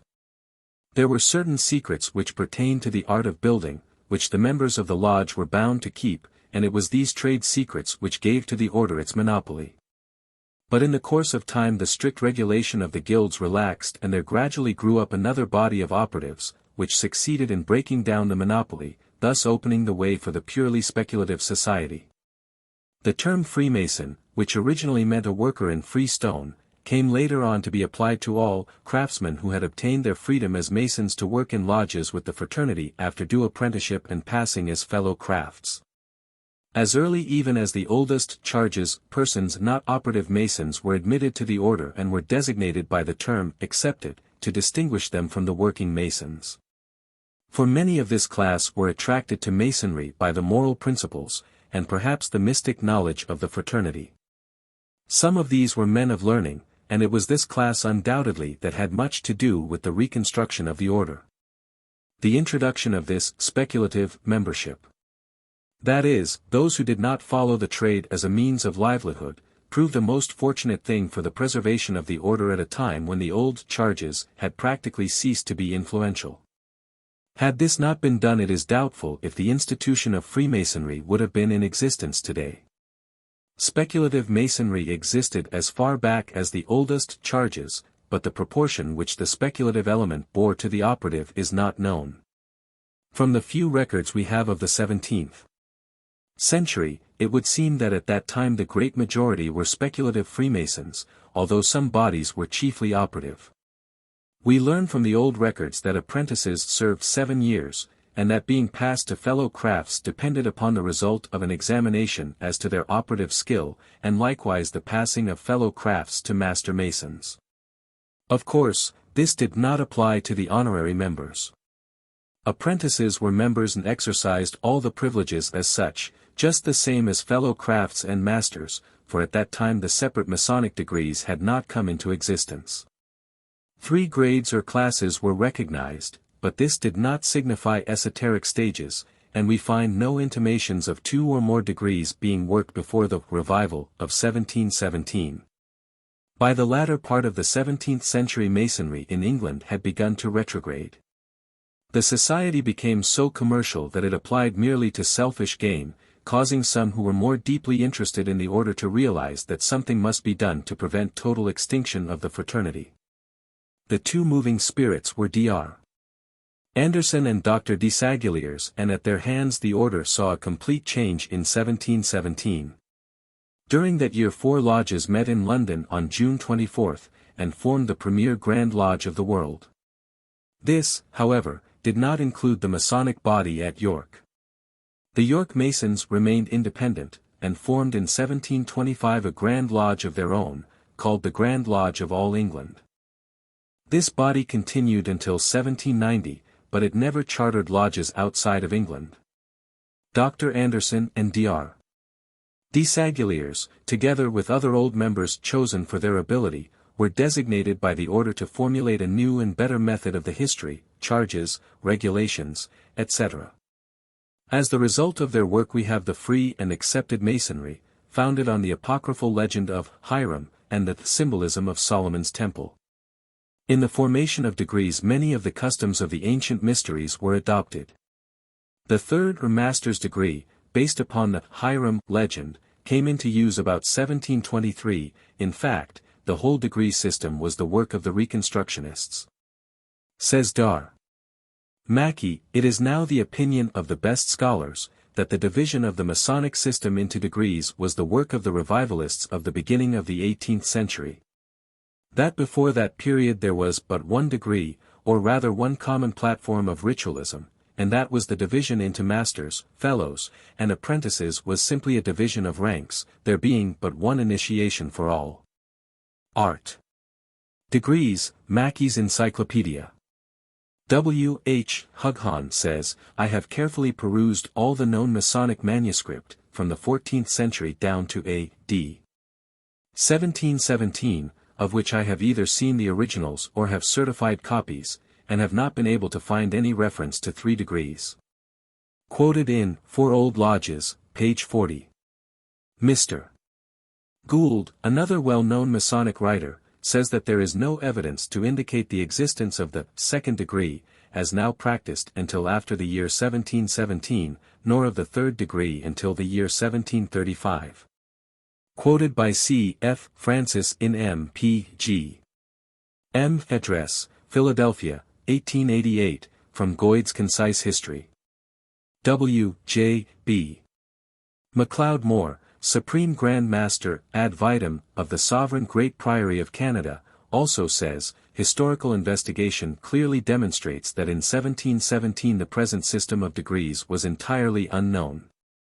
Originally there was but one degree of initiation, containing all the elements of the degrees now practiced, the names of entered apprentice, fellow craft and master a la son, being merely the designation of the classes of workmen. Not of degrees or steps, the actual society or fraternity being composed of fellows. For in the oldest records, constitutions and charges, there is not the slightest allusion to these separate degrees, nor any to the legend of Hiram Abiff. The 4 old lodges remaining in London in 1717 were composed entirely of fellows. History of Freemasonry in Concordant Orders, page 753. The symbolism and legends adopted by the revisionists and worked into the degrees, are chiefly those of the ancient mysteries. The immediate source from which this material was derived is not definitely known. Many have thought that the Reconstructionists derived it from the Rosicrucians and Bacon's New Atlantis. Mr. Hughan says that Wigston's books on Bacon, Shakespeare and the Rosicrucians, and Francis Bacon, poet, prophet and philosopher, contain Rosicrucian and Baconic ideas, which influenced the Masonic Reconstructionists of 1717. He again says that, the New Atlantis seems to be, and probably is, the key to the modern ritual of Freemasonry. Ibid, page 31. Masonry is thoroughly Hermetic and Kabbalistic, and the framers of these degrees were evidently Kabbalistic and Hermetic philosophers, and well acquainted with all these works and other mystic writings. Mr. Singleton, 33d degree, Secretary M. W. Grand Lodge, District of Columbia, says, the Kabbalists were the inventors of the rituals of the original degrees, and Kabbalistic scholars in France and Germany have multiplied the degrees by elaborating upon the legends of the first 3. There was originally in speculative Masonry but one ritual, which was very simple, out of that one trunk have grown all the branches, and the fruit from these bears the resemblance of Hermeticism and the Kabbalah. The third degree, the Royal Arch, and the Select of 27, are all designed to imitate the ancient mysteries. Ibid, page 105. Mr. Moore, already quoted, says, some of these rites would appear to be derived from the Hermetic philosophy of the German school, of which no proof exists. But when philosophers, with others, joined the craft lodges in the 17th century, they may have introduced some of their Hermetic Rosicrucian symbols into Masonry. Ibid, page 759. Gen. Pike, the eminent American Masonic authority, says that to the men of intelligence who belonged to one of the lodges in 1717, is to be ascribed the authorship of the third degree and the introduction of Hermetic and other symbols into Masonry. They formed the 3 degrees for the purpose of communicating their doctrines, veiled by their symbols except to those fitted to receive them, and to give to all others trite moral explanations of them which they could receive. The plan was worked out by these Reconstructionists and formally approved and accepted in 1723, becoming known as the New Constitution, and is the Freemasonry of today. Anderson's Constitutions, 1723. In 1730 a work called Masonry Dissected appeared. This purported to be a revelation of free and accepted Masonry. As the result of this, many spurious lodges were formed. The Grand Lodge endeavored to thwart this by introducing certain changes in the passwords, etc. These alterations caused much dissatisfaction, and many withdrew from the regular lodges and formed lodges of their own. These seceders finally formed an independent body in 1751, and assumed the name Ancient York Masons. They claimed to have preserved the old forms, thus the name Ancient, and they called the regular Grand Lodge the Moderns. Both Grand Lodges were prosperous and extended their influence even into America, thus producing dissension not only at home but abroad. The strife between these two Grand Lodges continued until 1813, when a union was effected under the title of the United Grand Lodge. A union was also effected in America, thus ending the schism, and to constitute a regular mode of work a union degree was adopted. The Grand Lodge of Ireland was formed in 1728, and the Grand Lodge of Scotland in 1736. There is no uniformity in the degree system in the different countries. To the 3 symbolic degrees, others have been added from time to time, but there has been no uniformity in their acceptance. The Royal Arch appeared about 1740, but by whom it was founded is not known, though it is clearly of English origin. There is no record of its being worked in chapters until 1762, when a chapter of the Royal Arch was formed at York. It became the 4th degree in the ancient Grand Lodge system. The Modems did not recognize this degree or adopt it officially until 1767. Upon the union it became a part of the English Rite. The Mark degree also originated about this time. It was formerly conferred in England under Royal Arch warrants, but later was governed by an independent Grand Lodge of its own. The past Master degree is undoubtedly one of evolution. It was originally worked in craft masonry, being conferred on the newly elected Master when about to be installed. This degree was finally adopted as a separate degree by the Royal Arch system, and transferred from the lodge to the chapter. Although its origin is obscure, it was conferred during the latter part of the 18th century. The Most Excellent degree is also obscure in origin, but we find it also conferred in the latter part of the 18th century. In many instances the higher degrees were worked under lodge warrants by those interested, without interference from the Grand Lodge. The brethren concerned came together and conferred the higher degrees. They were at first purely side degrees, but after a time they became organized independently. Royal Arch Masonry separated from Blue Lodge Masonry, organized itself and adopted or invented the 4 degrees just considered, and began an independent existence. In the same way the Royal and Select Masters separated themselves from the Lodge of Perfection and formed councils, and finally organized Grand Councils and became also independent. As already stated, there is no uniformity in the different countries concerning these higher degrees. The system in England is unknown in France and Germany. The American system, known as the York Rite, consists of the Craft degrees or Blue Lodge, the Royal Arch Chapter, the Council and the Knights Templars, and is peculiar to this country. It was formulated by Thomas Smith Webb, who, with his associates constructed, out of the conglomeration of the work of the ancients and moderns that had previously been established in this country, a new work, which Cross and others afterwards embellished. Webb tried to show that he had adopted the true work of the ancient York Masons, but it is well known that the claim is without foundation. In concluding this chapter we will give in order the various degrees that constitute the standard Masonic work in this country. They are the symbolic degrees of the Blue Lodge, Entered Apprentice, Fellow Craft and Master Mason. The capitular degrees of the Royal Arch Chapter, Mark Master, Past Master, Most Excellent Master and the Royal Arch. The cryptic degrees of the Council, Royal Master, Select Master and Super Excellent Master. The chivalric degrees of the Commandery of Knights Templars, Knight of the Red Cross, Knight Templar and Knight of Malta, and the philosophic degrees of the Scottish Rite system, divided into, a Lodge of Perfection, a Council Princes of Jerusalem, a Chapter of Rose Croix, a Council of Kadosh, a Consistory and the Supreme Council. The history of the Knights Templars will be considered in our next lecture, together with that of the ancient and accepted Scottish Rite. 9. The origin and history of the Knights Templars and the ancient and accepted Scottish Rite.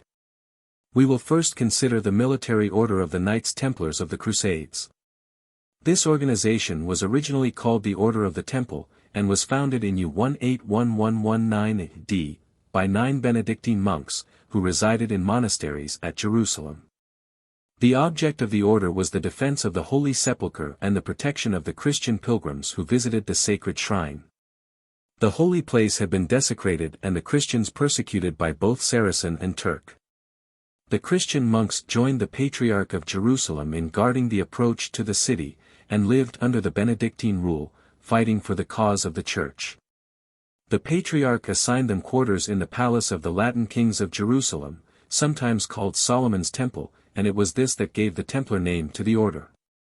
The new order rendered valiant service to the pilgrims and others in need. Their fame spread rapidly and their ranks as rapidly increased by recruits from the religious fraternities in Europe, members of the French nobility, and then from all classes of society. These recruits were organized by skillful military leaders and before long became renowned in the art of war. The order was strictly a religious body and was composed of 3 classes: knights, chaplains and serving brothers. A council was held in 1128 to determine the statutes of the order. Rules of discipline and obligations numbering 72 were adopted. At a later date they were elaborated into a more complete ritual. In our last lecture we mentioned that the early Templars possessed a secret doctrine. The early Freemasons also taught in secret, making it difficult to trace one without mentioning the other. I need here only to recall that the secret science had passed along from age to age, until received by the Knights Templars.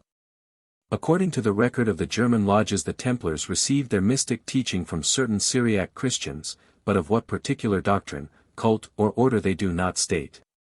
Perhaps they were members of the Brotherhood of St. John, which, according to the Cologne record, possessed a mystic teaching, or perhaps they were members of the Johannian Christians. Again, perhaps these two societies may have been of the same or a very similar order. The Johannites were also called Christians of the East. There is a tradition that traces the secret teaching of the Templars to the Johannites, so it is more than probable that the Syriac Christians were members of this brotherhood. This tradition, as given by General Pike, states that there existed at that period in the East a sect of Johannite Christians, who claimed to be the only true initiates into the real mysteries of the religion of the Savior. They pretended to know the real history of Jesus the Anointed, and, adopting in part the Jewish traditions and the tales of the Talmud, they held that the facts recounted in the Evangels are but allegories. The Johannites ascribed to St. John the foundation of their secret church, and the grand pontiffs of the sect assumed the title of Christos, anointed or consecrated, and claimed to have succeeded one another from St. John by an uninterrupted succession of pontifical powers. He who, at the period of the foundation of the Order of the Temple, claimed these imaginary prerogatives, was named Theoclet. Morals and Dogma, Pike, page 816. Theoclet was acquainted with Hugh de Payens, the founder of the Order of the Temple, and initiated him into the Johannian mysteries and appointed him his successor. Now if the Brotherhood of St. John and the Johannian Christians are the same, then both the Templars and the Freemasons received their secret doctrine from the same order. It is claimed by some, however, that the mystic teaching passed to the Masons from the Templars. This may or may not have been the case, but that they were closely allied is evident from the fact that upon the destruction of the old Templar order many of its members took refuge with the Freemasons. The secret statutes of the Templars were preserved, not only by oral tradition, but were also written, in part at least. Dar. Prut says, Gervais de Bovias saw at one of the heads of the orders a little book with the statutes of the Order of 1128, which was shown without thinking.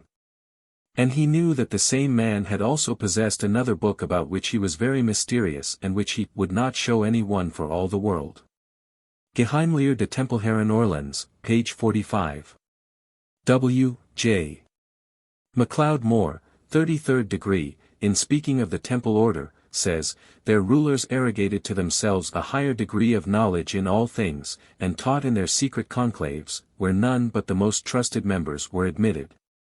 That the papal power was a false and dangerous assumption of authority over the minds and consciences of men, and that very many of the dogmas of Rome were gross and childish superstitions. They also cultivated and asserted more liberal views of faith and religion than were current at the time, being well versed in the mysteries, legends, learning and traditions of the peoples they had come in contact with in the East. History of Freemasonry in Concordant Orders, page 765. The evidence that the early Templar order possessed a secret doctrine being conclusive, we will now return to the historical development. The order spread rapidly and was soon established in every kingdom of Latin Christendom. The part which the Templars took in the Crusades is too well known to need reiteration, for from that time on the history of the Templars was the history of the Crusades. When the Crusades terminated, the Templars returned to their numerous preceptories in Europe, as the order was of no further use as a military body. Their great wealth and power aroused the jealousy of Philip IV. of France, who coveted the possessions of the order, and the Pope distrusted its fidelity to the papacy. A bitter hatred was engendered by many acts of insubordination against the king's arbitrary authority, and he set about to work their destruction. To this end calumnies of every description were circulated, they were charged with heresy and all manner of crimes. Philip enlisted the support of Pope Clement V, who owed his papal tiara to the king's gold or influence, and the overthrow was brought about. The work of suppression was too heartless to recite. Many were cast into prison, and tortured to confess crimes of which they were ignorant, and finally were burned to death upon faggots. The Grand Master de Molay was seized while in Paris by special invitation of Pope Clement, cast into prison, where he was kept 7 years, and at last taken out and burned at the stake. On May 2, 1312, Clement issued his famous bull transferring the estates of the Templars, except those in Spain and Portugal, to the Knights of St. John. Thus perished the Order of the Temple. What became of the thousands of Templars upon the suppression of the order is not definitely known. Some may have joined the Order of St. John of Jerusalem, upon which the confiscated lands of the Templars had been conferred, and some, as already intimated, may have taken refuge in the guilds of stone masons. Many reject this latter theory as being without historic foundation, but W. S. Perry, 32nd degree, says regarding this, we do not question this statement as it stands. History fails to record much that actually occurs, much that subsequent ages would gladly know. We see no reason, however, for the assertion, so often made of late years, that any connection between a chivalric order, such as the Knights Templars, and a fraternity of operative Masons, such as certainly existed in medieval times, is out of the range of possibility. Ibid, page 140. Mr. Perry then goes on to argue that the guilds were known and even employed by the Knights Templars in the construction of their churches, preceptories, and strongholds, all over Europe and the Holy Land. And when they were despoiled they would naturally seek protection among the body with which they had already a certain connection. Henry E. Manning, Cardinal Archbishop of Westminster, says, as far back as the 12th century, the lodges of the guild enjoyed the special protection of the Knights Templars. It is easy in this way to understand how the symbolical allusion to Solomon and his temple might have passed from the Knights into the Masonic formulary. In this way, too, might be explained how, after the suppression of the Order of the Temple, some of the recalcitrant Knights, maintaining their influence over the Freemasons, would be able to pervert what hitherto had been a harmless ceremony into an elaborate ritual that should impart some of the errors of the Templars to the initiated. Ibid, page 144. This Catholic writer may know whereof he speaks, as it is generally supposed that Catholic scholars have access to certain records not accessible to others, therefore. It is not improbable that the old order continued to exist within the guilds of stone masons. It is also said that when the time came that they could safely proclaim the continuance of their order, they instituted the rite of strict observance and proved their gratitude for the protection afforded by receiving members only from the ranks of Freemasonry. But it is also not unlikely, as pointed out by Mr. Moore, that small organizations were kept up in many places, and the hope cherished that it would be possible to revive the order. A great and extensive organization could not wholly have lost its vitality and died out without a struggle. Ibid, page 768. It is related of the chief of the doomed order that before his execution he instituted what afterward came to be called occult, Hermetic or Scottish Masonry. That the order, while seeming to die, nevertheless lived under other names, and was revealed to those who proved themselves worthy to be trusted. According to these traditions, the real lineal descendants of the old chivalric orders are the Scottish Rite and the strict observance. Let us consider for a moment this rite of the strict observance.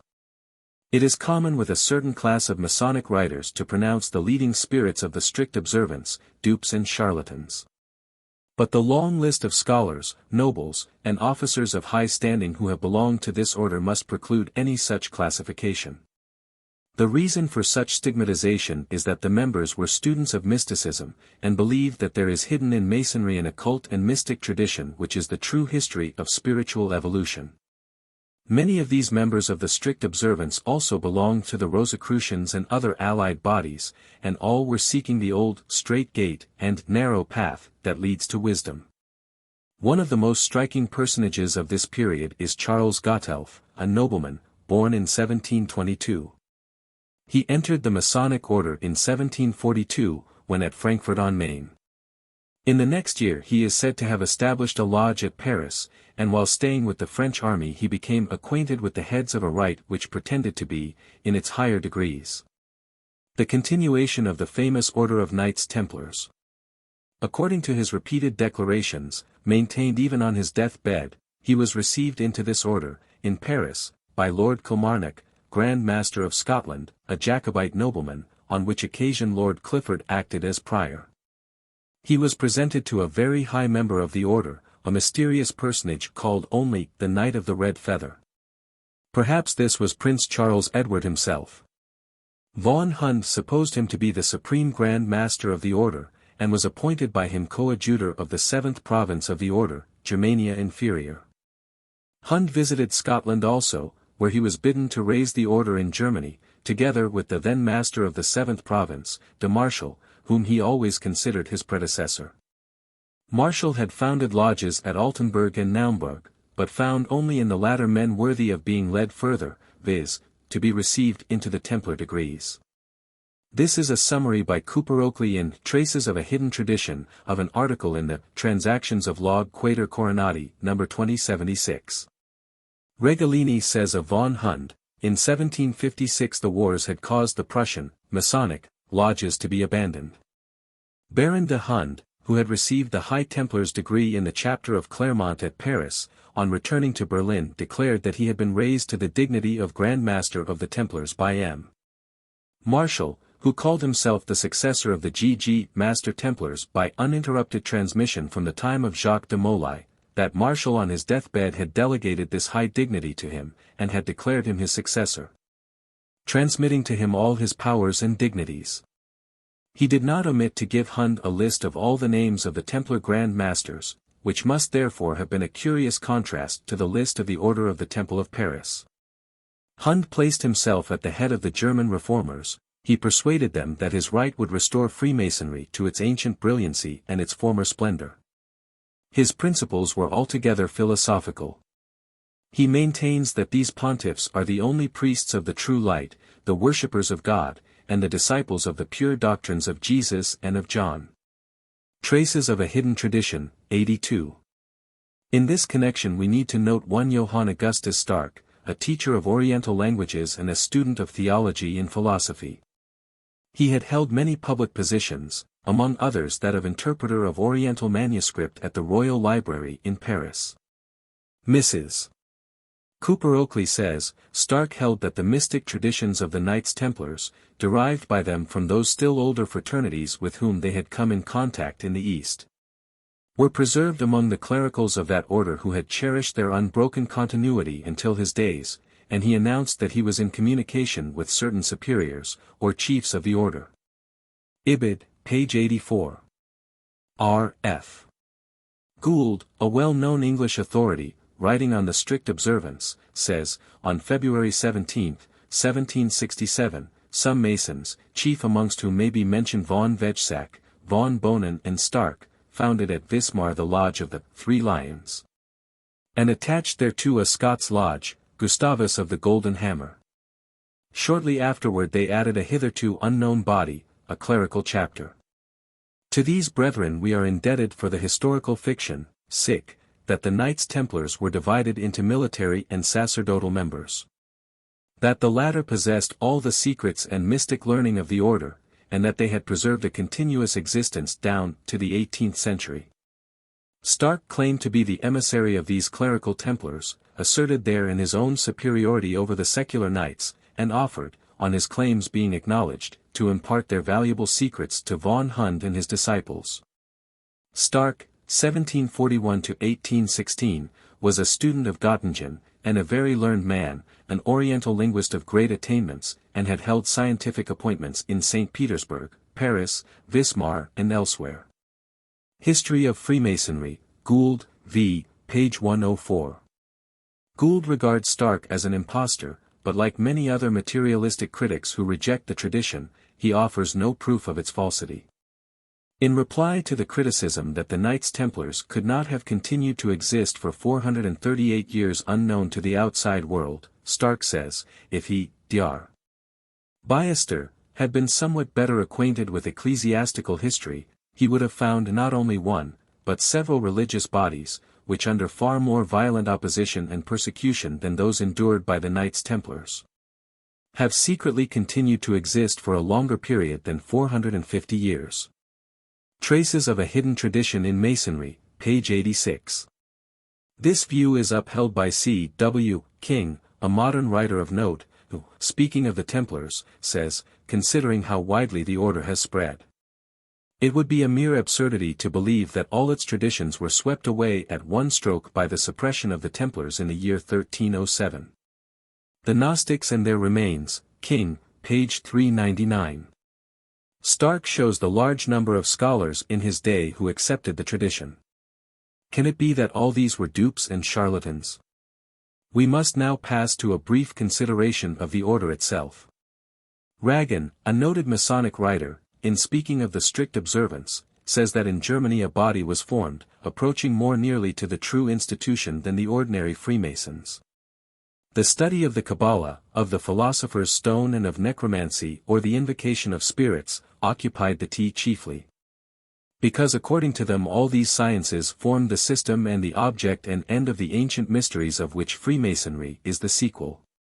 Quoted from Orthodoxy Maçonique, Ragan, page 210, by Mr. Cooper Oakley in Hidden Tradition, page 88. It was the higher grades of the strict observance that took up the study of alchemy, etc. There being, according to our author just quoted, 7 grades into which the system was divided. Much more might be said, but this is sufficient to show that in the early days of the modern Knights Templars there were many who recognized the existence of the secret doctrine. As to the origin of the Knights Templars of today, and their connection with Freemasonry, various theories have been proposed. Some contend that the movement was the result of the numerous works of the 17th and 18th centuries on occult philosophy, and that upon the dispersion of the order of St. John and the Templars of Scotland, the secret ceremonies and principles were obtained and promulgated, which directly led to the revival of the chivalric orders under the impression that they were of Masonic origin. Others hold that the present order originated from the high grades of Freemasonry, the Hermetic, or Scottish system, and was grafted on to Freemasonry by Baron Hund in 1754. Few, if any, would maintain today that the present organization of Knights Templars is a lineal descendant of the old chivalric order. The Knights Templars of the present, in common with Masons in general, make no claim to mystic knowledge, and but few in the order even know that such a wisdom science ever existed. The degrees of the American system of the Knights Templars are the Knight of the Red Cross, Knight Templar, and Knight of Malta. The Red Cross is not embraced in the English, continental or Canadian systems. The Templar degrees have been used in connection with Freemasonry for about a century. Says W. J. B. MacLeod Moore, although the Templar degrees have been in connection with Freemasonry for about a century past, it does not follow that they previously had any such connection. It was only about that time, or a few years earlier, that the error was made in Great Britain and Ireland of adding the chivalric Templar order to the Masonic systems. History of Freemasonry in Concordant Orders, page 744. The Templar degrees, like the other side degrees, were first conferred under Blue Lodge warrants, which simply means that Masons possessing those degrees came together in their lodges and worked them. In the course of time chapters and encampments were organized, and Templarism took on a more independent and permanent form. We believe with Mr. Moore that it was an error to merge the Templar degrees into the Masonic system. In England the Templar system has always been kept separate from the craft degrees. The Royal Arch is there considered the climax of Freemasonry. There is also a difference due to the fact that the English degrees are based upon the old Templar ceremonies, while the American system is based upon the craft degrees. This makes the American system broader and more in harmony with the spirit of Freemasonry, although it is still partly sectarian. This sectarianism is not in accord with the ancient landmarks and genius of Masonry. If we have the right to Christianize Masonry, so have Muslims, Buddhists, and all other religious sects, a right to transform it to fit their creeds, such transformations and limitations deprive Masonry of its true spirit and universal character, and should such a process become general Masonry itself would soon be destroyed. The Templar system should have stood alone on its own merits and principles. It should have been left as a series of side degrees for Masons professing Christian principles. The very name, Masonic Templarism, is a misnomer. The sectarian character of the one is not in accord with the universal character of the other. This declaration does not cast any reflection upon the Templar degrees. In fact, we consider them among the best and most inspiring of the American system. However, we believe they should have remained separated from a non-sectarian body. It is a mistake, to again quote Mr. Moore, to connect Templarism with Freemasonry. Frederick Speed, 33rd degree past R.E. Grand Commander, Mississippi, is of the same opinion. He says, if, then, anywhere the door of any degree is closed against him who believes in one God and the soul's immortality, on account of other tenets of his faith, that degree is not Freemasonry. That the Templar degrees, properly, form no part of Masonry, we have the declaration of the reputed author of the American Rituals, Thomas Smith Webb, who, in 1812, and several subsequent editions of his Freemason's Monitor, says, although the several orders of knighthood are conferred both in Europe and America, reputedly under the sanction of Masonic assemblies, they compose no part of the system of Freemasonry. He tells us that in America they are conferred as honorary degrees. Mr. Speed continues, it is time for intelligent Masons to divest themselves of the superlatively ridiculous and often exploded idea that there is any connection between what we now know as Templarism and the fraternity of free and accepted Masons. Except that which is found in the restriction of its membership to those who have first received the several degrees of Masonry. It is entirely compatible with all the obligations of Masonry that a Mason should be a Templar, and we do not derogate from our standing as Masons, when we take upon ourselves the additional vows of the Knights Templars. But this does not make Templarism Masonry, nor do we add anything, to the dignity and high character of the order by making the assertion that it is. Ibid, p. 735. Ancient and Accepted Scottish Rite. The ancient and accepted Scottish Rite or Scottish Masonry did not originate in Scotland, as its name might lead one to suppose. It was derived from a body in France, formerly known as the Emperors of the East and West, who organized in 1758, in Paris, a rite called the Rite of Perfection, consisting of 25 degrees, to which 8 or more were subsequently added. The immediate source from which the French Masons derived these rites is unknown, but it is held by some that they are the lineal descendants of the ancient order of the Temple. Before the death of Grand Master Jacques de Molay, and while he was in prison awaiting execution, he instituted several metropolitan lodges, one of which was at Paris, and it was from this source that Scottish Masonry was derived. Gen. Pike, the great authority on the Scottish Rite, accepts this view. The name itself is supposed to have come from a number of Scottish Masons who were in France at the time of the organization. A Grand Lodge was formed at Charleston, South Carolina, in 1783, a Supreme Council, 33rd degree, in 1801, and the Rite has been called by its present name, Ancient and Accepted Scottish Rite, since that date. The Rite is founded on the symbolic degrees, and is conferred only on Blaster Masons. Its degrees begin with the 4th and extend to the 33rd. They are conferred in subordinate bodies as follows: the Lodge of Perfection, 4th to 14th inclusive. The Council of Princes of Jerusalem, 15th and 16th, the Chapter of Rose Croix, 17th and 18th, the Consistory of Sublime Princes of the Royal Secret, 19th to 32nd except in the southern jurisdiction where the 19th to 30th degrees constitute a Council of Kadosh, and their consistory begins with the 31st degree, and the Supreme Council, whose officers are active 33rd degree Masons. There is also an honorary 33rd degree conferred by the Supreme Council as a merit for distinguished service in the fraternity. The moral teaching of these degrees is exemplary, and the dramatic effect of the work is beyond comparison. We have neither time nor space to consider the system in detail, but there are certain teachings connected with some of the degrees to which your special attention is directed. We refer to those which, by some, are thought to be sectarian in character, and therefore opposed to the original plan of the Reconstructionists, to lay a broad foundation for the ceremonies which would admit men of all religions. It is to be regretted that such a cosmopolitan basis could not have been maintained. We need to remember, however, that Masonry is symbolic, and the legends, even of the so-called sectarian degrees, are symbols used to set forth an inner truth, and are not in themselves necessarily sectarian. Even when appropriated by a special religion, for they are essentially universal, and belong to general religion. To illustrate more fully, Dr. Mackey, in speaking of the cryptic degrees, which are based upon the legend of the Sacred Vault, says, to support this legend there is no historic evidence and no authority except that of the Talmudic writers. It is clearly a mythical symbol, and as such we must accept it.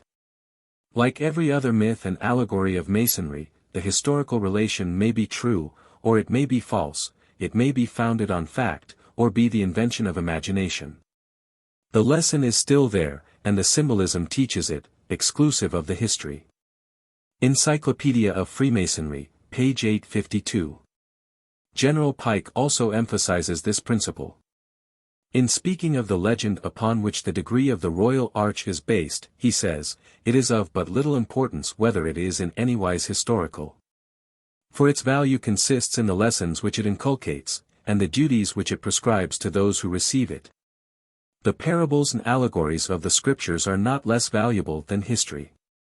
Nay, they are more so, because ancient history is little instructive, and truths are concealed in and symbolized by the legend and the myth.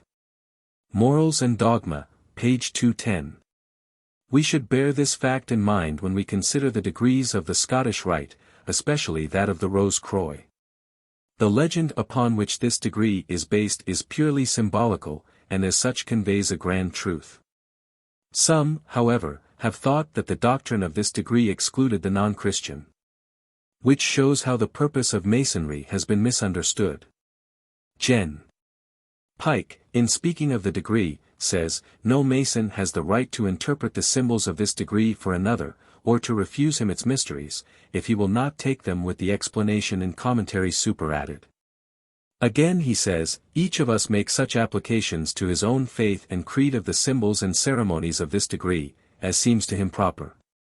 Morals and Dogma, ch. 18. This is well said. Every intelligent Mason should make a protest against the crude and antiquated explanations of the symbols given in this degree. The degree itself is not necessarily sectarian, but the explanations adopted in the work are not only sectarian and unmasonic, but they belong to a system of things which intelligent people are fast leaving behind. Let me briefly summarize the explanation given by the authority just quoted. The cross has been a sacred symbol from the earliest antiquity. It is found upon all the enduring monuments of the world, in Egypt, Assyria, India, Persia, Mexico, etc. Its peculiar meaning in this degree is that given to it by the ancient Egyptian Thoth or Tha, who is represented on the oldest monuments carrying in his hand the crux ansata, a Tau cross with a ring over it. This was the hieroglyph for life, and with a triangle prefixed meant life-giving. To us, therefore, it is the symbol of that life that emanates from deity and of that eternal life for which we hope. The rose was anciently sacred to Aurora and the sun. It is a symbol of dawn, of the resurrection, light, and the renewal of life.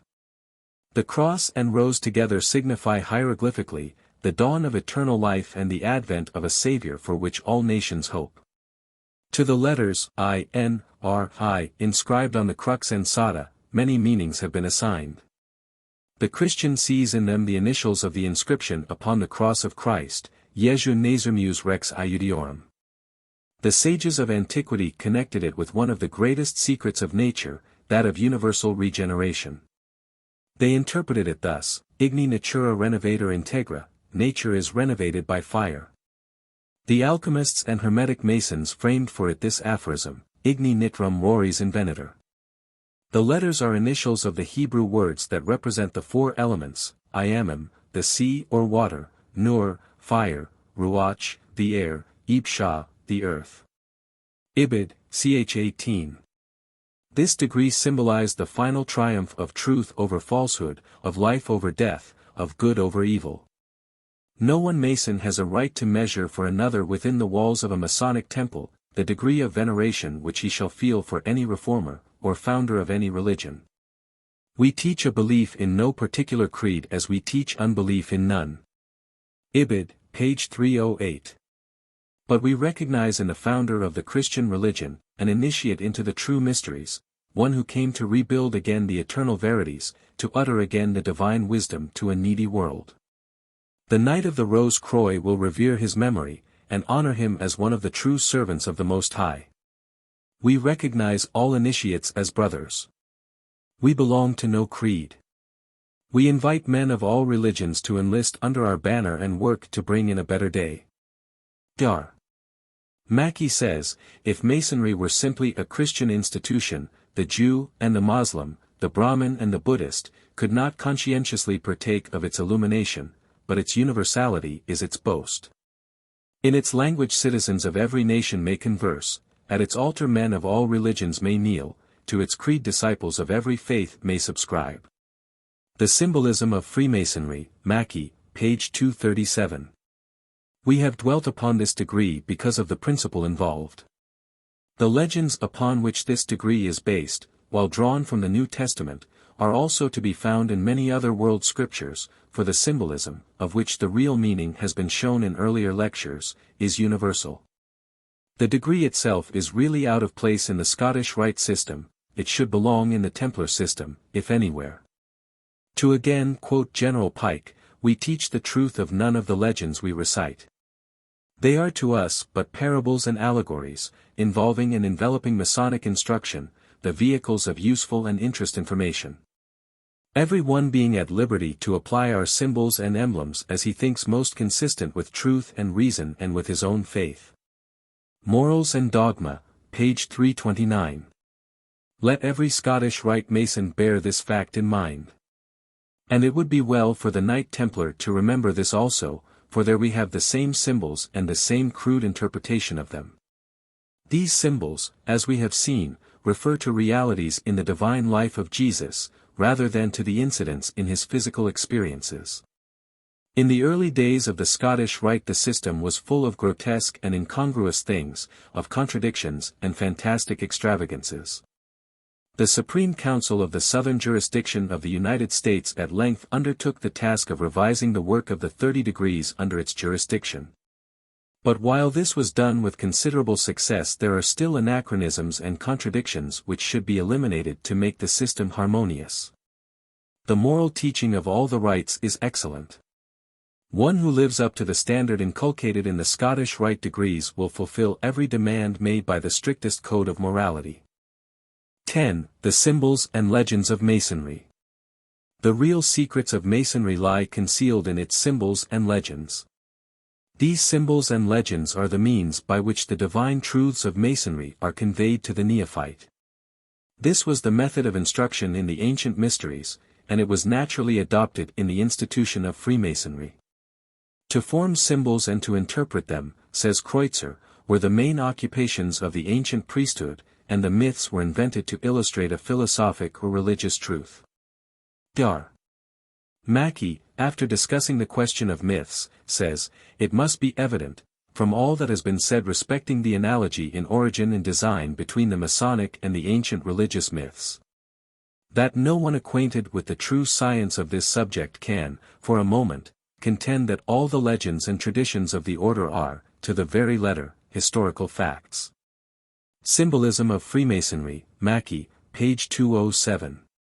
He gives as an illustration of this the myth of the winding stairs, which, he says, taken in its literal sense, is, in all its parts, opposed to history and probability.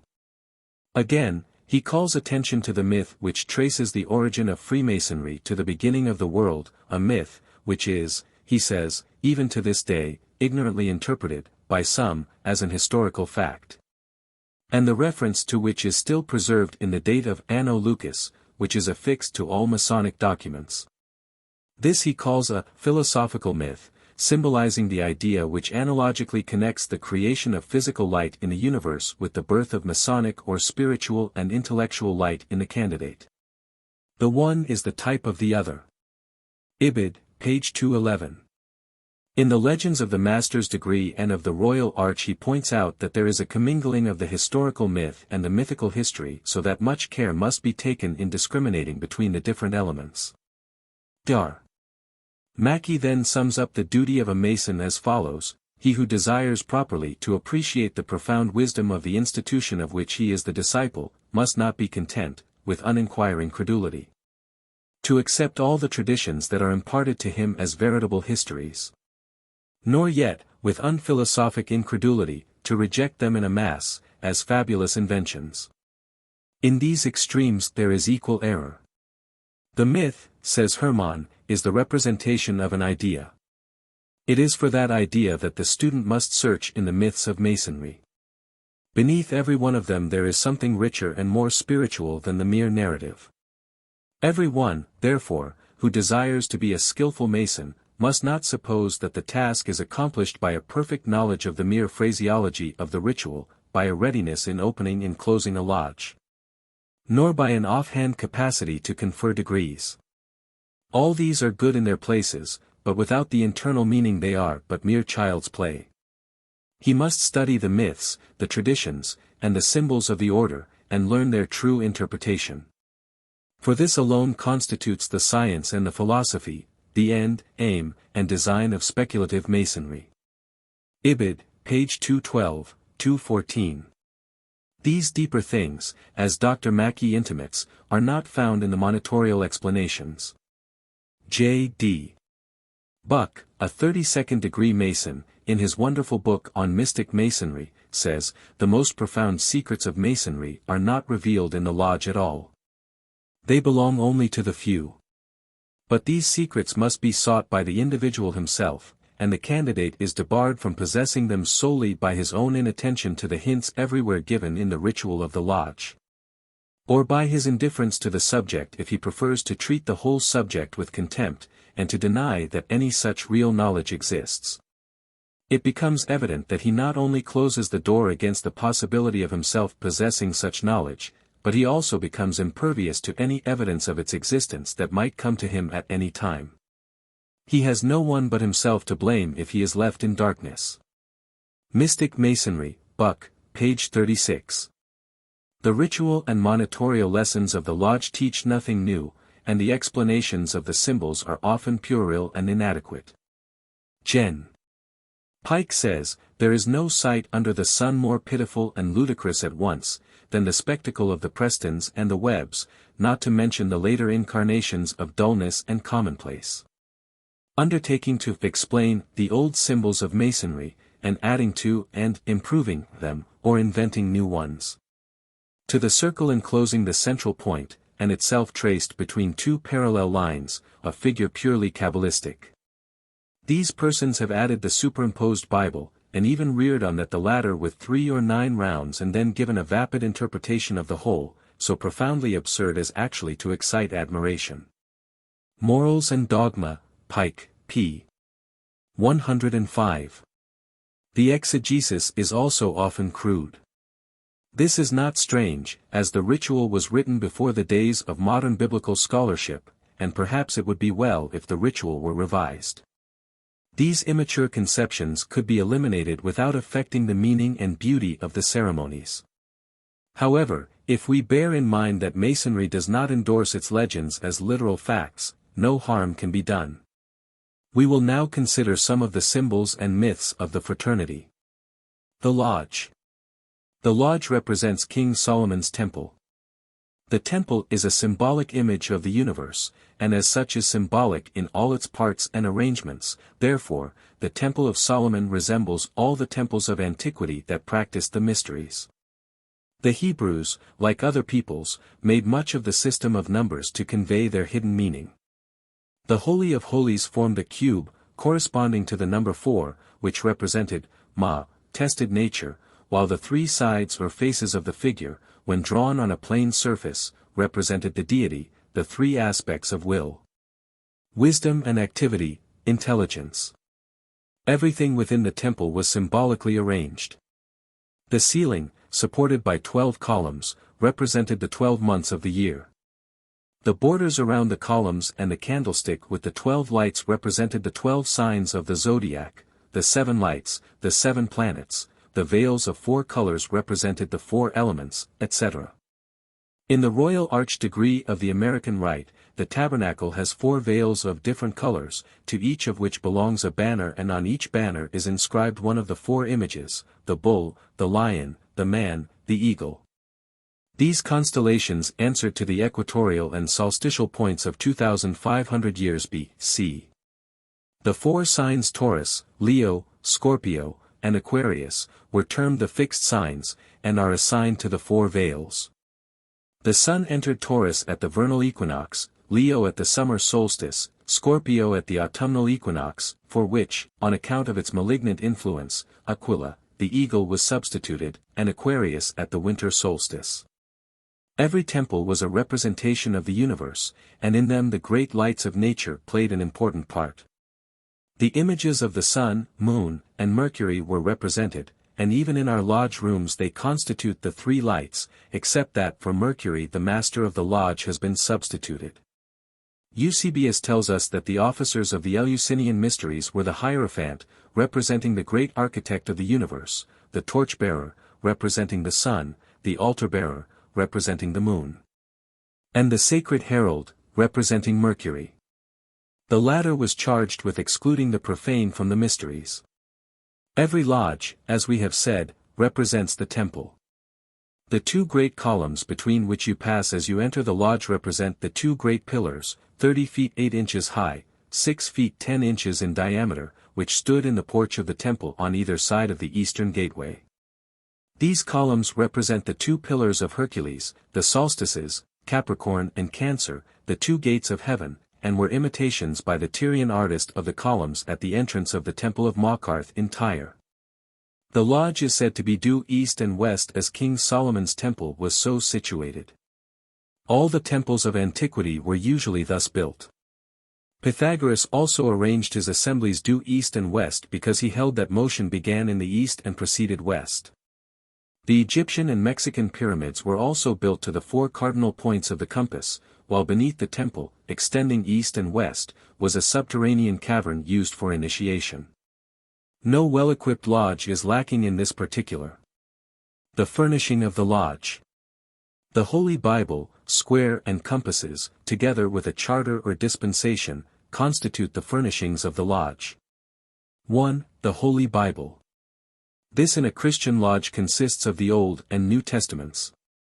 A Hebrew lodge would use the Old Testament only, Mohammedan lodge, the Quran, in like manner a Buddhist lodge could use the Tripitaka, a Hindu lodge the Vedas, etc.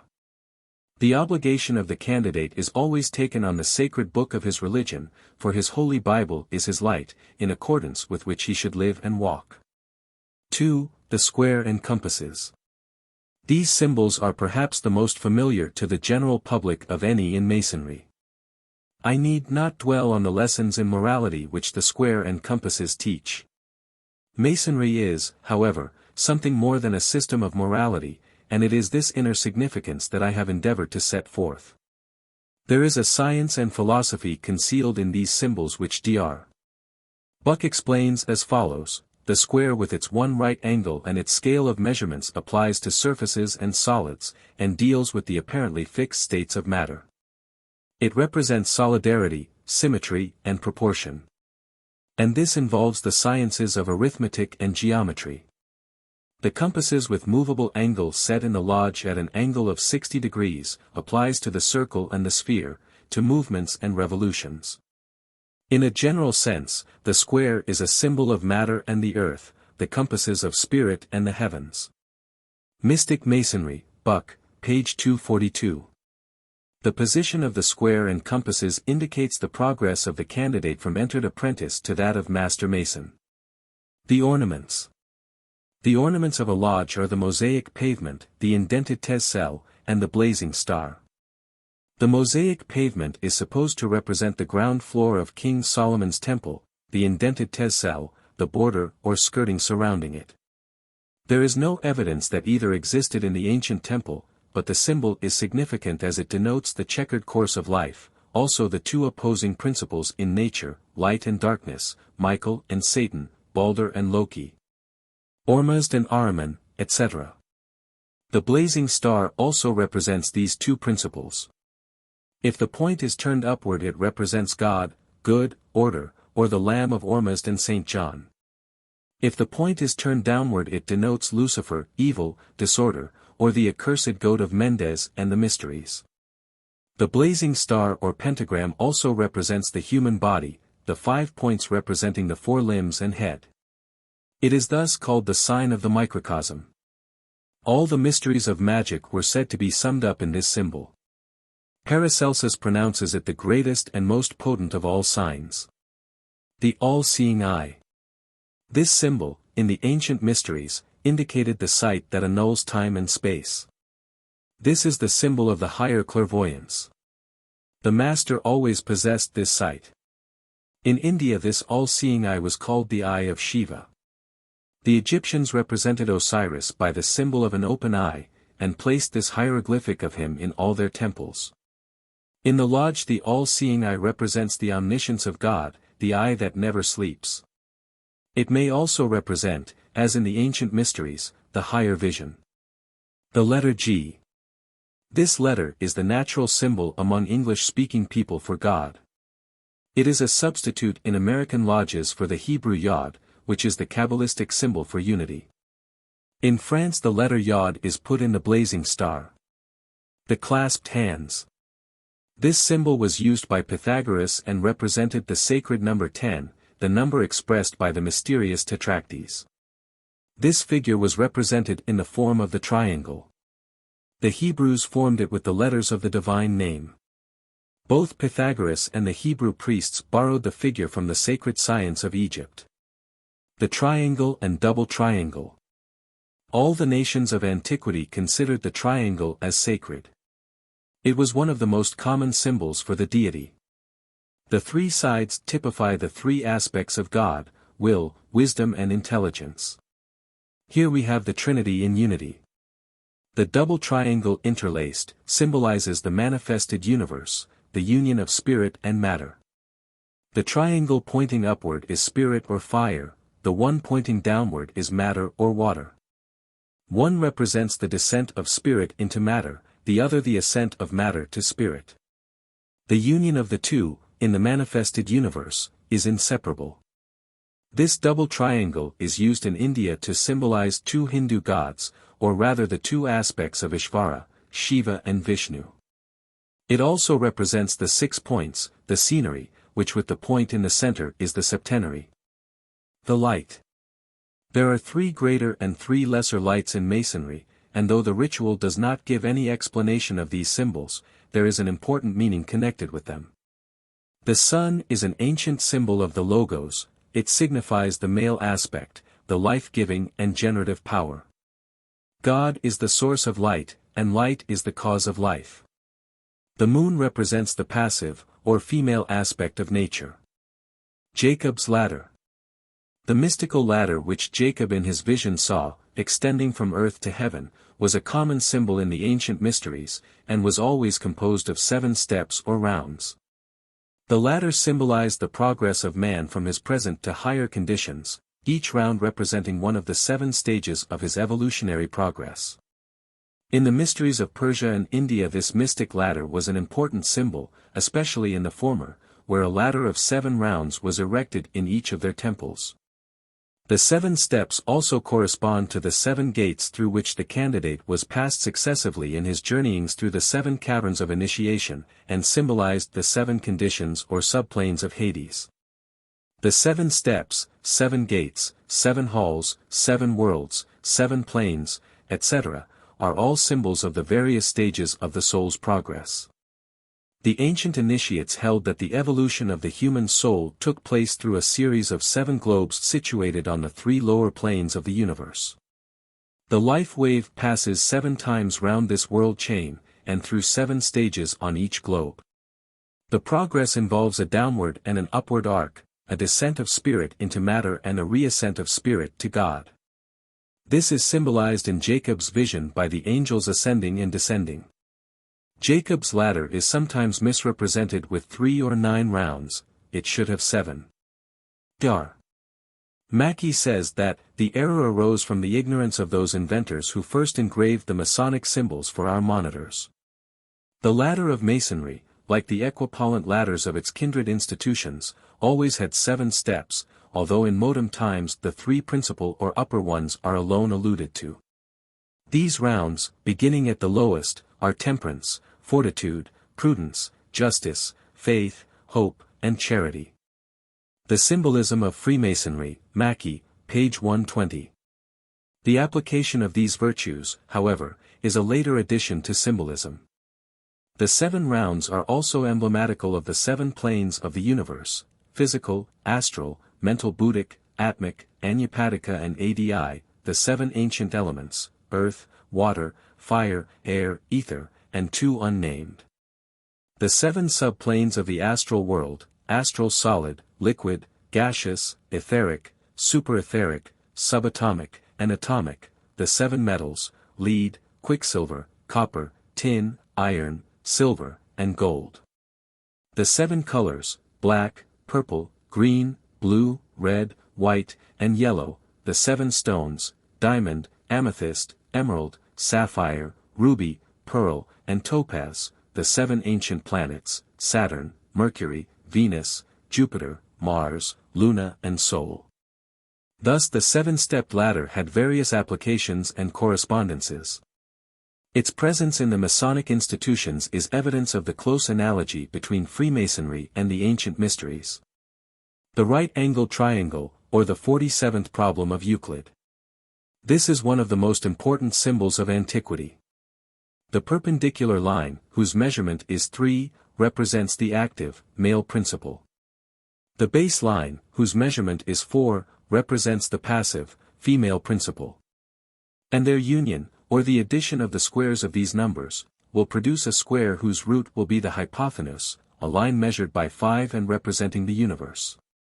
The square of the perpendicular and base, 9 plus 16 is equal to 25, the square root of which is 5, the number of the hypotenuse.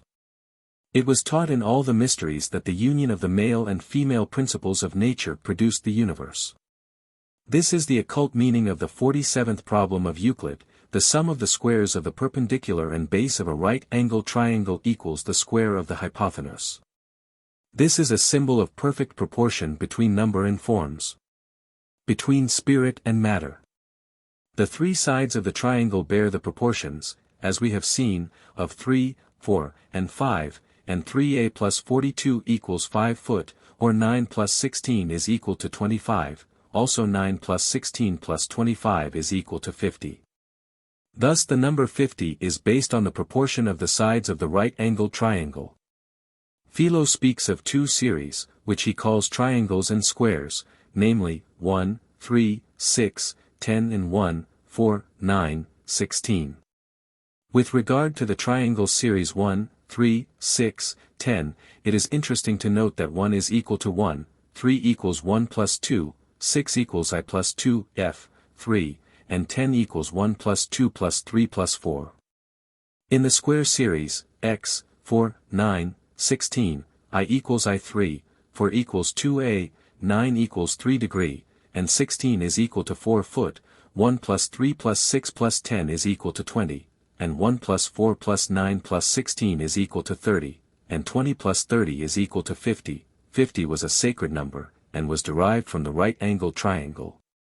The greatest Jewish festival, Jubilee, took place every 50 years. The lambskin or white leather apron. In the ancient mysteries, the investiture of the apron formed an essential part of the ceremony of initiation. The apron and white robe were symbols of purity. In Persia, the investiture was exceedingly imposing. The candidate, having taken the oath of secrecy, was given the insignia of the order, the girdle, the tiara, the white apron and the purple tunic. The Japanese candidate was also clothed in certain garments which consisted of a loose tunic and white apron bound round the loins with a girdle. In the degree of holiness practiced by the Pharisees, the novitiate was also given an apron as a symbol of purity. The Essenes and Druids invested their candidates with a white robe, and the Scandinavians gave the candidate a white shield. In all these ceremonies, whatever the material or form, the symbolic significance was always the same. The white apron of Masonry was derived from these ancient ceremonies, and is one of the most significant symbols in our order. The color, white, having been an emblem of light and purity from time immemorial. The shape and combination of the Masonic apron is that of a triangle overlapping a square, representing the occult septenary nature of man. The triangle symbolize spirit, or the three highest principles, the square or quaternary the four lowest. Each principle is correlated to a plane, a round, and a race. The spiritual triad is the spiritual body of St. Paul, and the quaternary the natural body. The triad, which is the immortal part of man, contains potentially all the powers of divinity, and to develop these latent attributes it must descend into matter. The triangle must incarnate in the square. This is represented in Masonry by the degree of entered apprentice, and is symbolized by the way in which the apprentice is taught to wear his apron. The spiritual is subordinate to the material, earthly desires and passions rule supreme.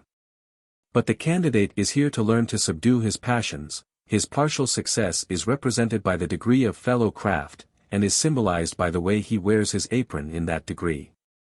The complete triumph of the spiritual is represented by the Master Mason degree, and is again indicated by the apron. This state was represented in the ancient mysteries by the mystical death and resurrection of the candidate. The perfected initiate has mastered his lower nature and has become the perfect man, Hermes, Buddha, or Christ. The symbolism of the apron is indeed far-reaching. Let every Mason remember how he impersonated the Grand Master. He should never forget its deep significance.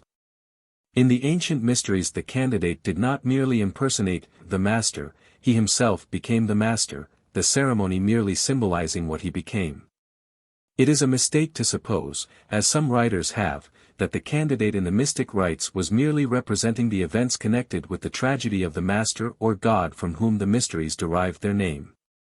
The story of the Master or God was wholly an allegory of the experiences of the initiate, while the rites were typical of the various stages in the growth of the soul.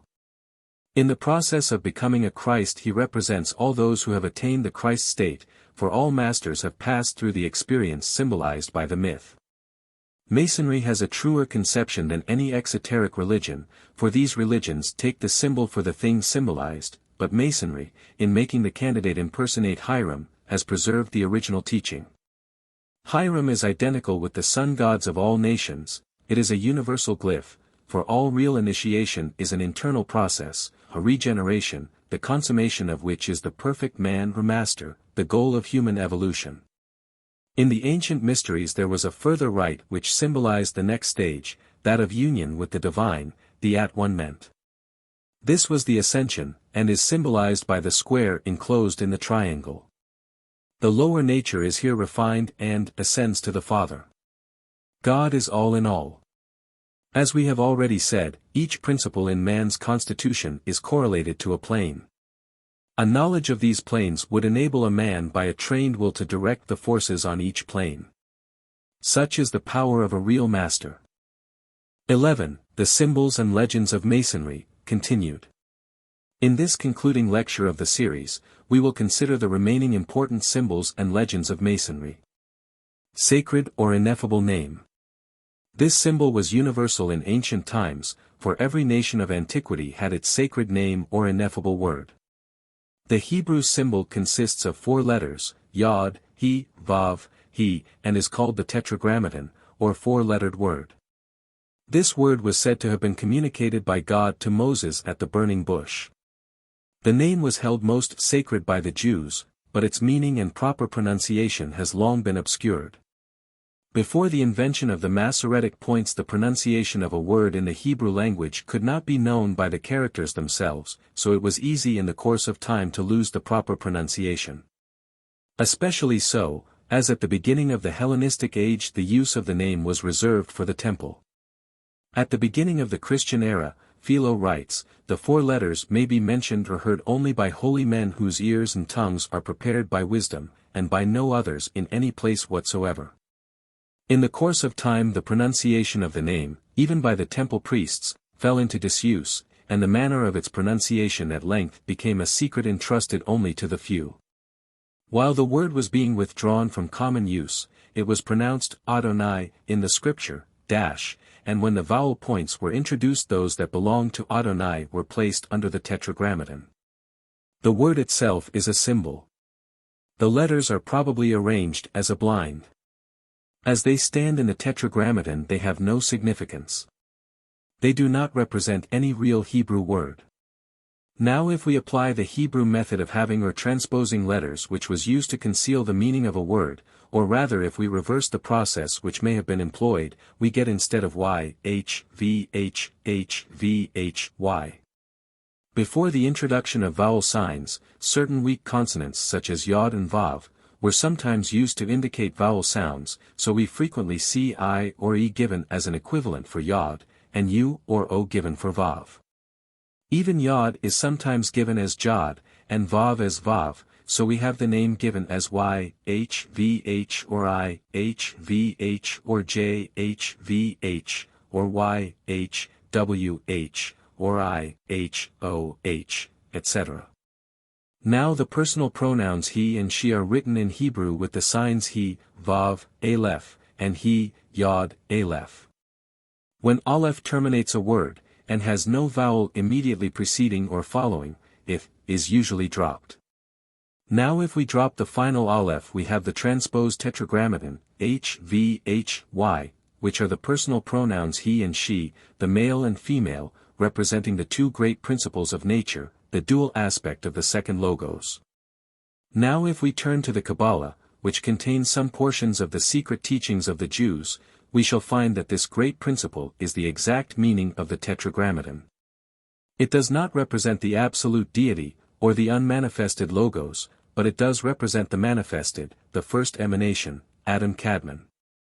The 2 aspects of being which are potential in the first logo, become manifested in the later stages of evolution. This name represents the 4 worlds, Alsluth, signified by Yod, Bria by He, Yazira by Vav, and Asiya by the second He. The source of the Tetragrammaton is absolute deity, Ein Sof, the causeless cause. The Tetragrammaton is also the Sephiroth, which are 10 in number, and emanate one from the other. The highest is Kether, the crown. Then comes Chakma and Bina, the male and female principles. From these emanate the other 7. The very fact that the meaning of the Tetragrammaton is identical with the words obtained by transposing the letters, is sufficient evidence that the word was really H, V, or W, U, O. H, Y, or J, I, E. According to the equivalents adopted for the signs, whether interpreted as consonants or vowels, and the names given to the signs. The meaning and pronunciation of the word was carefully guarded. There is no hint given in the ritual for this secrecy, but there is a scientific reason, for the mystic word has to do with the science of rhythmic vibrations which is the key to the equilibrium of all forces. In all mysticism the knowledge of names meant the possession of powers. The spoken name gave one the power of the name. It is interesting to note how the Jews worked this idea into their system. In the Talmud, the wonderful works of Jesus are ascribed to his use of the sacred name.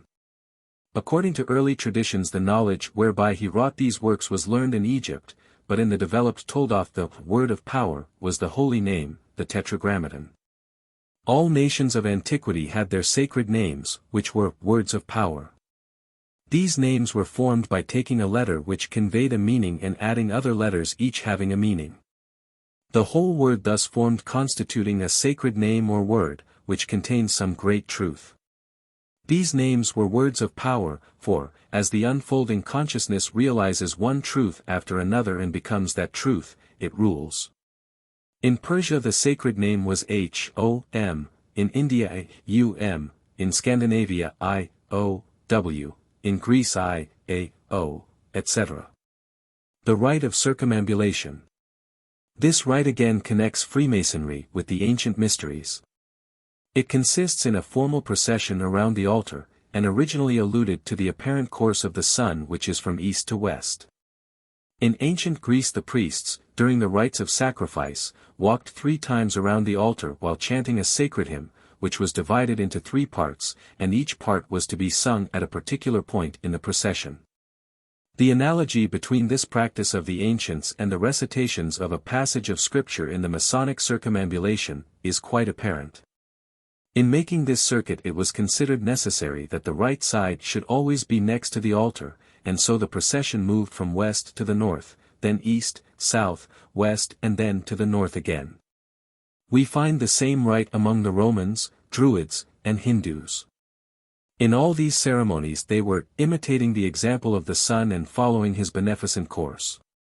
The legend of the winding stairs. This legend is connected with the fellow craft degree. It is based upon 1 Kings 6:8. The door for the middle chamber was in the right side of the house. And they went up with winding stairs into the middle chamber, and out of the middle into the third. Out of this slender material, says Dr.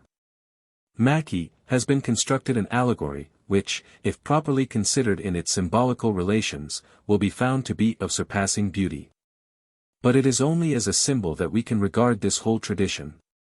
For the historical facts and the architectural details alike forbid us for a moment to suppose that the legend, as it is rehearsed in the 2nd degree of Masonry, is anything more than a magnificent philosophical myth. The Symbolism of Freemasonry, Mackey, page 215.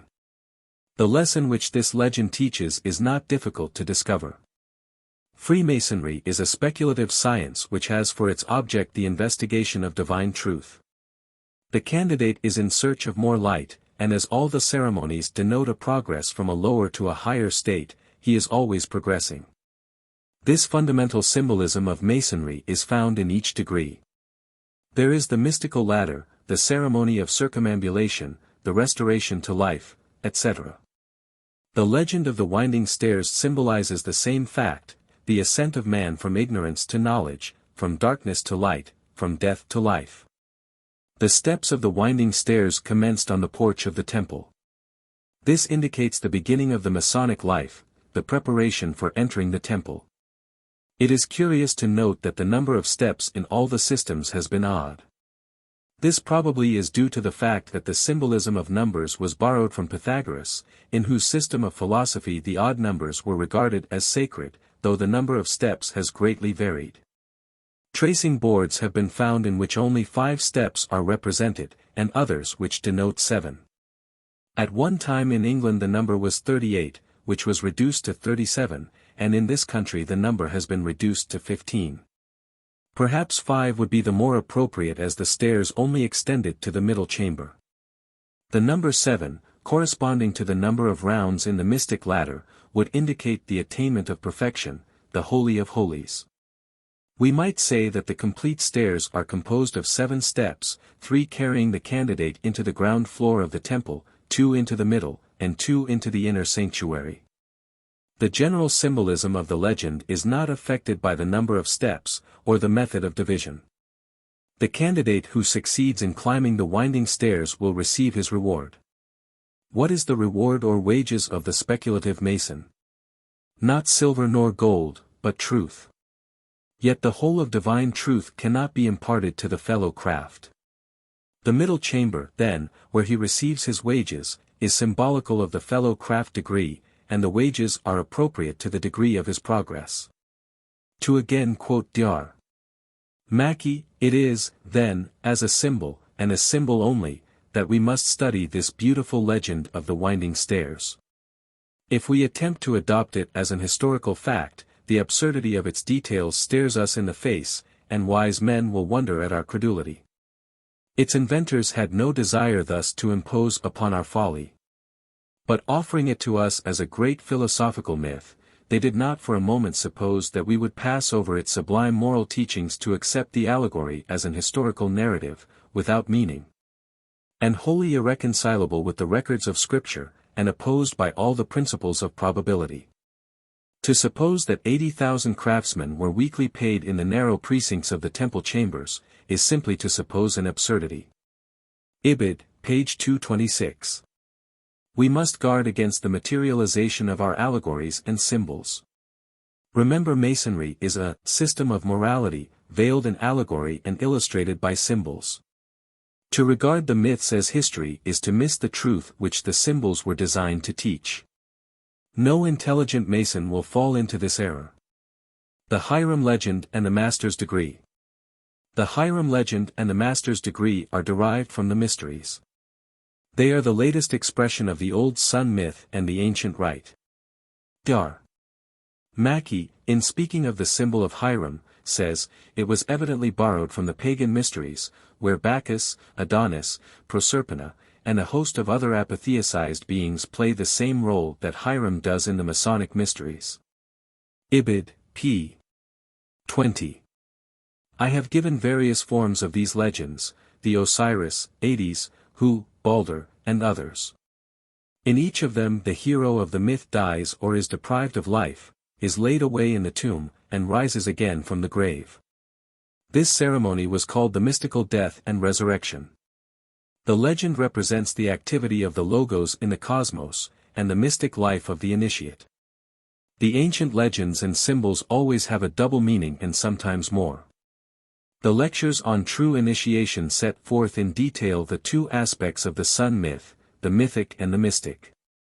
To the uninitiated the cosmic or mythic aspect of the legend was the only one seen, thus the rites were supposed by them merely to typify the death and resurrection of some hero or demigod, as Osiris, Mitra, Hades, Adonis, Tammuz, etc. And so the sun was worshipped under these titles. Perhaps this was natural enough, for the visible sun was a symbol not only of the Logos, the spiritual sun, but also of the initiate. The yearly course of the sun represented in one aspect the mystic life of the initiate. You will recall that in the Hindu mysteries when the candidate reached the south in his circuits, he said, I copy the example of the sun, and follow his beneficent course. This example was not merely external. The sun is a symbol of the Logos, and its yearly course typifies the work of the Logos, so that the candidate, by representing the sun and following his course, is really following the example of the Logos. The sun myth typifying both the activity of the Logos and the mystic life of the initiate. In the true mysteries the rites symbolize the various stages of this mystic life. Complete mastery over the lower nature was typified by placing the candidate in a trance and laying him away in a sepulchre for 3 days and nights. In the pseudo-mysteries the aspirant was confined in a cell in his normal state, and kept there in fear and darkness that he might reflect on the seriousness of the step taken, and be better prepared to receive the mysterious truths bequeathed from the ancient days. This was the symbolical death, the deliverance from which was called the resurrection. While confined in his cell the search for the hero was made and his body finally found.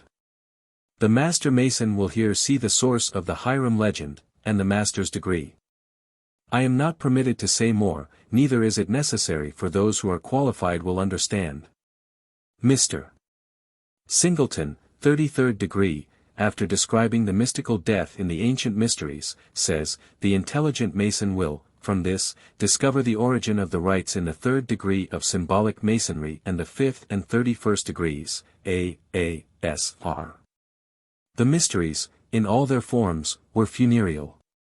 They celebrated the mystical death and revivification of some individual by the use of emblems, symbols, and allegorical representations.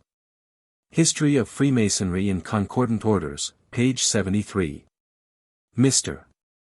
Singleton is here in error in regard to the purpose of the mysteries, if he means that they merely celebrated the mystical death and resurrection of some one individual. The ceremonies of initiation symbolized the progress of the human soul, and the mystical death and resurrection were experienced by every initiate. Perhaps in the latter days of the mysteries, when no true initiation took place, the ceremonies may have been considered as symbolizing the experiences of some special individual, but such was not the case in the true mysteries.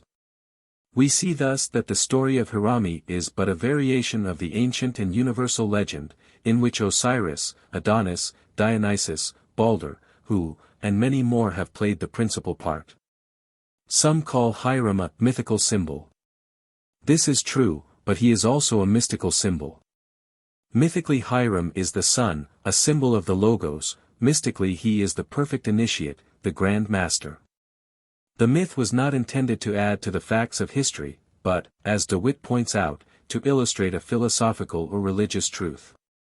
We must here utter a protest against the sectarian interpretation of the Master Mason's degree. It is true that the degree embraces the inner truths of Christianity, in common with all the mystic teaching. But the origin of the degree and all its symbols and legends were derived from the ancient mysteries, and to call the degree a Christian institution, as do Hutchinson and Oliver, is erroneous. Dar. Mackey, in speaking of this tendency to Christianize Masonry, says, "We find Christian Masonic writers indulging in it almost to an unwarrantable excess. And by the extent of their sectarian interpretations materially affecting the cosmopolitan character of the institution.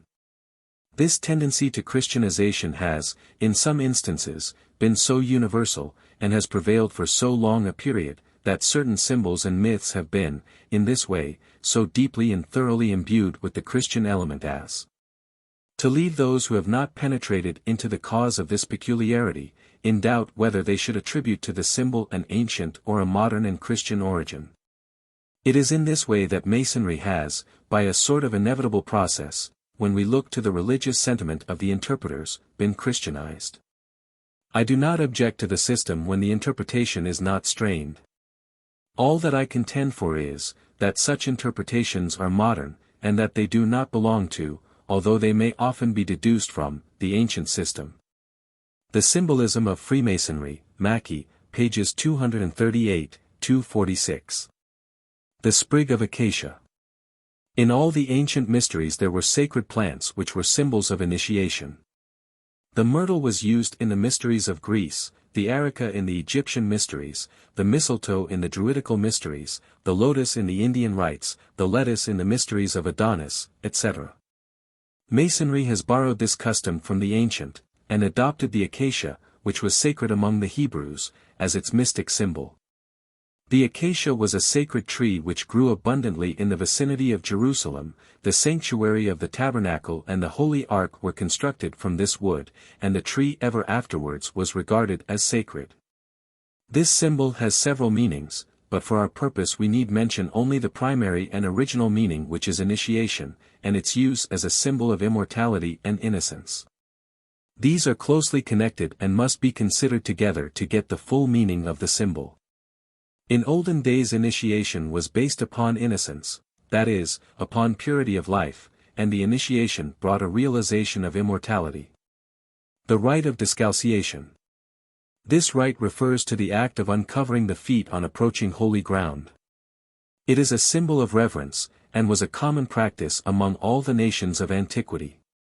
The priests always offered sacrifices with uncovered feet. Pythagoras instructed his disciples to offer sacrifices and worship with their shoes off.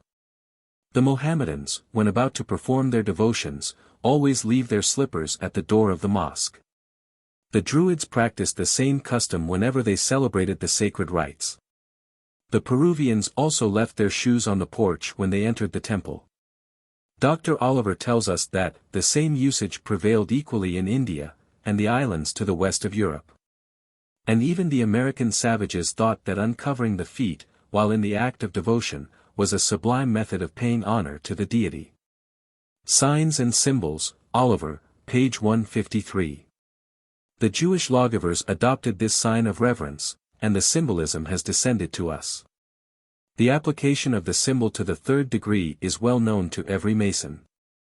The stone of foundation. This is the most important symbol of the Royal Arch degree. It must not be confounded with any of the other stone symbols, such as the cornerstone, the keystone, or the capestone. In the first place, we need to understand that the symbol is purely allegorical. To accept it in a literal sense will present, as Dr. Mackey says, absurdities and puerilities which would not occur if the stone of foundation was received, as it really is, as a philosophical myth, conveying a most profound and beautiful symbolism. Read in this spirit, as all the legends of Masonry should be read, the mythical story of the stone of foundation becomes one of the most important and interesting of all the Masonic symbols. The Symbolism of Freemasonry, page 283. We have not time to trace the legendary history of the stone of foundation. Probably more legends are connected with this stone than with any other Masonic symbol. The Masonic legends of the stone of foundation, like nearly all that are of Jewish origin, are derived from the Jewish Talmud, and owe their origin to the imaginative genius of the Talmudic writers. But there is this difference between Talmudists and Masons. The former accept all these traditions, with their puerilities, anachronisms, and absurdities, as historical, while the intelligent Mason receives them as allegories. It would be interesting, did space permit, to give in full these rabbinical reveries, and also the Masonic traditions based upon them. But I can only outline the tradition. The Talmudic legends tell us that Enoch built a subterranean temple on Mount Moriah, consisting of 9 vaults situated beneath each other and communicating by apertures left in each vault. In the lowest arch he deposited a cubical stone, called afterwards the stone of foundation, on which had been inscribed the ineffable name of God. He then made a door of stone, with a ring in it, and placed it over the opening of the uppermost arch, and covered it so that it could not be seen. In the destruction of the world by the deluge all trace of the subterranean temple was lost, but when David was digging for the foundation of the temple, he discovered, in the lowest depths of the excavation, a certain stone on which the name of God was inscribed. This stone he removed and deposited in the Holy of Holies. It was a favorite theory of the Talmud legend makers that David laid the foundation upon which Solomon built the temple. The Masonic tradition is substantially the same as the rabbinical, except that it substitutes Solomon for David as the discoverer of the stone, and makes him deposit it in the crypt of the temple, where it remained until the foundation of the second temple was laid, when it was discovered and placed in the Holy of Holies. These legends, in the light of historical narratives, would be, as Lee says, so many idle and absurd conceits, as facts, but as allegories they contain an important symbolism. The symbolism and worship of stones in ancient times was almost universal. The Greeks originally used unhewn stones of a cubical form to represent their gods. These consecrated stones were placed before the doors of the houses in Athens, also in front of the temples, in the schools and libraries, and at the corners of the streets. The Thebans worshipped Bacchus under the form of a square stone. Arnobius says that Cybele was represented by a small stone of black color. And Eusebius cites Porphyry as saying that the ancients represented the deity by a black stone because his nature was obscure and inscrutable. The Mohammedans also have a black stone, which was formerly worshipped and is still much reverenced by Mussulmen. The Druids represented their gods by cubical stones, and we also find that the early American races worshipped square stones. These citations are taken from Mackey's Symbolism of Freemasonry.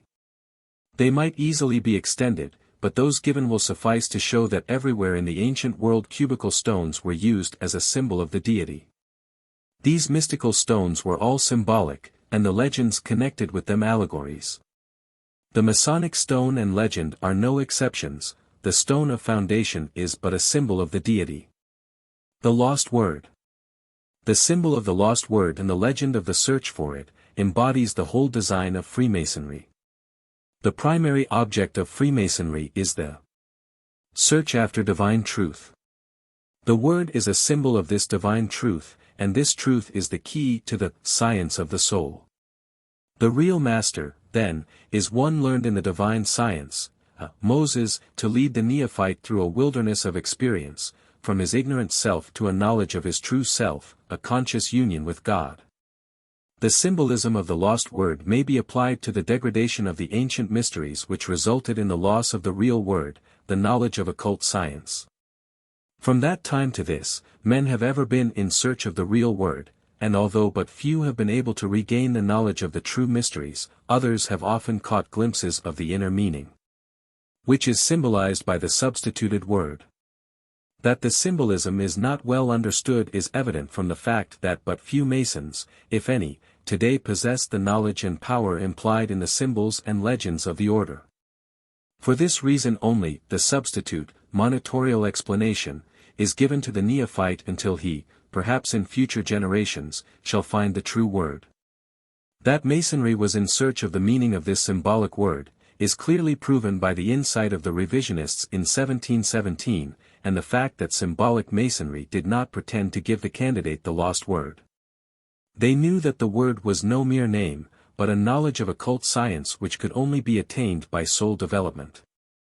Real mastership must again be realized before the lost word can be found, and such realization must of necessity be the experience of each individual brother by whom it is found. The use made of the tradition of the recovery of the lost word, and its impartation in the Royal Arch degree, shows that the later degree makers little realized the meaning of the symbolism. They mistook the symbol for the thing symbolized. The Royal Arch degree can only give the symbol. The real word, which holds the inner meaning and the power of the symbol, is still a mystery.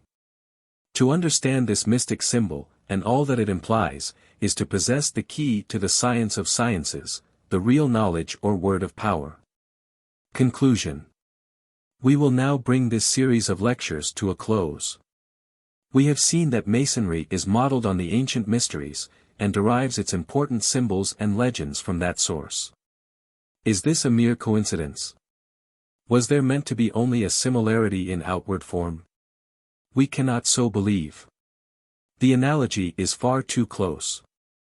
The men who formulated the ritual very well knew what they were doing. We believe that the secret vaults contain jewels not yet discovered, and it should be the work of every true Mason to search diligently for more light. To discover the full meaning of the glyphs and allegories is to revive the ancient wisdom, the secret doctrine of antiquity, the real lost word. That such wisdom once existed will not be denied by any intelligent Mason, for the whole superstructure of the order is based upon the traditions of its existence. Dr. Buck says, instead of being an imitation of the mysteries of antiquity, Masonry should become their restoration and perpetuation through the coming centuries, not by relaxing its discipline, or changing its ritual, but by deepening the learning, intensifying the zeal and elevating the aim of every brother throughout the world.